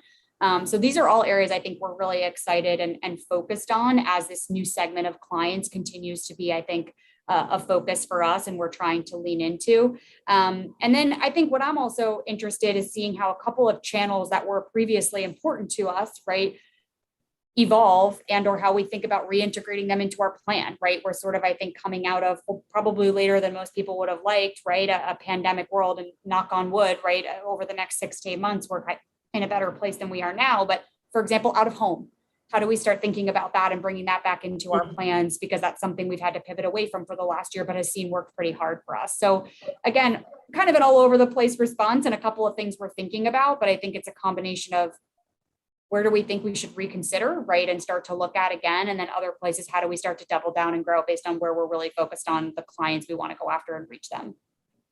It's interesting. One of the things you mentioned was taking your own in-house talent and sort of elevating it. And, you know, I think sort of overstating that you're trying to build your own in-house influencer network, but it isn't, you know, it is an idea, and one that we see more and more where brands are saying, how can we create the content we're already producing, anything from white papers to our own in-house talent, and elevate them and make them sort of meaningful, you know. Yeah. And what was interesting is, of course, over the last year and a half, it's been a really unprecedented time, right? Where everyone was on lockdown, and that's kind of where it changed our influencer strategy and how we wanted to think about that and who were the right people to partner with. And we started organically, right? Of like, hey, can we think about the key parts of the business we really want to try to support and use people, I think, which is an important thing for us, right? To not push personal brands. Like that's obviously really important and we want their flavor to come into it, but it's about commercial priorities, but delivering it through a more human and relatable way, which then cuts through, I think, on the channels that we're delivering on. And we've seen great success. So then it's like, okay, what is the paid strategy now that we've really developed this sort of, again, you said it, our internal, you know, or organic, if you will, influencer network, and how do we better use that? Paul, we out of time? We're close. Any closing thoughts? It's a killer conversation. I mean, you know, Grace, that 20 million stat over the last 18 months, that's just incredible. It's incredible. You know, first party data is the holy grail. I think we're talking about that. Any wrap up thoughts, Matt, you want to make here? I love this conversation. No, I mean, first, thank you, Paul. Thank you, Grace. This was a ton of fun. Always excited to have a conversation with our partners at BlackRock. And yeah, thank you. Awesome. And Grace, you know, something that you said really resonated with me about content, being in the content creation business, you know, making great content, making it work hard, making it work across channels, and appreciating that making it is actually really hard work too. Absolutely. So thank you both. That was a really terrific conversation. Grace, it's cool to see you back in the office, and it looks like behind you, it looks like it's jumping. I realized that. I wasn't as tech savvy to figure out the background. That's probably on me. But then I was like, I probably didn't choose the right conference, but we are back and it's great. Yeah. It was great. There was a lot of energy there. So that's awesome. So thank you both. Thank you guys. So here we go. So who's thirsty for more? I am, and that's a good thing because Coca-Cola is up next. We have Chris Elliott, and Chris is the North American Director for Coca-Cola's end-to-end connections and media. And Chris will be joined by Ken Harlan, who's the founder and CEO of Mobile Fuse. They're going to really focus right now, I believe, on the video space and how Coca-Cola is embracing that now and future-proofing their approach. Ken, Chris, welcome to the stage. I'll turn it right over to you so we can tuck in.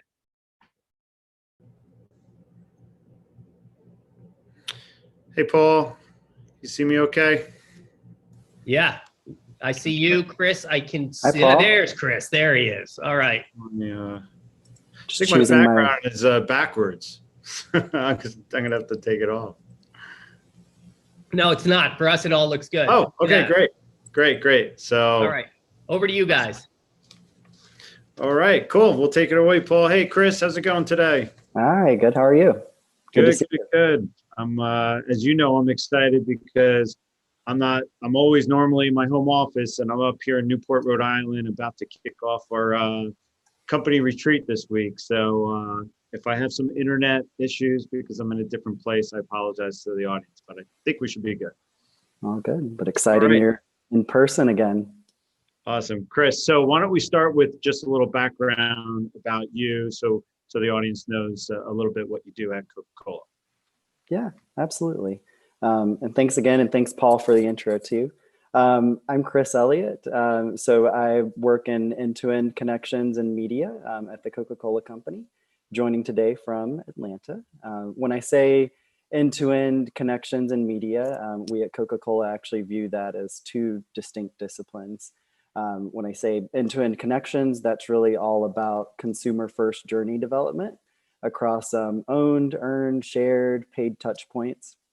And then media, of course, a little more self-explanatory there, and where we'll be spending the time today. In my role, I specifically oversee the flavors and nutrition brands within our beverage portfolio in the US. I've been here at the company for a little over 5 years at this point, jumping over from the agency world, where I spent some time both at IPG and WPP agencies, but excited to be here today and looking forward to the conversation. Awesome. Awesome. Thanks for that, Chris. And for those that don't know me, I'm the founder, CEO of Mobile Fuse, which is essentially a moment-based platform that covers video, CTV, mobile, digital out of home.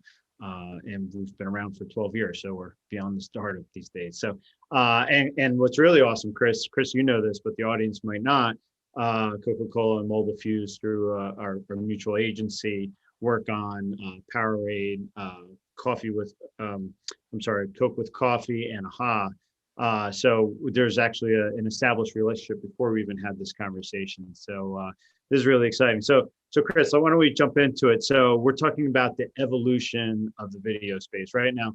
The whole audience knows that Coca-Cola, I mean, if there was such a ranking, I mean, it's top 5, I'll say number 1 for this, right? But when you think about video and commercials, 30-second commercials, I mean, Coca-Cola has always been one of the biggest producers of content that becomes popular and synonymous with culture, right? But things are evolving, right?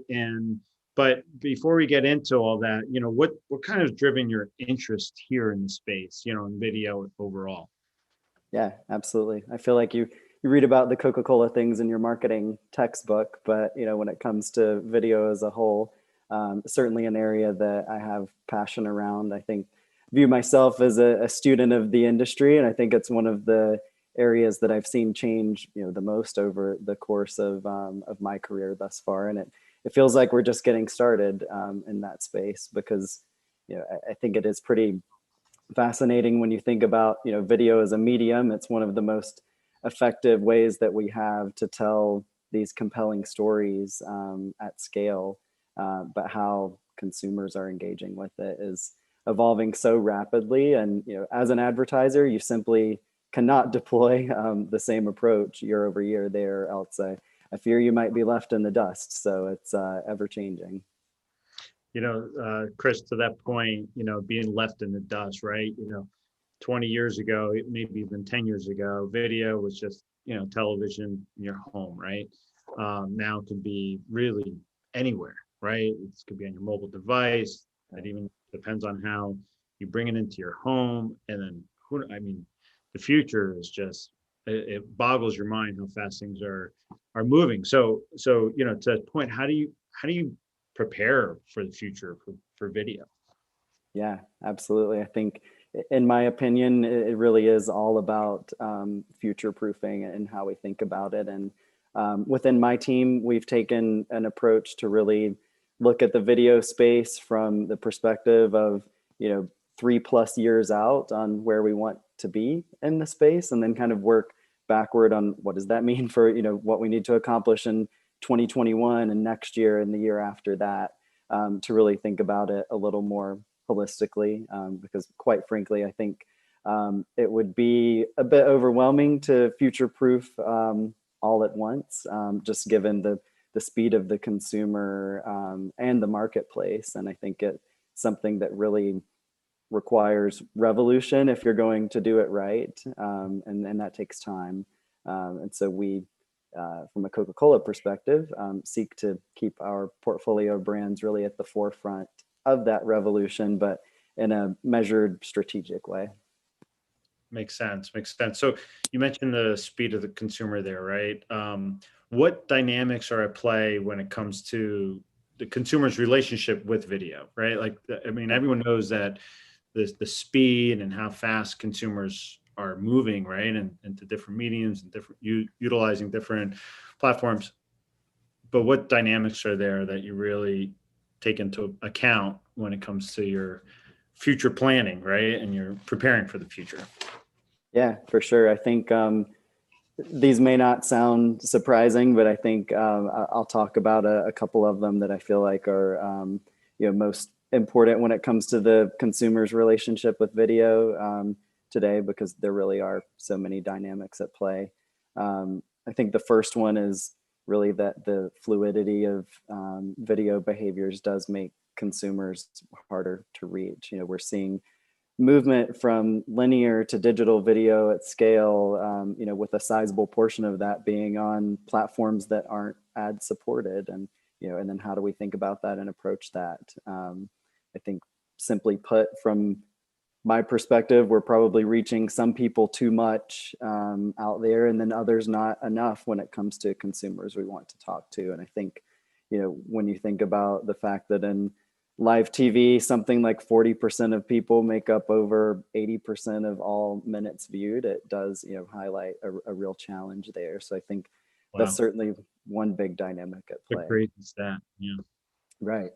And then I think, even more so when we consider, we can't really ignore the fact that, the way that our world has changed over the last year and a half. And I think, so many of the video trends that we were all kind of anticipating and, predicting over time happened in such an accelerated way. Just, as you think back to March 2020 until now.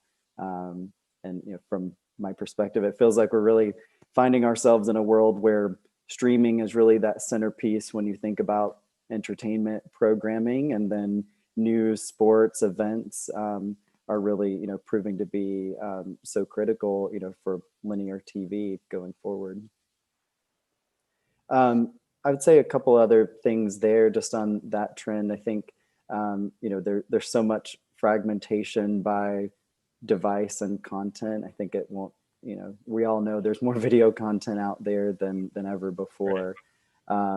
Certainly makes our jobs more complex than they were as we try to find, the desired consumer targets. And I think on a personal level, if you can relate to anything like me, I feel like my queue of shows that I want to watch is getting quite long because there's just so much content out there. But I do think on a more serious note, to one of the more fascinating questions that we have to ask ourselves is like, how do these content partners continue to raise the revenue that they need to pay for the amount of content they're creating? We know content creation is incredibly expensive, right? So no one's going to have 5 or 6 different. Some are going to have to add advertising to their services. Right. It feels like it's incredibly difficult to sustain for the long term there. I think there's, you can grow subscribers there to a degree to pay for the content, but I would think eventually that levels off. And some of that weight then, probably is pushed back to the advertiser. So like, how do we think about that challenge going forward? Right. The last dynamic, I would say, kind of the third one I'll speak to, is really just, as we look toward tomorrow, some of the things that are most exciting is really when you think about from a tech perspective, what are those future consumer trends that may completely reshape video's role in the consumer's life. I think it's interesting because today, video arguably serves more of a role of convenience and choice. To in the future, how is that more utility, more experiential? And hopefully we'll have a chance to talk about that a bit more in a few minutes. Right. That's awesome. So, okay. So for all the marketers out there, right, we've established who you are, who I am. We've talked about the consumer trends and the dynamics there. Now let's talk about Coca-Cola a little bit. And I know you can't just share everything, but how do you take that all into account when it comes to, your, bringing video to life, right? That's what Coca-Cola has done for decades, right? How do you bring video to life with taking all of this into account? Yeah, absolutely. So without sharing the secret recipe, I can share a few things just on some thoughts of how we think about it. It's really back to that whole idea of future proofing as we think about the video space. which really evolves around that multi-year strategic approach.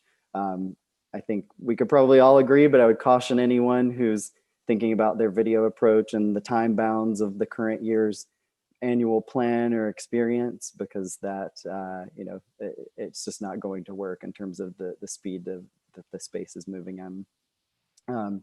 Given what our current landscape is like and what it feels like we can guess about our future landscape, we need that revolutionary thinking from brands. Like, it's really almost mandatory. I don't think an evolution there will really be enough.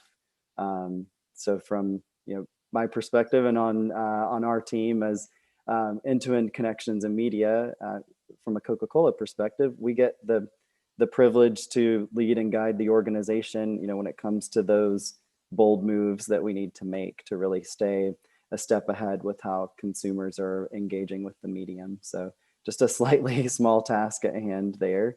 But in video, we think about future proofing, I would say, in 3 really substantial ways. The first one being future proofing our mix and our targeting. The second one being future proofing how we reimagine the way that we even define our video presence. And then the last one being future proofing by pioneering the next wave in video, if you will. So let's drill down on those, right? Because those are, each one are big topics. So where do you begin when it comes to future proofing, the mix and targeting, right? It's no longer like building out a 30-second or 60-second commercial, right? Like, so how do you start to future proof that when you think about mix and targeting, all these different options that consumers have, right? Right, totally. Yeah, I think when it comes to mix and targeting, it's really a mix of art and science, to be honest. I think we'd be silly, of course, not to infuse historical best practices, but we've also got to adapt for consumer behavior, and that current consumer behavior is changing so rapidly, like we talked about. So that's not always quite as easy to prove out from the outset from a business perspective. So it requires a bit of balancing of both in order to make that work. And from our perspective, like I said before, I would hypothesize that we're probably reaching some people too much and others not enough, right? So then as we think about that, the more that we can think about holistic reach and frequency and taking that view is really key how we future proof video from that perspective. I will ask, would you agree, like from a Mobile Fuse perspective, when it comes to holistic reach and frequency, like, do you guys agree, or how are you thinking about that? Yeah, well, I could speak broadly for a lot of our clients, with over 200 of the 500 biggest brands in the world. And when we talk about specifically video, where our clients are interested, where Mobile Fuse could add to like that mix, right? It's not like just one solution. But what we'll bring to the table simply is, we're obviously, our company name is Mobile Fuse, right? So everything starts with this right here, the mobile device, and so we're tying that back to households and learning about the households from a mobile perspective and how consumers are moving throughout their day, and that way then you can target consumers, for CTV or for video based on those learnings, right? It's another option that we have found that's very great. It's great to add to the mix, right? There's your inclusion list, your traditional linear television buying, right? And it's just another way to find additional audience. And like you said, it's a different mix. So that's been, and there's a lot of scale when you do that as well, which is really important when it comes to video. So yeah, thanks for asking. Absolutely. Yeah.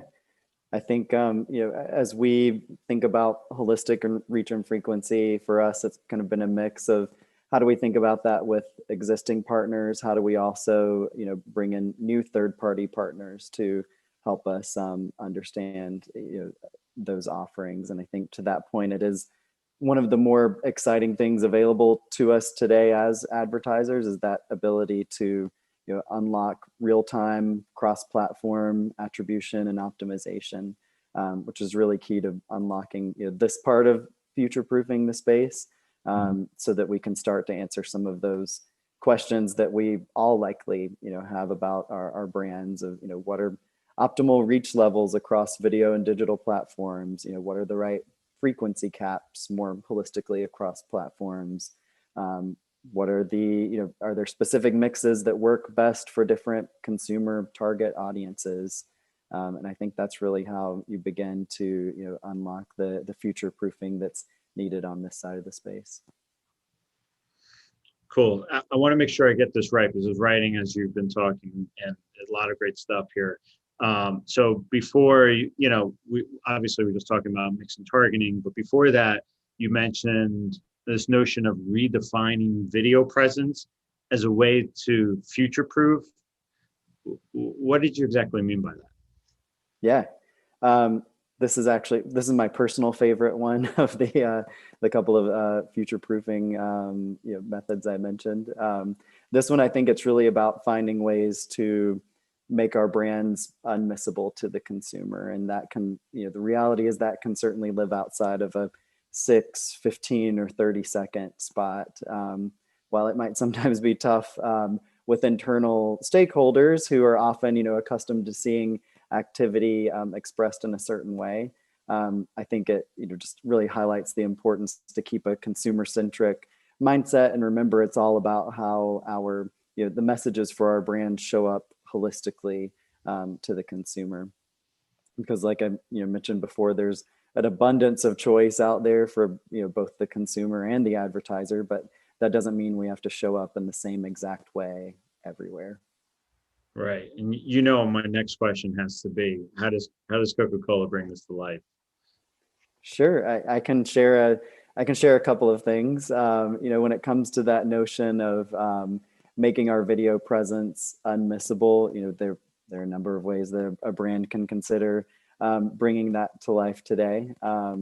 Just as one example of, we think about streaming platforms, what role could something like a pause ad play in being unmissable, but also, really relevant to the moment? Because when you think about that ad that shows up as you press pause and are, maybe walking away for a second, not only is that impactful, but it provides an opportunity for a clever message, whether that's maybe nudging someone to grab a Coke and some popcorn or snack, or, also the opportunity to use units like that for something more nimble in a way that's, a lot faster than you can produce a new video spot. I'll use one example there. I think last year, I think all of us had to act in very nimble ways as we were, navigating things in those first few months when everything changed. We, of course, in our business saw less people dining in and more people ordering takeout and delivery, of course. I'm sure we all did that. And those kinds of units, were a great way to, last summer, start to experiment with QR codes and video in a way that, where you could encourage and drive to ordering, your favorite Coca-Cola beverage from a given delivery partner. So just, one way that you can explore and try different things. That's crazy how QR codes are back in vogue. They're back, and it worked this time. I know. Sorry. No. One thing I'll add here too, I think just when it comes to exploring these kinds of things, is really this idea of experimentation. It's something that I would say we embrace in our Coca-Cola culture, but it's also been really essential for identifying those new opportunities for creating unmissable moments in video. I think working closely with our partners in the marketplace and asking those sorts of what if questions can really unlock some incredible things. And my advice there would be, sometimes it might allow you to discover some unmissable places you didn't even know were possible out there. Very neat. Yeah. So those are a few things that I would say that we think about, but curious too if there's anything in the video space in terms of ways that Mobile Fuse might be experimenting there as well. Yeah, I think it's similarly to what I was saying before, is that video really is about reach and frequency, right? And when you talk about reach and frequency and you're only capturing a certain part of the market, how do you find the rest of the market? And I think when you have certain other solutions that you can add to the mix, like a mobile fuse, right, where there's maybe a little more targeting, a little more intelligence, right, and it's beyond just an inclusion list or a primetime spot, you can find that at the end of the day, you're building your brand and you're also looking for incremental growth, right? And that's really how you do that when it comes to whatever your overall marketing plan. So yeah, that's just one example probably of many. Yeah. Another area, just as we think about that overall presence and like making it unmissable too, is, just thinking about all the different places that your brands show up, which, it's a little more unique to CPG here, but like, what's your willingness to count things like active and passive product placement, as a part of the overall video approach, and how do we think about that in one holistic way? Because that can also open up some of those doors in non-ad supported platforms, in which we know the consumer spending considerable time. That also gives opportunities to sometimes pull other marketing levers, outside of paid media necessarily. One I'll mention there that we all may have seen was something we did back in 2019, actually, with Netflix on the launch of the third season of Stranger Things, just set in 1985 and featured New Coke. And while we might all, remember New Coke as that flop from our marketing textbooks, I was. Oh, in this case, we turned that piece of our video presence into something, much larger than, just the placement there, but really, relaunched a limited release of the product. So I got to actually like try it for the first time in my life. But then that, of course, too had runway across earned touch points. So just one example that we really loved that, unlocked a lot of other doors as you consider how that presence comes to life. Neat. Now, with all this, I wanted to ask, what's one of the coolest things that you could share that you think has paid off based on all of this thinking? Yeah. So like I said, I feel like this is my favorite part of the future proofing. So I'll give you a fun one here. So before I took on my current role, I spent a few years on the Coke brand itself. And that included leading our NCAA March Madness partnership from a connections and media perspective. And something that was pretty cool within this year's March Madness tournament that our partners at UM and I worked together on was actually bringing virtual product placement to life in video, which I think was it was really so cool. And the campaign focused on Coke flavors and this idea that, Coke flavors, whether that be a cherry vanilla Coke, cherry Coke, et cetera, are unbelievably delicious. So we essentially paid tribute to some of these iconic sports moments in college basketball. When we created these cutting edge 3D product models that we inserted into the scenes. And we referred to them as our unbelievable double takes, as the product then appeared in some of these most unbelievable moments in March Madness history. I brought one example to share for today, which this one's from NC State's finish in the 1983 men's basketball championship game, which cherry vanilla Coke did not exist then, unfortunately. But in the way this comes to life, it did. So if we want to roll the video. What has Coach running, Frank? Look at him go, Phil. Not only him, the whole stadium. Free cherry vanilla Coke, you gotta be kidding me. The crowd is in a frenzy. What did you expect? People go mad for the unbelievable taste of Coke flavors. I can't believe it. He's helping his teammate give out cherry vanilla Coke. Are you crying? You just rarely see such teamwork. Some things are too unbelievable to be true, like the taste of a cherry vanilla Coke. Unbelievably delicious. So you can see that's pretty lighthearted and fun. We created some additional content stemming from moments with other Coca-Cola partner colleges and universities. We got a little lucky there. We also created some content with UCLA, which turned out to be quite relevant when they went much further in the tournament than first anticipated. So you're always rolling a dice there a little bit. But all in all, it was just a very cool program in the sense that we were able to experiment with technology, tap into some of these historic moments in college basketball culture, and really tie seamlessly with the rest of our unbelievably delicious content in video and beyond. Awesome. Awesome. Now, when we first started talking before, I wrote down those 3 areas that you brought up in the beginning. In the last area, future proofing, right, is you called it, let me see if I got this right, the pioneering the next wave in video. What can you tell us about that? What do you mean by that?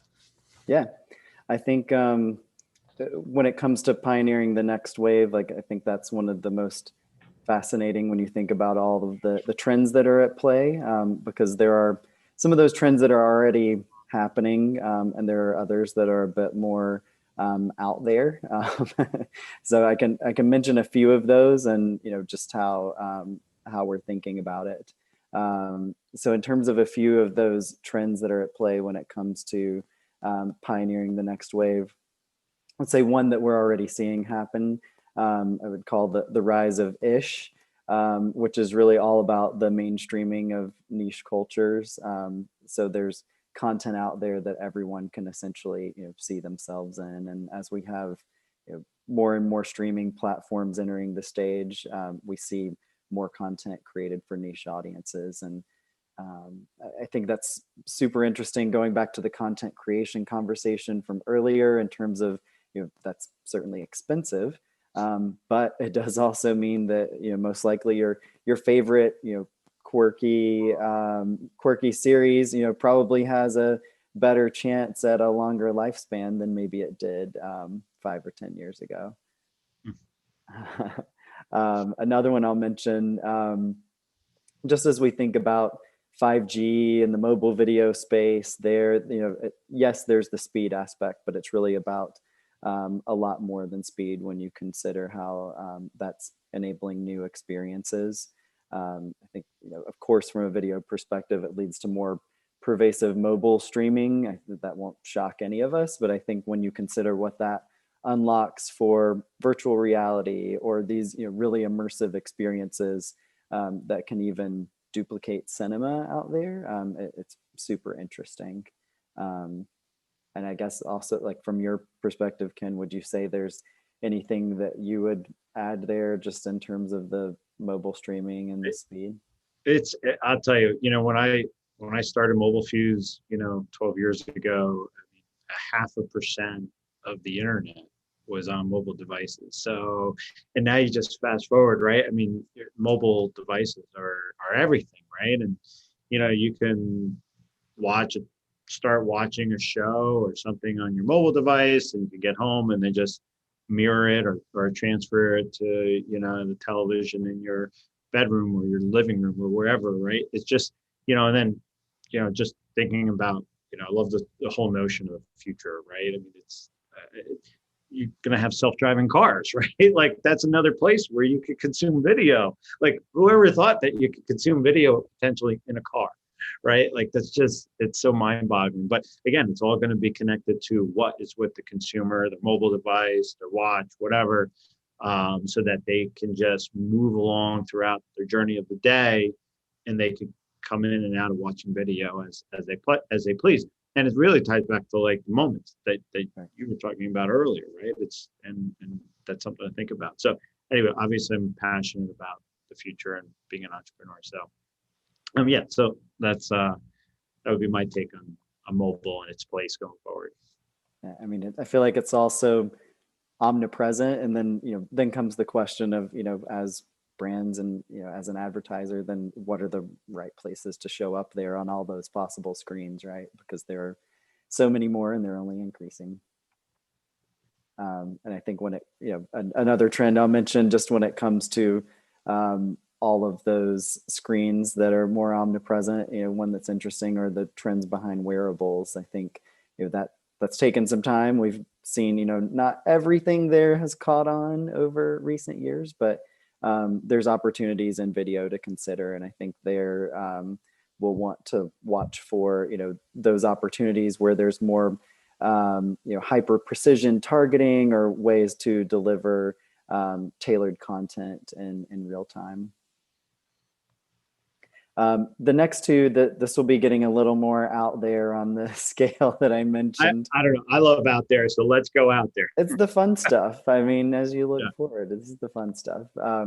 The next I would say is really the concept of the clairvoyant home, which is pretty fascinating. So as you think about connected video-enabled devices that are anticipating needs surrounding daily life, we're already there when it comes to the connected home, of course, but I would view this as like the connected home on steroids. Like, it's going to be so interesting to see where that evolves and where there might be opportunities for brands in it, especially those in CPG. Like I'm picturing maybe a Roomba going around with a video screen on it. I don't know, but it's super interesting for what that might unlock, and then what opportunity does that leave for brands to play. That I all of a sudden when you said that I thought of R2D2 in Star Wars, right?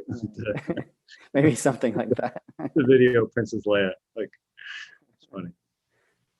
And then my most out there one I'll say is, and this is probably more much further on the long-term scale, but like, how do you think about the role of something like robotics in the future and like the role of video there? So if you'll hang with me, like we're talking about things like video-based, like artificial companionship could aid in things like childcare, elder care, like not necessarily happening tomorrow, but something that we can think about probably beyond that 3-year, future-proofing time frame. But it's pretty fun to think about if that is in our future. What role does video play there? And then as a brand, do you want to show up there? And if so, like, how would you do that?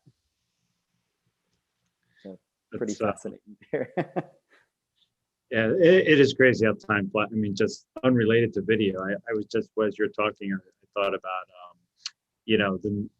I remember when my brother got married, 12, 14 years ago, and it was through online dating. And now that's like, then it was like, whoa, that was different. Now it's like, it seems like half the marriages are through online dating. So to your point about thinking about the future, right? And those are crazy thoughts, but they really, a lot of them do pan out, not all of them, right? So right. When we talk from five years from now, we'll be like, that doesn't feel that far out anymore, So crazy. So just a few more thoughts that I'll say, just in addition to those trends and kind of, how we bring that home from a Coca-Cola perspective. In the near term, I think we have to think about video format evolution. Things like social live video that are so inherently interactive. I think there's so many things when you consider the future of video where there's just the whole aspect of it being participatory, and how do we think about that? Also, to the points on wearables, connected home devices, or even those home robotics, what are the opportunities that brands might have to begin to chart the path on what video's role can be in the consumer's life when it comes to those spaces. And I think that's the challenge for brands. And then as consumers, we have and will continue to see more video screens in our lives than ever before. To your earlier point, whether that's video enabled digital out of home displays at the bus stop, or a connected display in your kitchen, or even those next gen displays in your car that we referenced. Right. One of the others too that I'll say as well is I think the whole concept of video shoppertainment will be pretty interesting to watch. We see overall how that can lead to a shortening of the path to purchase. with tactics like shoppable video. They're out there, but now you're seeing live commerce video content on e-com channels. So I think that there's something super interesting about that, and that'll be something to watch closely as we go forward. So really, all in all, when it comes to this part of future proofing, I think there's so many directions that a brand can go. From my standpoint, the key to our Coca-Cola approach will really just be that spirit of experimentation that I mentioned earlier. And with that, I'll be excited to see what we unlock. Great. So before we go over to Q&A, is there any last words of advice before we do that? I can keep it, quite simple there. I think, regardless of your brand or industry, you want to keep a consumer-centric mindset, a future-proofing strategy that's right for you. And I think that culture of experimentation can help, just in unlocking opportunities. That would be the overall winning combination in my book. Great, thank you. So one of the questions that's coming in, and it's like every other question, it's really, maybe I'll break it down into two questions, right? Have you been able to find enough scale in ad-supported video environments for your initiatives? So let's just talk about, is there enough scale out there? Yeah, I think we see the scale. I think what's key for ensuring that it's where we want it to be, and based on taking it all back to every brand is a little different, and then the problems that we're trying to solve, and the goals for what we're looking to accomplish. There's a mix of where do we want to be, one to many versus one to all versus more one to one. But I think that first area of future proofing, as we think about future proofing mix and targeting, and really having that holistic view of how the presence come to life is how it comes to life is really key for ensuring that we have the proper scale that we need to solve the business problem. Great. And then the second question that's here a lot is around measurement, right? So if you have the scale, how do you measure? And how do you measure video, right? And so how do you break that down, right? And that, I know from all of my clients, it's always like, hey, how do we measure, and can we tell what's working and what's not, and invest in what's working, right? And optimize away from what's not. Right. So how do you measure? Yeah, I had a feeling this one might be coming. So in terms of all of the future proofing areas, I think there's a number of ways you can think about the measurement aspect. I think there's the attitudinal side of it. When you consider, think about consideration. There's the behavioral piece of it when you think about the consumer intent. Of course, from a business perspective, sales, and then the campaign itself when it comes to reach frequency, ROI, and trying to really track those things more so in real time, so that we can optimize more quickly. Great. Another question that we have here is around DEI initiatives, right? It's every there's obviously a lot of efforts around DEI and all different facets of companies, so specifically for Coca-Cola and when it comes to for your media buying, what is Coca-Cola specifically doing?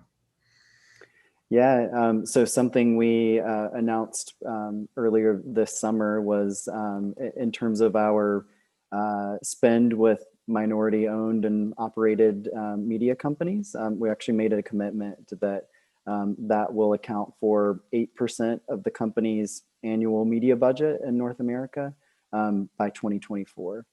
So that's a commitment we publicly made this year, and that does include video as a part of that. Great, that's awesome.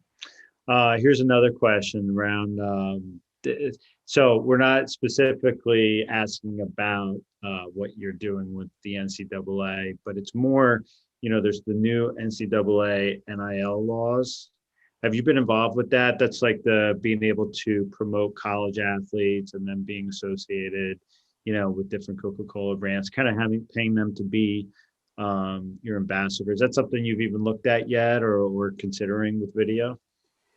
So I'll say in that one, I'll give you the personal Chris Elliott take there, because I've transitioned away from the NCAA responsibilities on the team. But I think it is it's very interesting because there was clearly a lot when it comes to the role of student athletes there that's been brewing for a while, and so I think it'll be super interesting to watch. I don't know exactly what the future will hold in that sense, but definitely will be interesting to see what that does, in the college athletic space and, then in turn with sponsors. Yeah, it's going to definitely, it's always, you got to future proof, right? Right. Exactly. Well, I think with that, I think that's it for questions from the audience. So I guess we are coming to, we've come to an end here. So Chris, this has been, I've really enjoyed. I mean, obviously we know each other, but I really enjoyed, this time that we had on Brand Innovators. So yeah, appreciate the conversation, Ken. Awesome. All right. So I think we need to. Oh, wait a second. I got one more. This is okay. So we got one more, and they're begging for it. And let's see if you can answer this, because I know you're limited what you can or can't say, right? With Coca-Cola's policies, that's very normal for other brands. Considering cord cutting trends, does OTA factor into Coke's future proofing? I mean, I think, I feel like, of course, like with the cord cutting trends, I would say that's really something that is, lying underneath like all of those areas of future proofing that's impacting all of it. So I think it's embedded there. Absolutely. Makes sense. All right, Paul, I guess we're back to you. Yeah, that was a long conversation. So thanks guys for sticking with it. It was great content you shared. I saw a couple of things that were mentioned on this call, on this session, that were also mentioned in other sessions. And it was really about this holistic look at the media plan and not relying on a single channel to do too much. Media partners, agency partners, we have a responsibility to the brands that we serve in doing that. BlackRock said it, Kimberly Clark said it, LVMH said it. Chris, something else you said that really stuck with me, making our brand unmissable for consumers. And I did look that up to make sure that was, a real word. I didn't get spell checked on it. So it is legit. So it's really good. And QR codes, they're back. I don't know if anybody's been, out and traveling. I had the opportunity to travel across the country this summer with my son, and everywhere we went was Q code driven. So that was really good. So thank you both. It was a really good conversation. You guys stuck with it a long time. You were our longest session today. So I know Brand Innovators, on behalf of everyone, we want to say thank you to you. Let's keep our beverage theme going here, but let's turn to adult beverages now. Chris, we're going after dark here. So we're going to welcome Louise Barros, who is the Vice President for the Data Center of Excellence in Global Media at Anheuser-Busch InBev, and Dave Marquard, who's the Head of Product at Premion. And Louise and Dave will drill into one of the themes that we really hit on yesterday: how do marketers adapt to and excel and flourish in our new cookieless world? So Louise, Dave, over to you. Ken, Chris, thanks a lot, guys. Appreciate it. Thank you.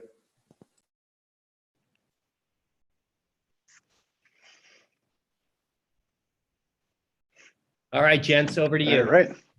Hey, Louise, great to see you. Hi, Dave. Hi, Paul. Great to see you. Great. Yeah, Louise, I guess to start off here, why don't you, the world's largest beer brand, why don't you tell us a little bit about what it means to be the head of their data center of excellence there? Sure. Back in 2019, I joined the company to establish the data team within the marketing organization. Of course, we were doing a lot around data before that, but we decided to have an official structure to make sure we have a global strategy that could be followed by every market. We could have a big dream of what we want to achieve, and we could build also a future-proof model that would help us to avoid being disrupted by future regulatory change and technology changes as well, as we are seeing it comes right now. And also, I also lead global media. So all the global media strategy for allocation, measurement, what should be our priorities, how to drive better ROI, and also consumer digital products. Consumer digital products is a very key part of our overall strategy, because one is how we build our direct relationship with consumers, right? It enables us to connect on a one-to-one level. It becomes the main source of consumer data acquisition, first-party data mainly, and also an important way to drive deep consumer understanding based on their behavior. And of course, this also has a big potential of becoming a new revenue source beyond beer and alcoholic drinks alone. Makes sense. Makes sense. And I believe I read that AB InBev has 2.5 billion consumers that it reaches these days. If that's correct. That sounds like just a staggering amount of customer data you might have access to. How do you leverage that? What are some of your strategies around utilizing that today? Sure. No, first of all, when we started the data team, we defined some priorities, right? We have a lot to do. Data as an area that allows and enables us to understand consumers deeply, but also understand how to drive better insights, how to run better segmentation, better management. But we decided that we need to prioritize. So the main use case that we prioritized back in 2019 was driving media efficiency. How we can use data to build better audience, to target the right consumers at the right time, with the right message.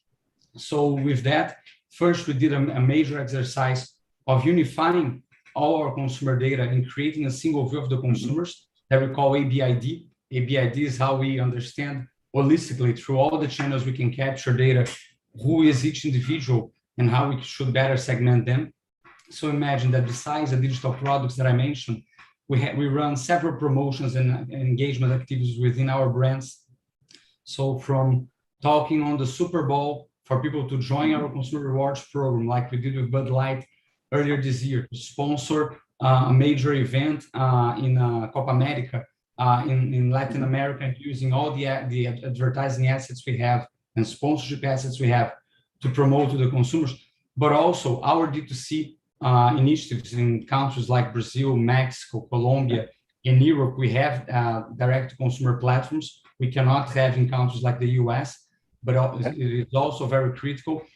People that visit our website. So building this single view of consumer was the critical point to enable us to understand how what channels we should prioritize to acquire new consumers, what benefits we should offer to consumers, because transparency is in the verge of everything we do to capture consumer data. So what we offer in exchange of the consumer data we have, and also how we offer a real benefit and real value of being when we are able to target consumers with personalized content. Gotcha, it makes sense. And how do you make decisions about how to apply that data to a marketing plan? Now, I'm sure it sounds like, country to country, it's clearly going to be different because of the different regulatory environments and whether you can have a direct relationship with the consumers or not. But, what's your general process for deciding how you go apply that data to a marketing plan? So first of all, we want to make sure we offer better content and the right brands to every consumer. We, as any CPG, we are very focused on building mental availability with consumers, and we have two big goals, of course, on every campaign, on every brand, which is recruit and re-recruit. Why I say re-recruit and not campaign? Because you decide to buy a beer every time you need to buy a beer. There's no loyalty, right?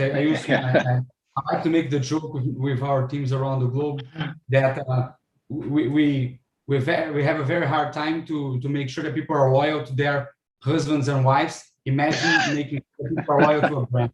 Right? We are a product that people buy once every couple of years, like a smartphone or a computer or even a shoe that you probably buy every 6 months or once a year.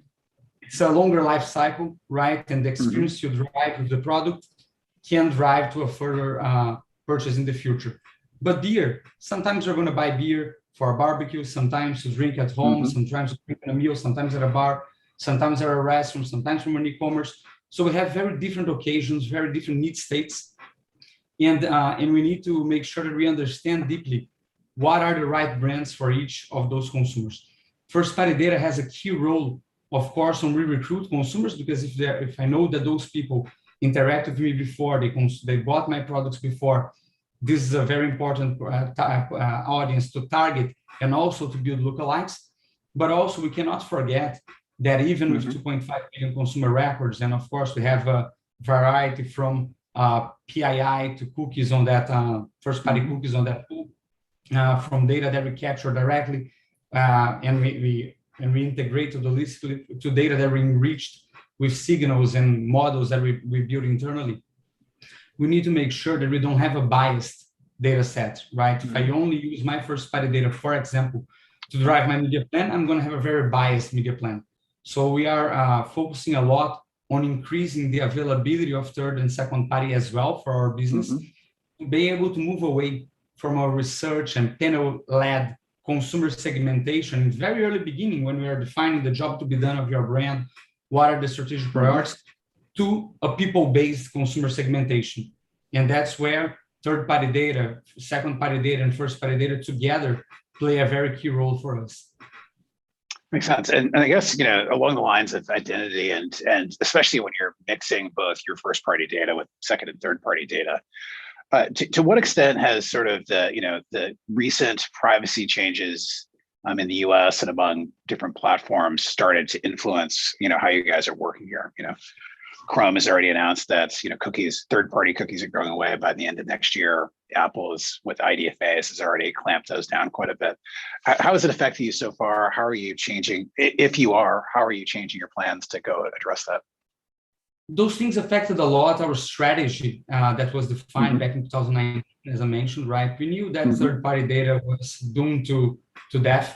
Since then, everybody knew if anyone not approaching that situation was only postponing a reality, right? What Apple did with IDFA also is something that, to be very honest, on a consumer perspective here, I don't like to be tracked when I don't know that I'm being tracked.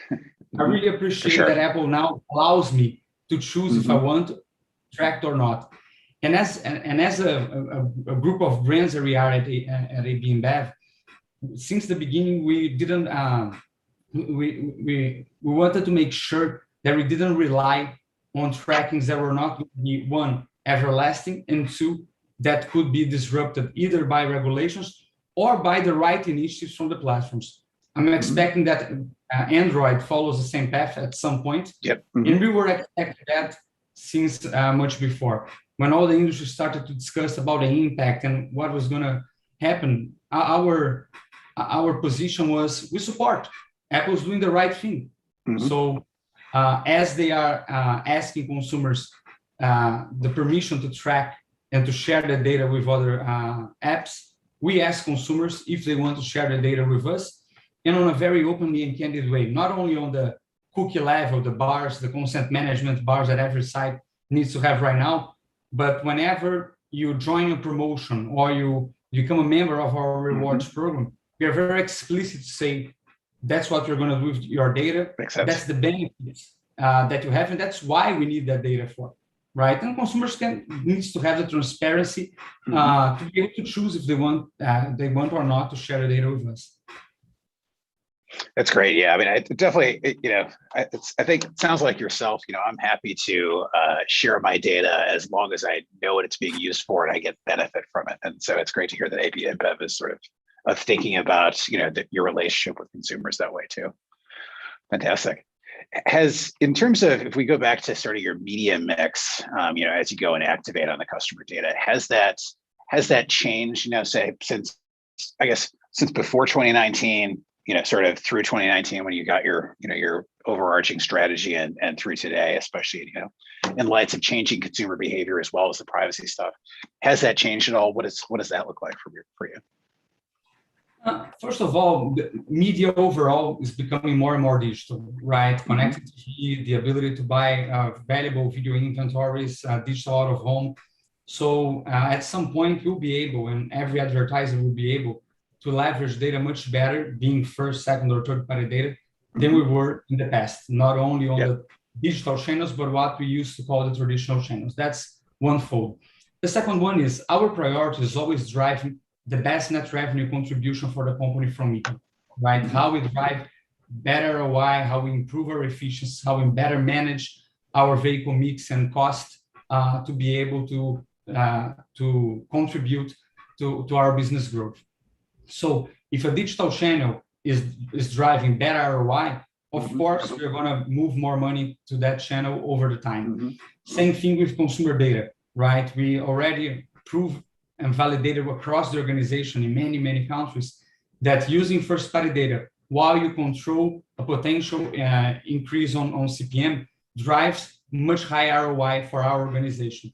Makes sense. So of course, we when we see better results when you use first-party data on digital or digitized media channels, our tendency is to drive more money towards those channels. So overall, yes, our digital media mix is increasing, not only because more channels are being digitized, because we're seeing higher ROI and even better attention in some of them. And also, we are increasing at a faster pace the investment where we can use external first and third-party data because we see higher ROI. Great. And what do you think drives that higher ROI? Is it more that digital lends itself to more, say, efficient use of data, I guess, than other mediums, or do you think it's able to be measured better, or some combination of the two? It's a combination, right? Because at first, I'm able to target the right consumers and the people that has more similarities with them. So I'm avoiding a lot of waste by targeting people that are not my potential category buyers. In the past, we used to focus our targeting on what we call LDA, legal drinking age population. But if you look to the US, for example, 40% of the adult population in the US don't drink beer. So why would I be targeting them? Right. So having third-party data that shows me that you are a potential category buyer, or that allows me to build a lookalike for people that are potentially category buyers, that's really valuable for me. Second, within each audience, I can personalize my content much better, right? I'll give a broad example. When we talk about Michelob Ultra, the second largest beer brand in the US and one of the fastest growing brands in the country, we invest behind a plethora of passion points like NBA, golf, music, urban sports. If you are someone passionate about NBA, it's great that I can deliver a creative that is about the soccer, the basketball team you support on the night of your game, potentially reminding you that is a great moment to buy a beer.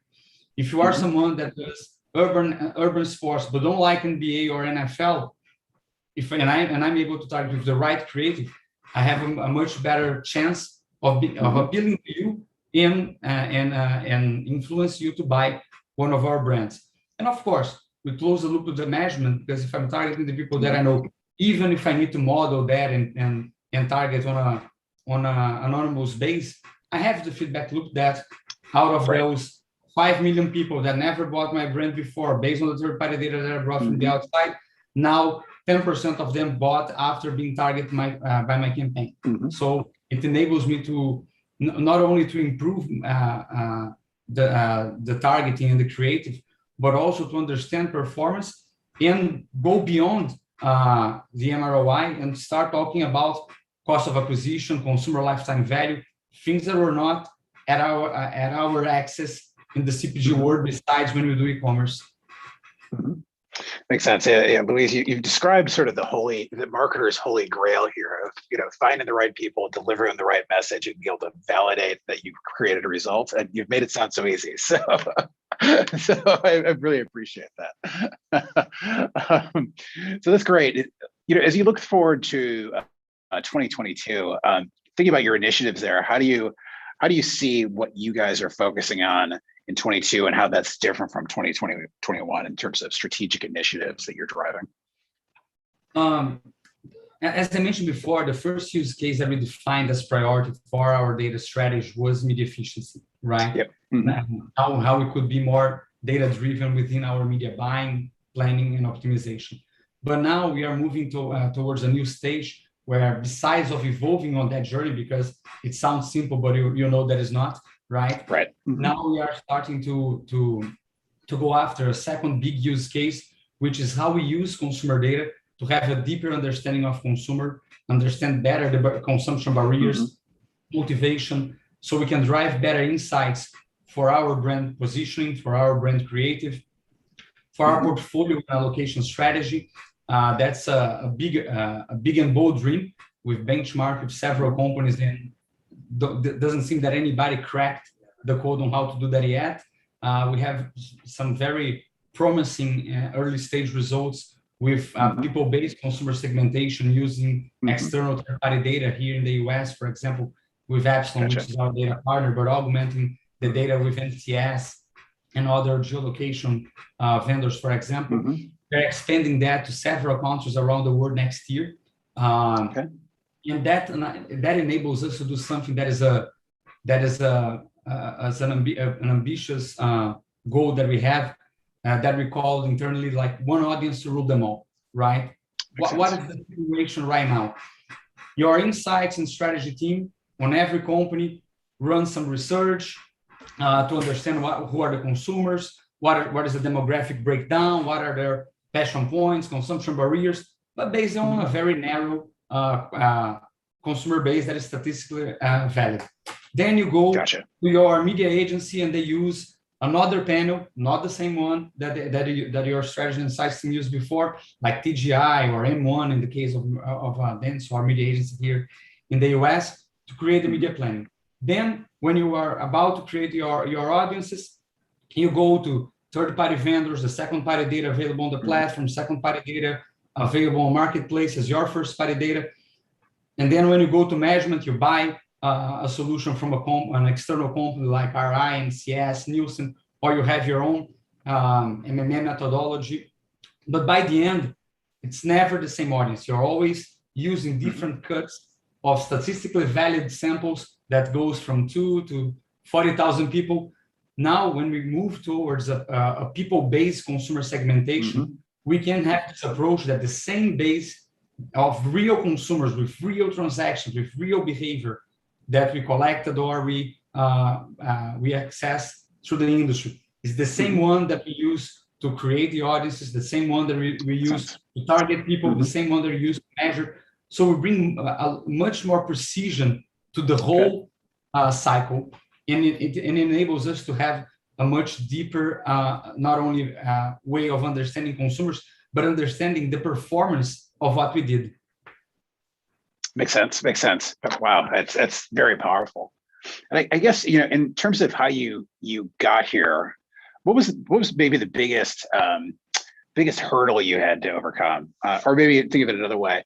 If you're to go back in time to 2019 and tell yourself, this is something that you're going to watch out for, or you're going to learn here that you didn't think about coming into this. Was there anything in particular that you really had to overcome there? First, we are a traditional marketeer, right? We know how to do creative very well. We know how to work brand positioning very well.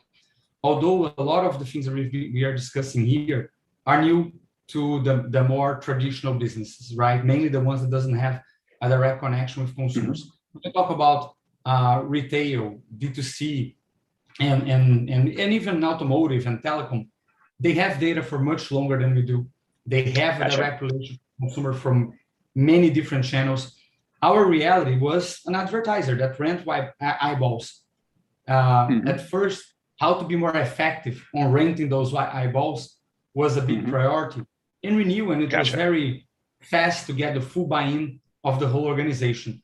But the execution of that is the big challenge. You need to align not only the incentives, but also the knowledge with your internal team, your creative agents, your media agents, onboarding your partners, and all those things are not seamless to do, right? If you're onboarding a data partner, even my area, right? When we started the consumer data team within the global marketing organization, and then we expanded to other countries, we were an alien, right? We were where data participates on the process, when they should access data. I've been the team have been able to work without the consumer data team since we do marketing at the company.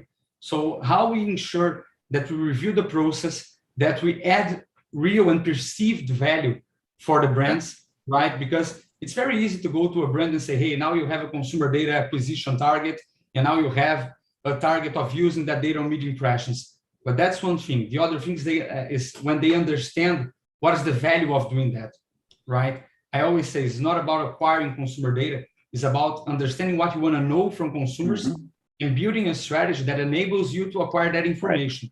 But that information comes usually as a consumer data record, but could come through web analytics, could come through sophisticated social listening that we could do. But again, we need to understand what we want to understand, what is going to make the difference for our brands and mainly for our consumers, and how to socialize the value of that across the organization. Yep. Yeah, and I think definitely, one thing that resonates with me is the idea that you have to get buy-in internally on this. You're sort of teaching an elephant to dance, I think, in a lot of these cases where, it's something that's new for the organization. And it sounds like you've done a tremendous job of both understanding that is a challenge and addressing it, and sort of moving the organization along at the speed that everybody's comfortable with. So that's fantastic.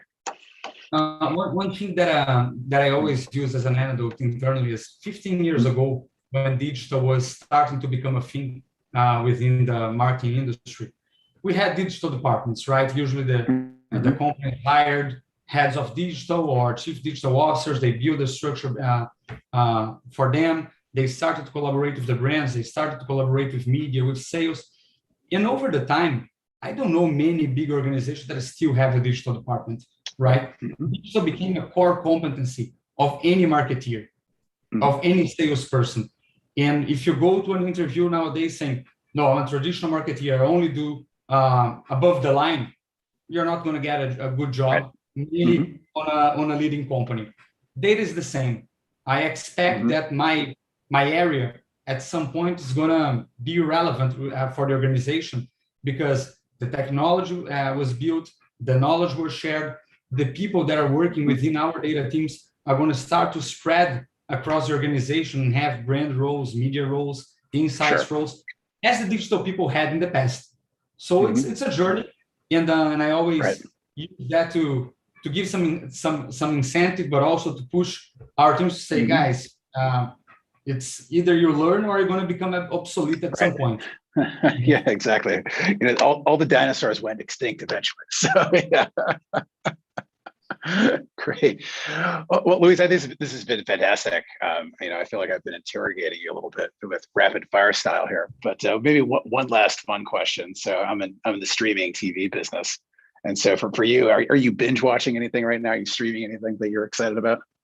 Yeah, well, Billions just restarted, so I'm very excited. I'm a big fan also of the Marvel content, so watching What If at Disney Plus. In counting the seconds for the launch of Foundation on Apple TV this Friday. My favorite author, my favorite set of books. I've been waiting for Foundation to be on the screens, I don't know, since I was 15. So Friday is going to be a big day for me. There you go. Yeah, it's I'm right there with you on Foundation. My only determination is, do I wait till 12:01 a.m. Friday morning, or do I wait till I'm done with work Friday evening? So that's big decisions to be made this week. So, well, fantastic. I think we are opening up for questions to the audience now. I don't know if our panel helpers will help me with that. But like I said, this is a fantastic conversation. Thank you. Really, really pleasure to be here.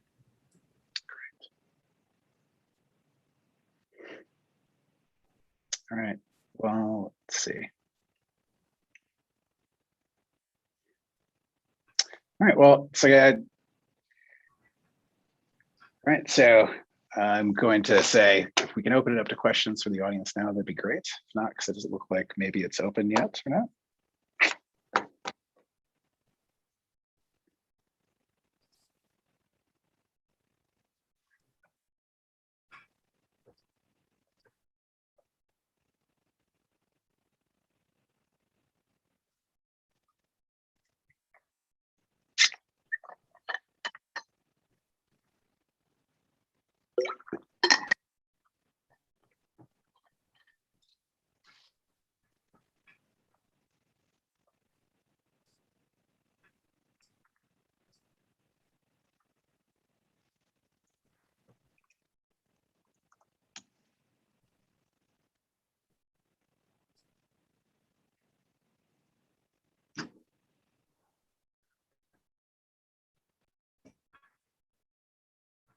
I'm seeing a question here. What are our favorite cross-stream measurement tools?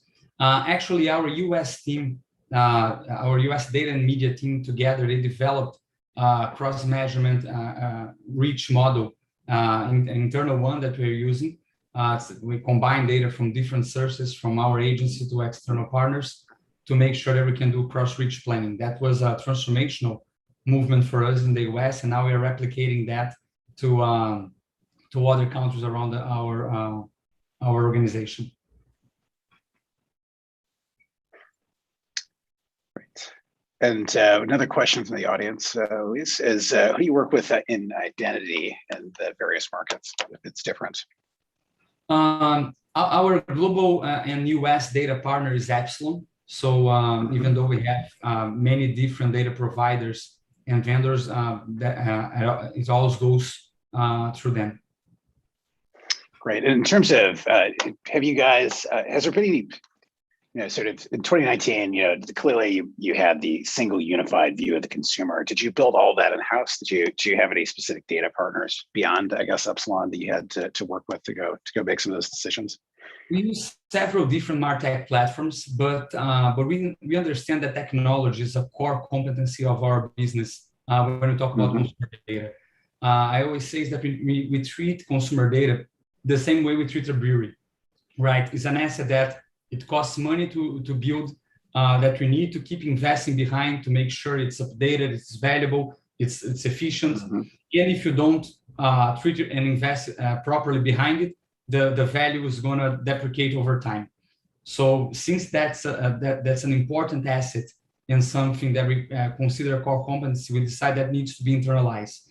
So we have a very strong collaboration with our IT MarTech team, with our analytics team. We work as a single hub where the strategy that we define for the organization is followed through execution, resources, platforms. And that was a very important achievement for us to ensure that we could build that internally. Great, great. In terms of budgets over the last year, have budgets, I guess, increased or decreased for you? Because I know depending on your brand, that there may be a different answer there. And if they've decreased, have you had to do anything, specifically more creative, I guess, to deal with that while still getting results? No, during the peak of COVID on first half of last year, of course, we held a lot of investment, right, to make sure that we were deploying the money on the right way towards the right initiatives. We redeployed a lot of our investment to support communities, to create new platforms for consumers, because imagine on the entertainment side, people that were used to hang out with friends, go to shows, to go to bars and restaurants, they out of the blue were stuck at home, right? So how we could bring entertainment to their homes. So with Brazil, for example, we did more than 700 live streams with musicians. I don't know any company, not even Live Nation probably, that produced more shows than we did in 2020. But of course, that required a lot of redeployment of our investment. So shifting money from media to production, from sponsorship to donation. We built hospitals, we donated face shields, we even converted the alcohol that we extract from our non-alcohol beer production to do hand sanitizer across over 20 countries. So we did a lot of changes within our marketing package last year. This year was I can say that it was around a flat investment from 2019 and very close to what we did in 2020. But of course, last year, what we were measuring, what were our priorities, and even our internal process was a major change. And as our former US CMO, Marcel Marcondes, likes to say, we don't want to go back to normal. We want to go to somewhere better, right? Not only as a society, but also as an organization and as we work at marketing. So there were several big changes on how we work and how we budget. Yeah, it's fantastic. I mean, I think that's a great story about how you adapt to the consumer behavior changes and redeployed your marketing budget accordingly. Sort of like 700 live streams. That's mind-boggling. I'm glad I wasn't involved in producing those. I think I would have maybe had a panic attack trying to do that many. But yeah, that's a fantastic story. We had over 1 billion views on those live streams. That's phenomenal. 90-something% of them, the vast majority came from organic audience. Wow, that's tremendous results. And I guess along those lines, what sort of KPIs do you measure, and beyond just sales? What are the key ones that you're looking at on your team to go measure success? On the data and media teams, there are several KPIs that are mean KPIs, and some of them are end KPIs. Of course, net revenue contribution for media. The output of media ROI is really critical for us, right? We have a very solid internal MMM model that we've been developing and evolving massively since 2018, if I'm not mistaken. It changed from an annual model to a quarterly cycle that took 4 months to taking around 15 days after we have all the data available. Now we are automating our MMM. We built a tool that recommends the ideal allocation by brand, considering seasonality, considering the stage of the brand and stage of the market. Now we're moving this model not only to a monthly model, but also to what we're calling a unified measurement model that also encompasses direct-to-consumer, driving traffic to points of sale that we have around the world. So it was a very sophisticated work that we did by the end to be able to show the incremental net revenue media generates for the business and the ROI, not only per channel, but per format and per specific campaign. That's one thing. And talking more about the mean KPIs, we measured very close what we call media principles. We codified through our analytics team what is the right reach that we should have for each brand on each market and on each region. What is the minimum qualifying weeks on air? So if anyone is familiar to the work that Byron Sharp does, we are very focused on ensuring that the time that we go out of air doesn't hurt sales on the long run, right? That was a major discussion and a major need that we had last year during the peak of COVID, for example. We measure access reach and access frequency within media principles because we validated that reaching above a certain threshold is a waste of money. Your ROI starts to flatten or to go down. Same thing, there's an optimal frequency that we should have, otherwise a waste, or you are not building the message under reaching the audience. We're talking a lot about what we call qualified audiences. So what's the percentage of our media buying that uses first, second, and third party data? And mainly, what is the data value ROI? So what is the difference of the ROI when you use first, second, or third party data? And we're getting more granular and more sophisticated on that. We are measuring consumer records acquisition. So how much data our brands, new consumer records our brands are acquiring, new attributes that we are bringing to the single view of the consumer to make sure we keep enriching and knowing more about who we're talking to. We have some interesting work stream around media attention, which for us is super relevant because it connects to another important KPI for the organization around brand equity, right? But we're getting more sophisticated, but at the same time, we want to make sure that we have very clear KPIs to align across our agencies, our different areas in the organization. And the enablers of those KPIs are more focused on the specialists and the people driving the day-to-day. Makes sense. So two things you said that I want to drill down on, because they're both things that I hear many other advertisers and brands ask me about all the time. I guess the first one is in terms of your work around determining, sort of optimal frequency or minimum frequency to get your message out.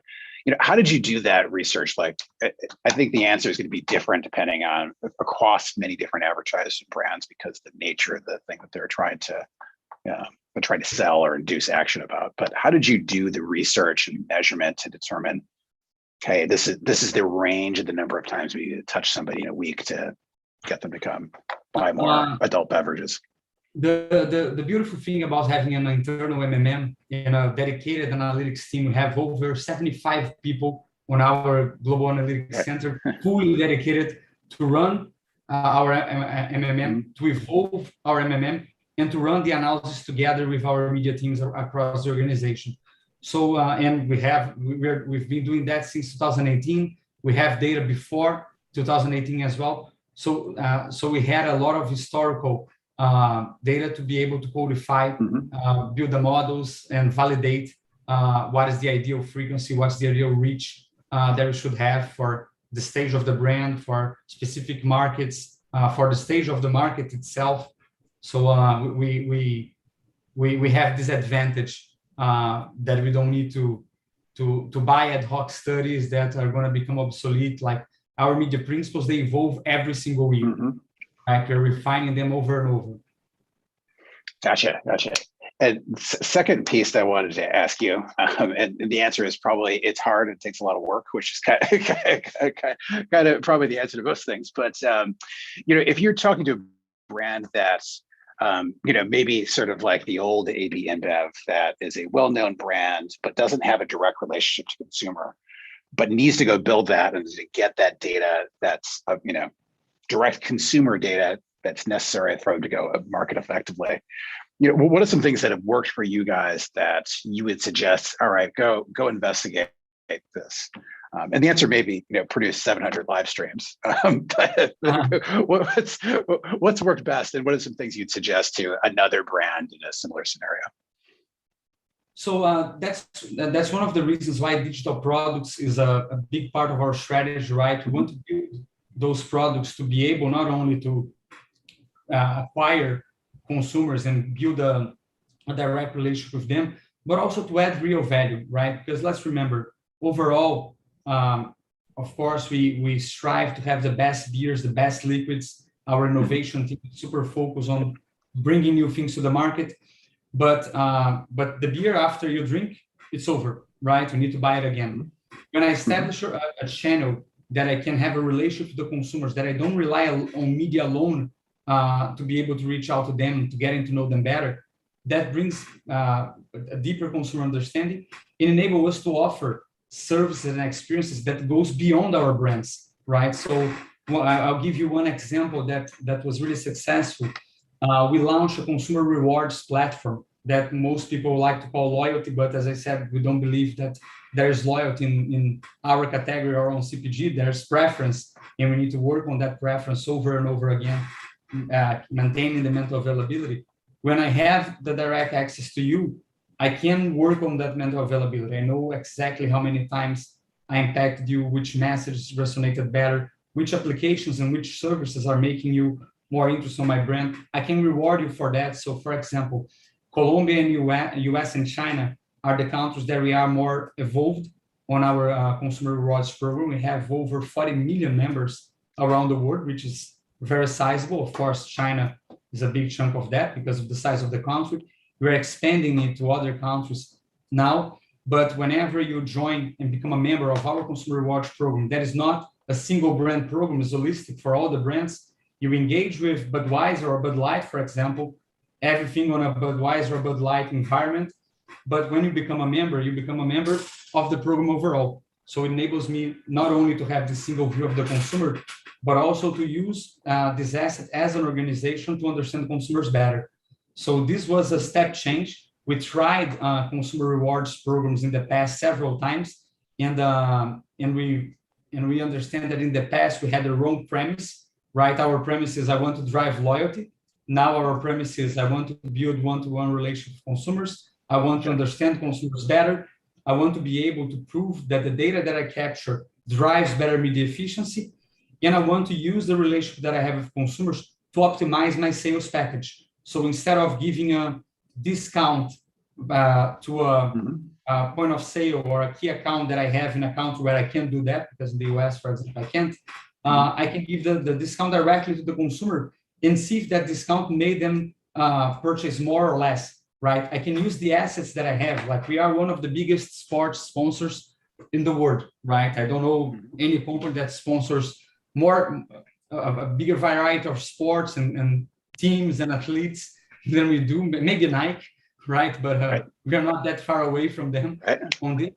And I have tickets for the Super Bowl, for the comeback show of the Madison Square Garden, for the FIFA World Cup.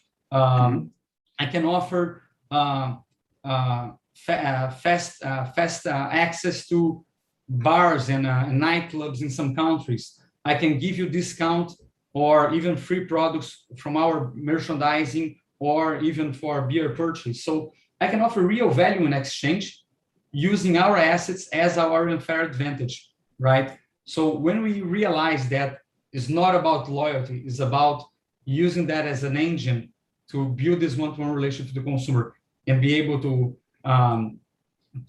augment what we have to several areas, even for supply chain at some point, that was a game changer for us. And nowadays in countries like US and Colombia and China, where we are more advanced, half of the consumer records we capture every year comes from our consumer rewards programs.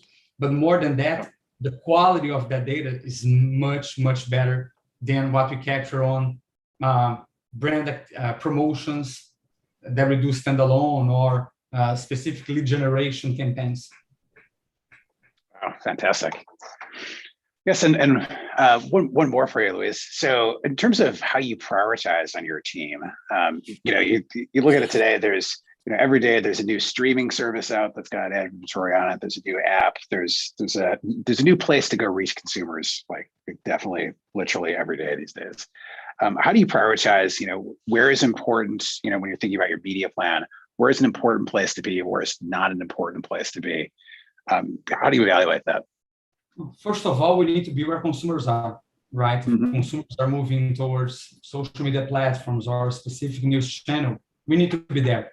Right. Of course, that brings a lot of complexity because you all remember 15 years ago it was quite easy to do a media plan, right? You have pay TV, open TV, out of home, a few relevant channels on digital, the rest was the rest, right? Nowadays, you can be basically anywhere, right? Price of traditional media, even though audience's decline is increasing because of the demand. Inflation is also playing a big role on digital channels. So understanding where consumers are and where we are more efficient in terms of what we bring back to the organization is critical. As I said, ROI is our bread and butter, but as well, we need to look to attention because sometimes what I'm looking for in a specific campaign is not only the optimal ROI. I need to build awareness for a new product launch. And for new product launch, ROI is not my concern. Actually, usually we invest ahead of the revenue to drive trial, penetration, repurchase. So I need to make sure that for those brands, I have the right metrics. So for example, attention, as I said before, is super critical for that because I cannot build a positioning and drive interest on something new if people don't know what I'm talking about. Right. Makes sense. And what's your key way you measure attention? Are you doing brand lift studies? Are you measuring attention directly depending on the medium? What's that look like? still experimenting a lot. Of course, brand lift studies are critical, and we run hundreds around the world, right? For every campaign we have, being together with the platforms as a part of our negotiation with them, being standalone to be able to measure more holistically. We are working, and again, our US team is doing a very interesting work on how to measure and buy towards attention, right? So it's not only the CPM that is going to dictate where I should, where my investment will be performing better, but also the retention on the videos we have, view-through rate, viewability, right? Also, doesn't matter if I buy something nobody watches. Now we have a lot of experiments going on, some very promising ones on the pipeline, but still something that we are working to crack. Awesome, great. I think we have a few minutes left. I don't know if we have any more questions from the audience. If my moderator friends can let me know if we do.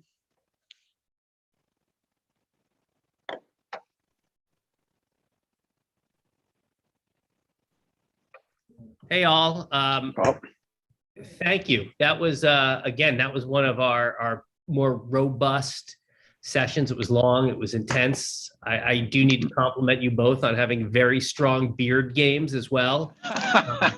Strongest that we've had in the 2 days. So that's great. You know, Luis, the way AB is thinking about that value exchange with consumers, that, yep, we're going to collect data, we're going to take that data from you, but in return, we're going to make sure that data is protected, and we're going to deliver you really meaningful experiences. And it becomes a flywheel, more data, more experiences, and ultimately more bonded customers. You said something at the beginning, I wrote it down, about like choice. And I forgot what you said. You opened your fridge and you compared it to, you know, a relationship. It was very clever, but I didn't quite catch the comment.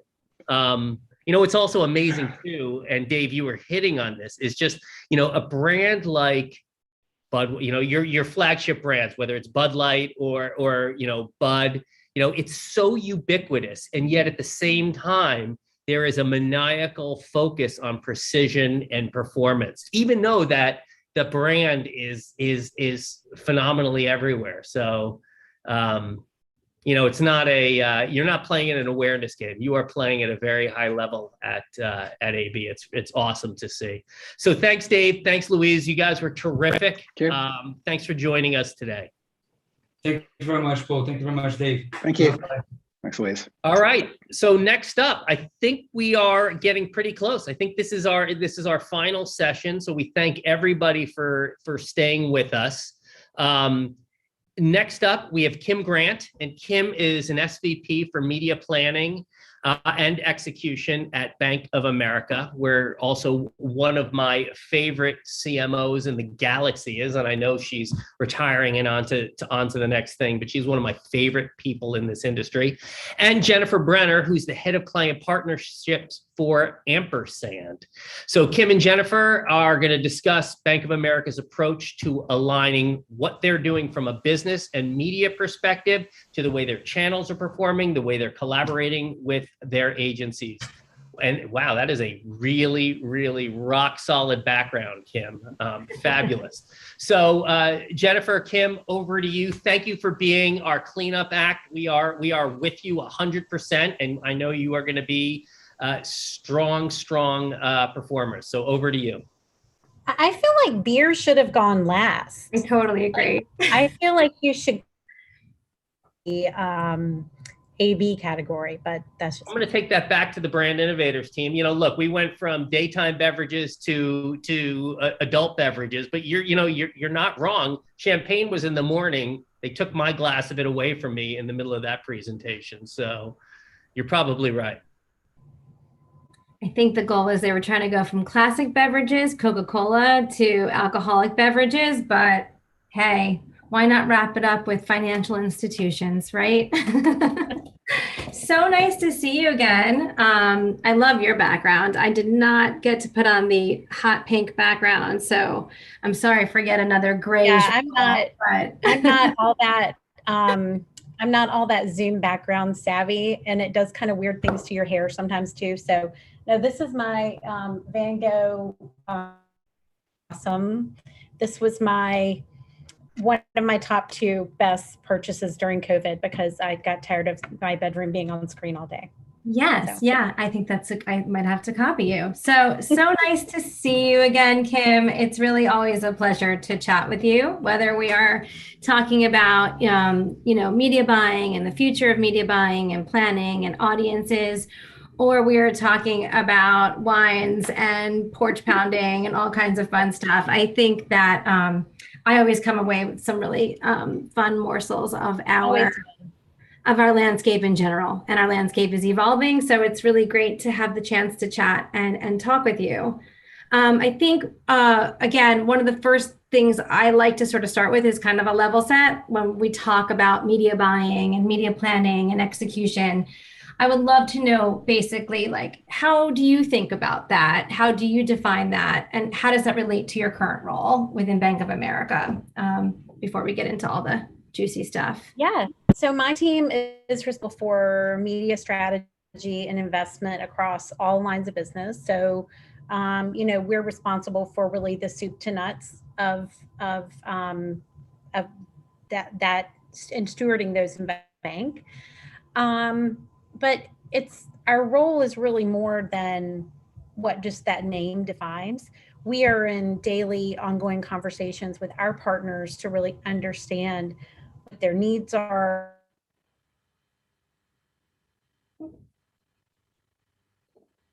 So that when we can really identify what are the right channels,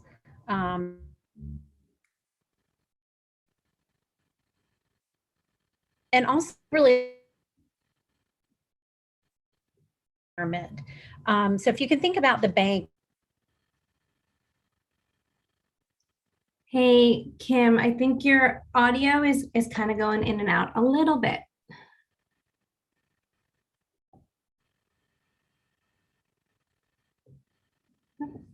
She's frozen. So we are.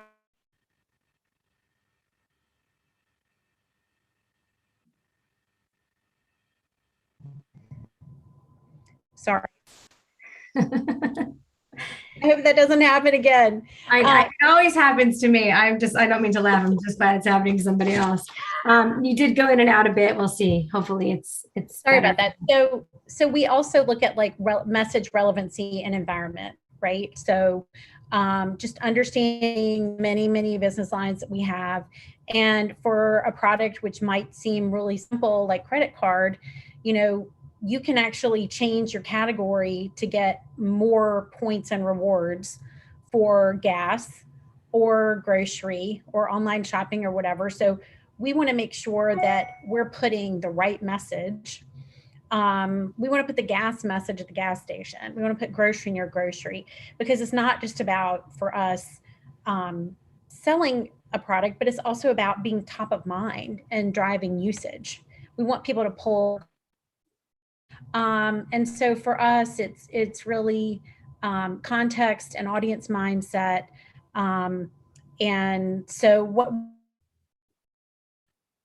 of, media strategy and investment, but it's so much bigger than that. It goes from really audience insights, understanding your consumer, and then really understanding what environment you're going to deliver your message in.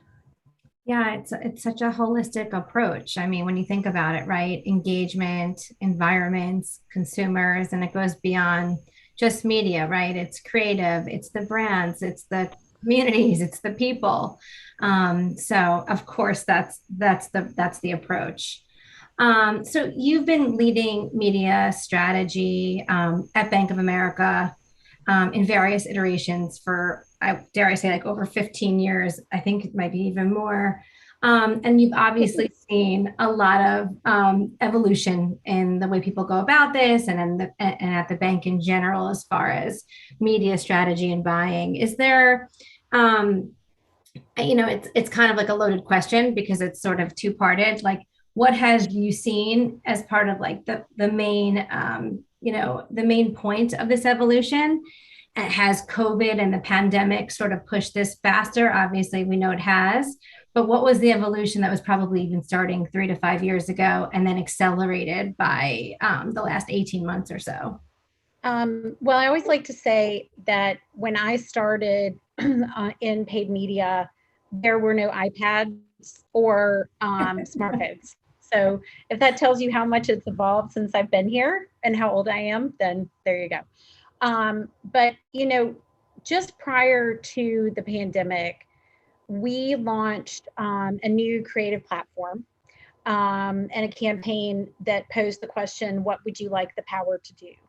And, you know, given everything that we had gone through as a country, as an industry in financial services, and, you know, I mean, you know, 2008 was not that long ago. So we really felt like we were on our front foot, coming out with this really provocative and optimistic question to encourage people to think, you know, what would you like to be able to do? And then that's a leading question into what role can the bank play in that? So we were really excited about this. We come out, we had a spot with our CEO, Brian Moynihan, who had finally agreed to go on air in the TV spot. A beautiful day in the life. We got great.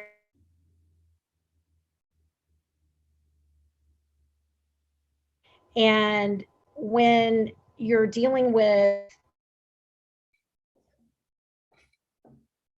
to squash the pandemic, the question, what would you like the power to do, is not really resonant anymore because everybody wants to do something that you can't help them do. So for us, it was a moment of a lot of what role do we play in consumers' lives? So we quickly pivoted to remain safely open. Our action was, you know,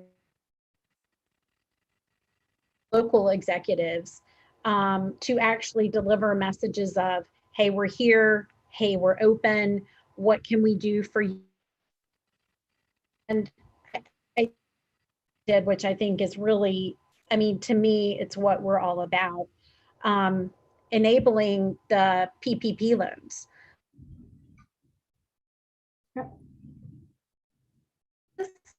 I lost your video, and now I think I lost your audio. Cute.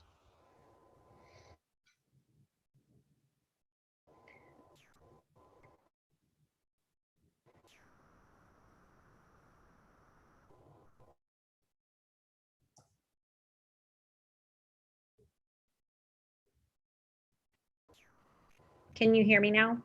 I can hear you. Yeah. It's so strange. It's like you'll be perfectly clear and then it delays a little bit and then I hear every fourth word and then it goes back. Okay. So we're going to move around. Yeah. Now we're getting a tour. We're going to move around and dogs will not be barking. Can you hear me and see me? I can. Perfectly fine. Yeah. Okay. Yeah. Yeah.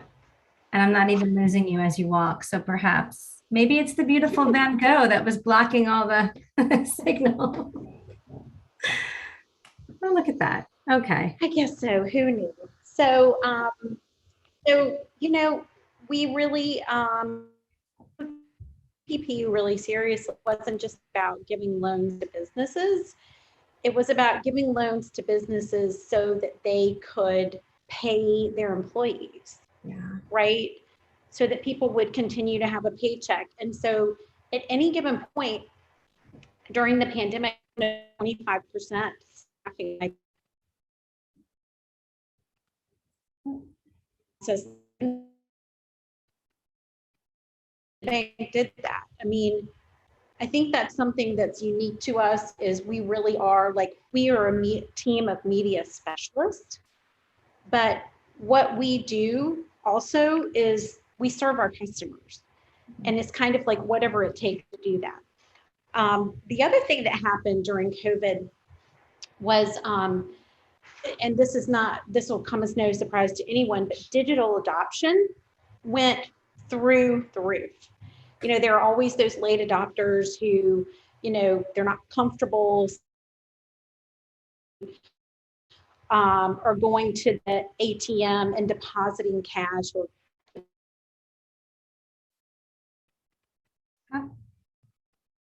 absolutely exploded during the, because, you know, people are more reluctant. No, you're in and out a bit again.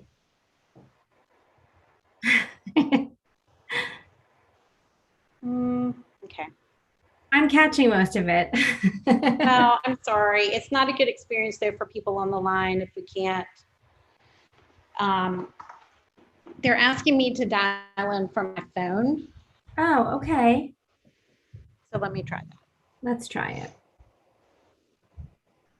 When Kim and I spoke earlier in the week, you were actually in the office, right?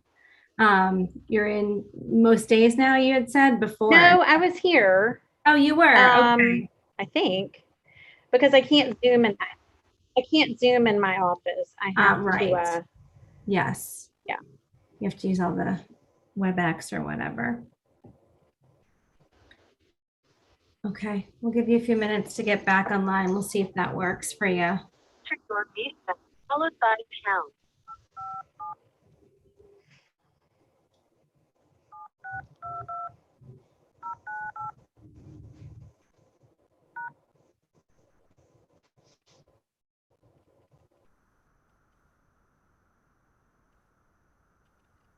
I know, the digitization of everything.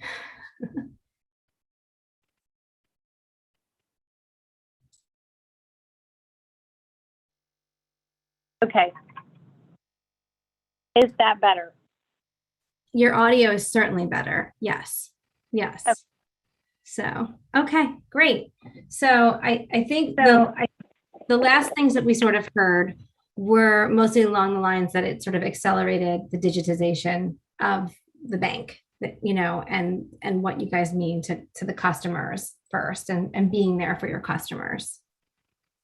Yeah, so I mean, we had all the digital capabilities already. It was a matter of adoption.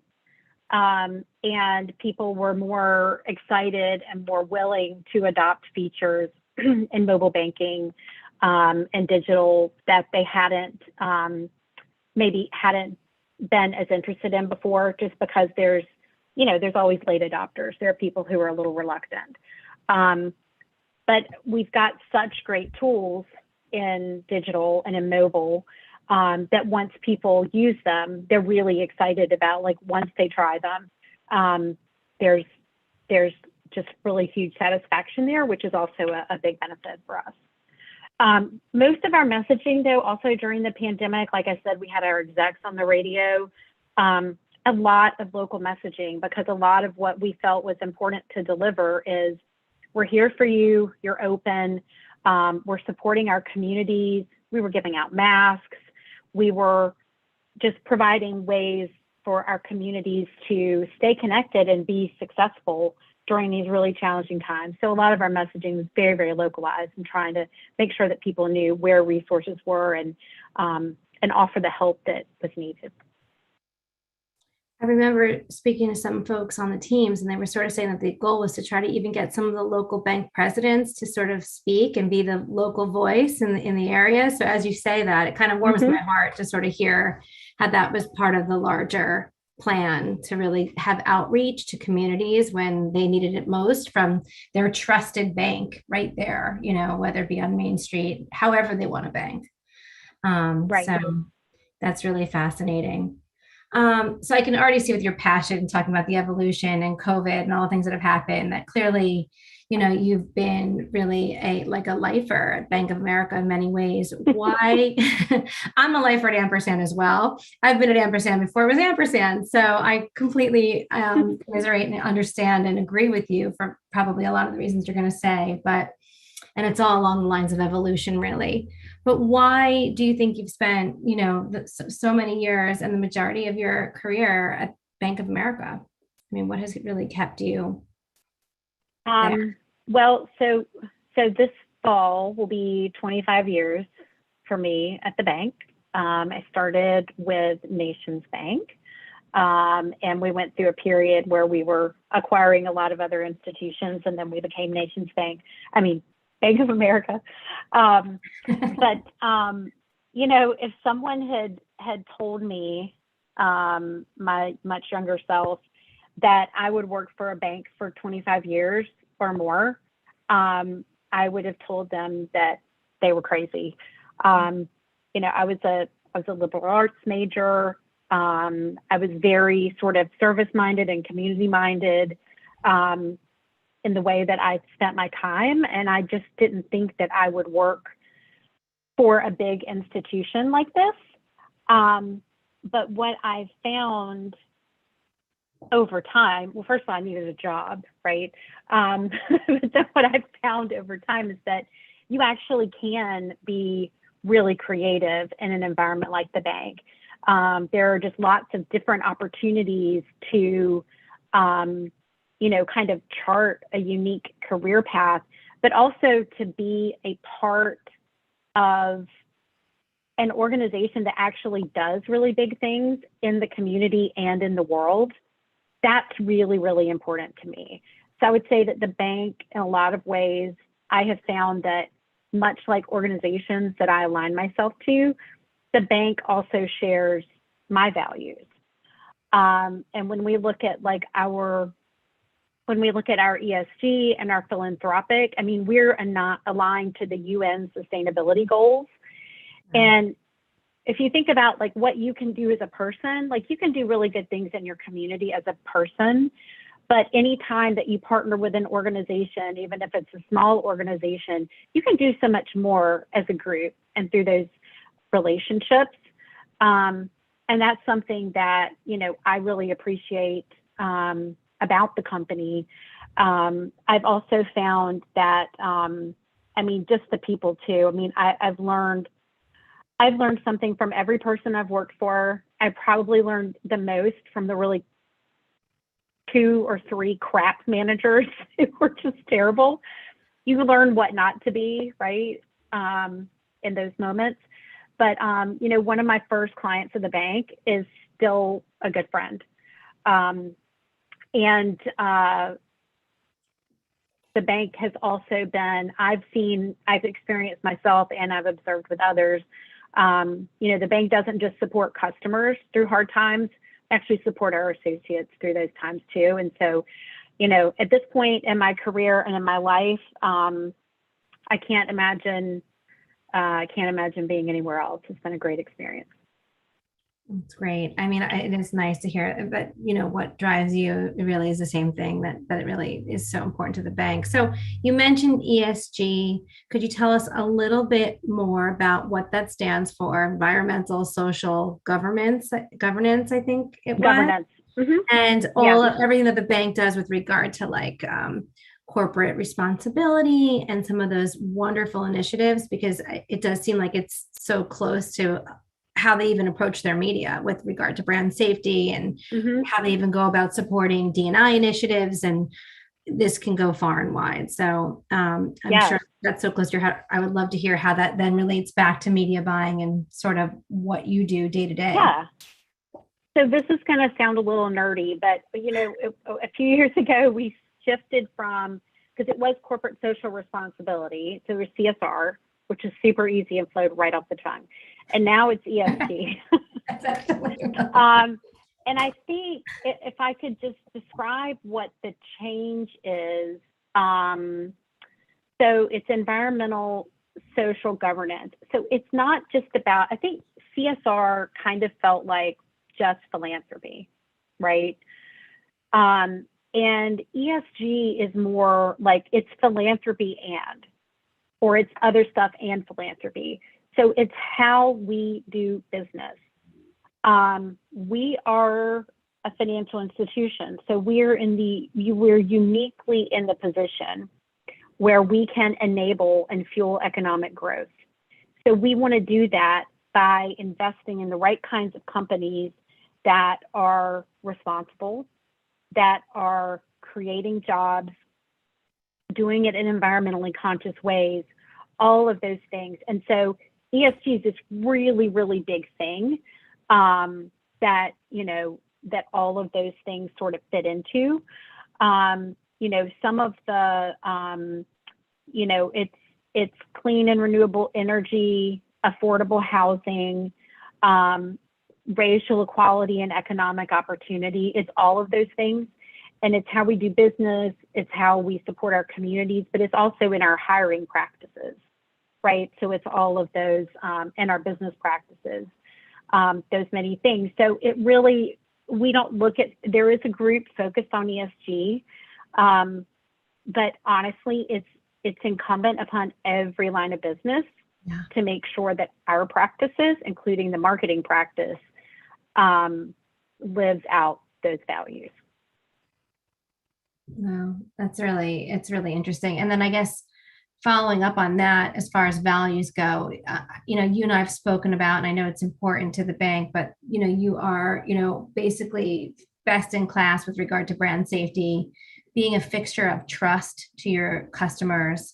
And you've also mentioned the fact that Bank of America has the lowest attrition rate of all of its customer base out of, you know, the competitive set. Could you talk a bit about the first-in-class brand safety and what you attribute the low attrition rate to? Those are two things. We're just awesome. Right. Yeah. I know. Try to say attrition and attribute in the same sentence. It's not easy. Right. So, so brand safety, the prior panelists I heard talking a little bit about like fraud and viewability. And honestly, that's kind of where our brand safety practice started. Yeah. You know, we realized that we were getting a lot of traffic that wasn't really people. And so we started standing up this capability with different partners. We called it Fort Knox. It was like a 3-partner approach to make sure that like our data was secure and our impressions were secure. We were only paying for what was real, and remediation. So if the view wasn't real, we were not going to pay for it. So that's where we started. And, you know, simultaneous to that was like back in the old day where, I guess, does everybody remember the TV screeners? Where like every week you would see what was going to be on Grey's Anatomy, and was it violence against a child? Well, we don't want to be in that episode. So, you know, so it was very rudimentary. And then we're standing up this really sophisticated capability. And you know, there was a time when that was enough, but now there's just so much digital and video content. So we've taken it a step farther or further to make sure, because there's so many places to get your brand right, but now there are equally as many to get it wrong, right? And you don't want to have that negative experience of being up against that wrong content. News we consider to be a really important environment. And in the last couple of years, as we've all seen the numbers, I mean, people are watching cable news like crazy. But so it's an important environment to reach your consumer, but at the same time, not all those environments are right for you know, a serious brand. And so we stood up a capability, which I'm so proud of, with a trusted news marketplace, where we identified and we continue to monitor and reevaluate constantly what environments are actually news. A lot of places call themselves news, but there's a lot of opinion, even entertainment. Can you hear my daughter singing? No. Oh, never mind. She's loud to me. So, you know, we just want to stay out of environments that are really divisive. And these tools have allowed us to do that. They've allowed us to feel confident that, you know, and it's not just at a sort of a publisher level, it's even down at a programming level. What are the environments where we can see our brand and we feel confident that the content is going to be the right place where we would want to have ourselves seen. So it's an evolution. We're constantly improving that and expanding it to make sure that we're providing those brand safe environments for our message. Wow. And it's just basically this ongoing task force that really kind of digs in and makes sure that the environment is something that you would be willing to be aligned with. That's interesting. And I there's imagine it's automation. a massive undertaking. Yeah, I mean, there's automation, but there's also a lot of hands-on people involvement, you know, because not everything, you know, a spreadsheet can't tell you everything. So. No, not at all. I'm going to pivot a little bit to basically when you're thinking about media, what your business goals are and what your marketing goals when you're going to plan. Like, you know, maybe perhaps you're planning for 2022. What are some of your main business goals in your media buying plans?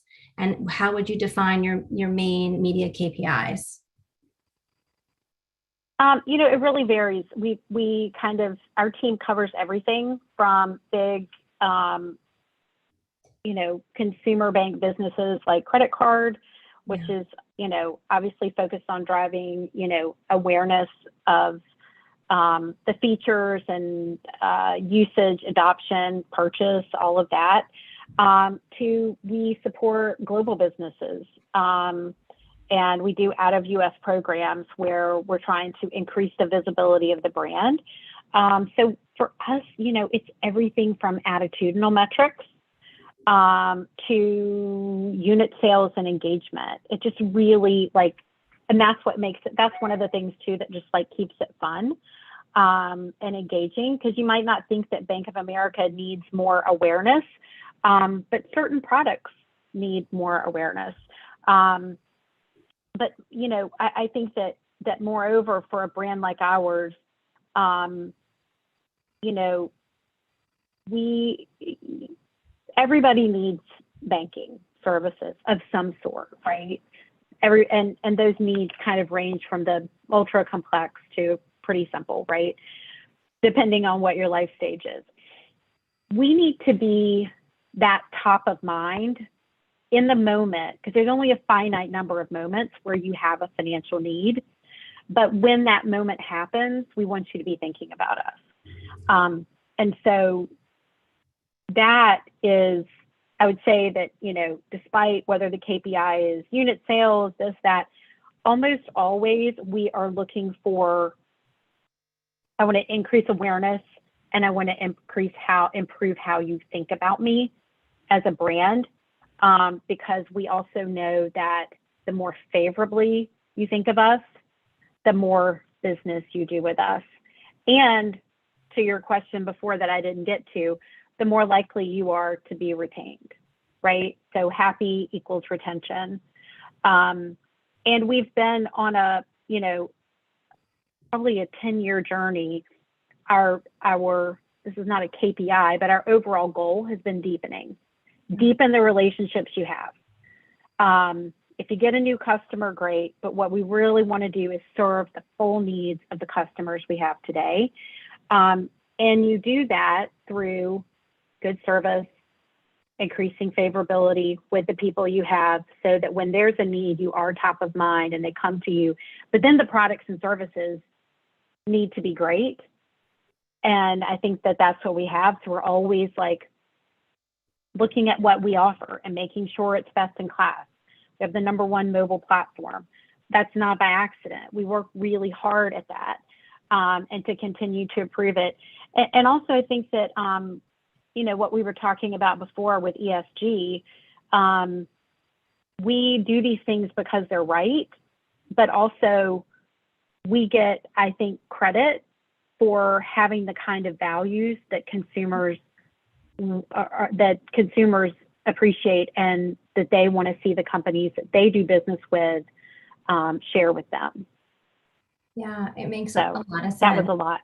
No, well, I deserve that because I keep asking you these like two-tiered questions. So it's really great. But that is really wonderful, because when you think about a banking institution and the fact that that relationship is built on trust, right? And where does the trust come from? The trust comes from the value system. And it does come down to, okay, it's your trusted bank. I love Erica. I'm a Bank of America customer myself, right? But it's always good Thank you. Yeah, sure. It's always good to know all of the products and services so that that your current customers are aware of what's out there, and to engage with them in a way that they are not only becoming aware, but they also understand in the what the product is, so that, you know, best in class, or making sure things are clear and that it's at the right time and in the right place, is complex. And there's always new products and services being launched, right? So it is probably a full-time sort of effort to really be messaging to your current customer base. And it's probably difficult to, and a different tactic at times to think about those who aren't current customers. So it's really, really interesting. That leads to my next question. I'm only going to ask you one at a time, but this one's about audiences. And when you go to think about media, do you plan based on audiences? We do.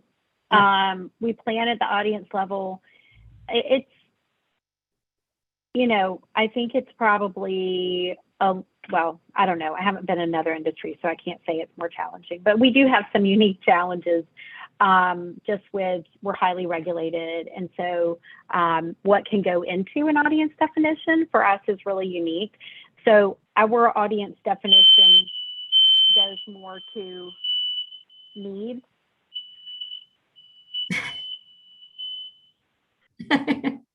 Just another.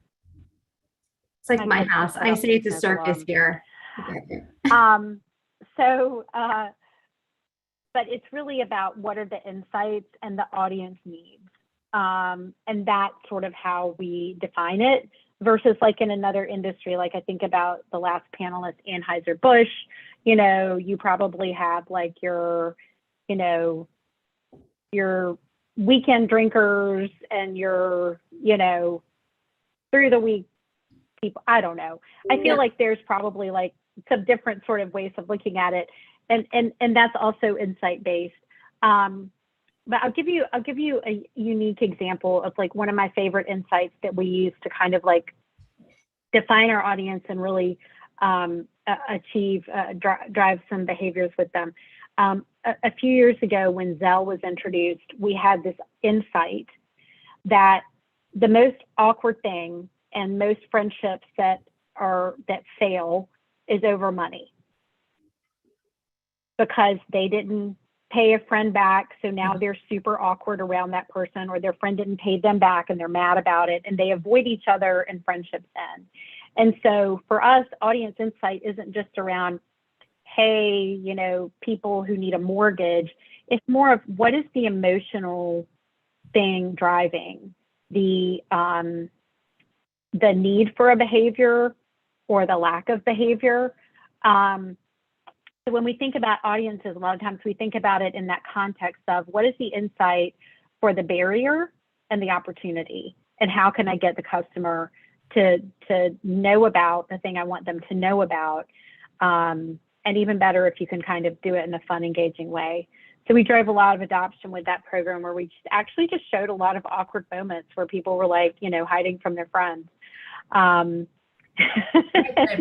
resonated with them, right? It was, and how it caught people's attention, because it is true when you go down to the heart of it about relationships. And again, banking is a very personalized and kind of emotionally driven sort of a thing. So it makes a ton of sense to hit on that, you know, that emotion for sure. With regard to something like that and a message like that, where you showed all these clips of, you know, maybe friends who owe friends money, or friends who haven't spoken to people because they didn't pay them back, or what have you. I'm sure you looked into different media channels in order to sort of share that content. What are the media channels you like to use, or that perform the best for you in general, whether it be, you know, awareness over new products and services, or maybe message to a current customer about, you know, something like what you were just sort of talking about with this, you know, sort of close to the heart, kind of help pay a friend back kind of a thing? Yeah, I mean, it really depends on what the objective is. I mean, we have improved our suite of measurement tools to really help us better understand, like, what is a channel's superpower? What is it really good at driving? So, and ones that, you know, are not so good at a particular thing, so I don't even need them in the mix because they just can't drive on their own. And that is like so exciting for me because, I mean, even like, you know, I think about like 10 years ago, you know, we could see what a campaign could do as a whole. Now you can really isolate at the channel level and understand what you should turn on and dial up and what's performing well. So that is, that's really exciting for me. I'm not going to reveal the channel because it changes based on what it is. No, but it's really interesting about the measurement, the fact that, you know, that in-house you guys have really focused on measurement tools and that you work so closely across those teams together to sort of, you know, make everything kind of data driven so that you understand what the channels have historically done and can do, relating back to audiences and business outcomes. I cannot do my job without my measurement and analytics partners. Aside from my own team and my media team at Group Connect, I spend the most time with my analytics partners of anyone else in and outside the bank, because they help inform us and help us make really good decisions. And honestly, I feel like sometimes it's almost like a united front for like, hey, business, here's what we need to do. We have the data, we have the audience insights, we're going to pull this all together. And we're not going to just plan and execute this. We're actually going to help you decide what your objectives should be based on what we have learned the outcomes can possibly be for you. And you work on that together, which is great. You sort of craft those objectives together based on data. With regard to your agency, you know, Ampersand historically has worked very closely with your teams to help drive favorability, which are some things you talked about across our addressable TV footprint. And we've also worked very closely with Digitas and your Group Connect team, who are fabulous, to sort of, to sort of help you reach your objective and stay closely aligned on how we get there together. Other than things like that example, how do you work closely with your agency and your data team to sort of drive, you know, your objectives and your marketing goals and everything, you know, and aligned? What sort of things do you lean on the agency to do best for you? Well, I mean, my team at the bank is pretty small. There are 10 of us, and we cover this whole big organization. And so, I mean, our team at Group Connect, I mean, they're the best in the business. I mean, I can't say enough good things about them. If somebody ever comes in and they're like, your agency, I'm like, that's my family. They'll be talking about my family. And we really do, like, we view ourselves as one team. And I really have, you know, I try to encourage that across my team and in my relationships with the Group Connect team, and then all of us to really, you know, it's not an us and them, it's only an us. And we really can't be successful without one another. And that's just how, you know, that's how I view it. And that goes for, you know, that goes for every aspect of the agency team, not just the media buying, but, you know, the strat planners, the operations team, I mean, everyone who works over there. So they're just great. We treat each other with respect and we treat each other like we're one team. And, you know, I think it makes it, that's why I think we have the longevity on our team at Group Connect, is because we're a demanding client. We're not an easy client. You know, I think that we just have an environment of, you know, mutual respect and camaraderie that it works. Yeah. I love what you just said about the operations too. I think that, you know, all the folks don't get enough credit, and it takes a village these days to have things run smoothly. specifically for a brand that holds brand safety and environments so high in regard, and at the center of everything. So I would imagine that you are a demanding client, but that the fact that your goals are aligned and that there's great communication, I'm sure that makes for a wonderful team across the board. So I think we're coming close to time. I don't know if we have any additional questions. I'm going to look and see if I see any, but I don't. People have probably jumped over to their Anheuser-Busch hour. Yeah, they're porch pounding, right? You're either a weekend drinker or a daily porch pounder. You're one or the other. There you go. There goes the previous conversation. But it is, it's great to sort of hear how you stay true to the bank's important values and how you've been able to sort of evolve with those values and with the products and services and with the landscape that we all live in today with audiences. So I think that it's really great to chat with you and sort of hear how everybody works together on those things. So I'll come back in. Jennifer, I want to say you are a consummate pro, and you were you held your own. And Kim, listen, when you don't have like a killer audio experience, you see what happens, and that's Odyssey talking right there. I will say on this chat, Kim, you were the only person I heard in 2 days talking about career with a purpose, not brand with a purpose, not our company mission, but having a career with a purpose. And, it was really inspiring to hear that. I've talked with Meredith about that. I've heard Meredith talk about that. So that's awesome. I hope that you continue to pursue your career with that kind of North Star. So awesome. Thank you, Kim. Thank you. I'm fortunate Jennifer. to have the opportunity. You absolutely are. And thank you everyone for staying with us. I know we had some technical difficulties. It's 4:20. Jennifer, you know what that means. At 4:20, it's time to get back to work. That's what it means at 4:20. All right, that's right. I do want to say thank you to you both. I want to say thank you to all of our speakers and moderators, and of course, all of you who spent time with us today with Brand Innovators. We had a lot of great stories. We heard a lot of great insights, and hopefully we all leave today a little bit smarter. And now, Jennifer and Kim, you're still here on with me. So I'll tell you what I learned to see if you want to add anything here at the end. But I learned a bunch of things. Data is critical, but so is privacy. How you balance between the two and still deliver highly personalized experiences is key. At the same time, content is queen, right? Content. Great content still matters. Being nimble and being agile, not just about messaging and navigating societal issues, but navigating things, the fundamentals of supply and demand, emerging channels, new competitors. We're all under fierce cost pressure. So being nimble is key.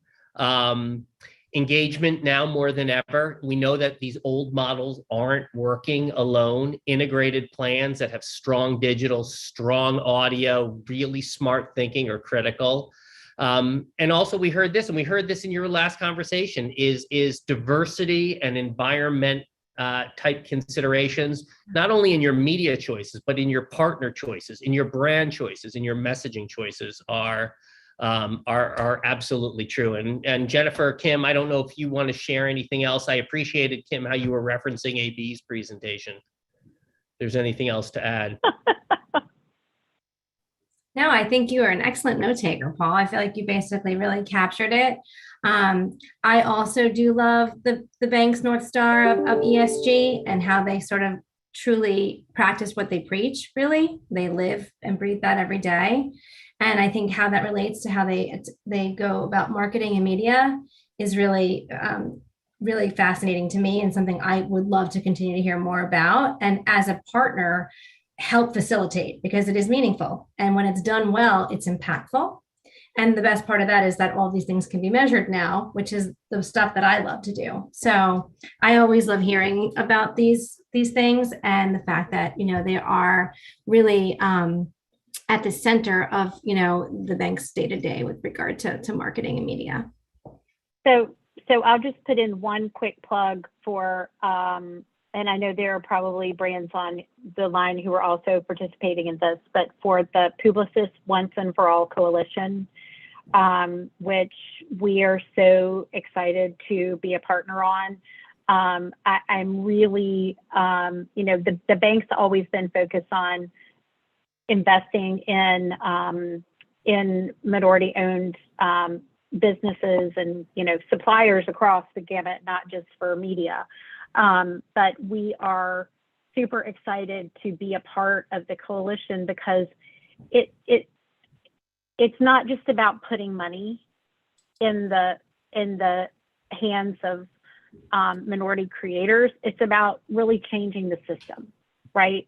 And making it more possible for these creators, publishers, to get measured, to have the sort of visibility and access to get support and brand dollars. So we're really excited about that, and what we're going to be able to do in partnership with, you know, with other brands and other media companies. So it's awesome. I mean, you're setting the pace for the rest of us. So that is awesome. So thank you. I think that's it. Be sure to visit brand-innovators.com for a recording of this, more information of upcoming programming. Jennifer, Kim, everybody, thank you. Thank you, Brand Innovators, for letting me be part of the day. And I hope everybody has a wonderful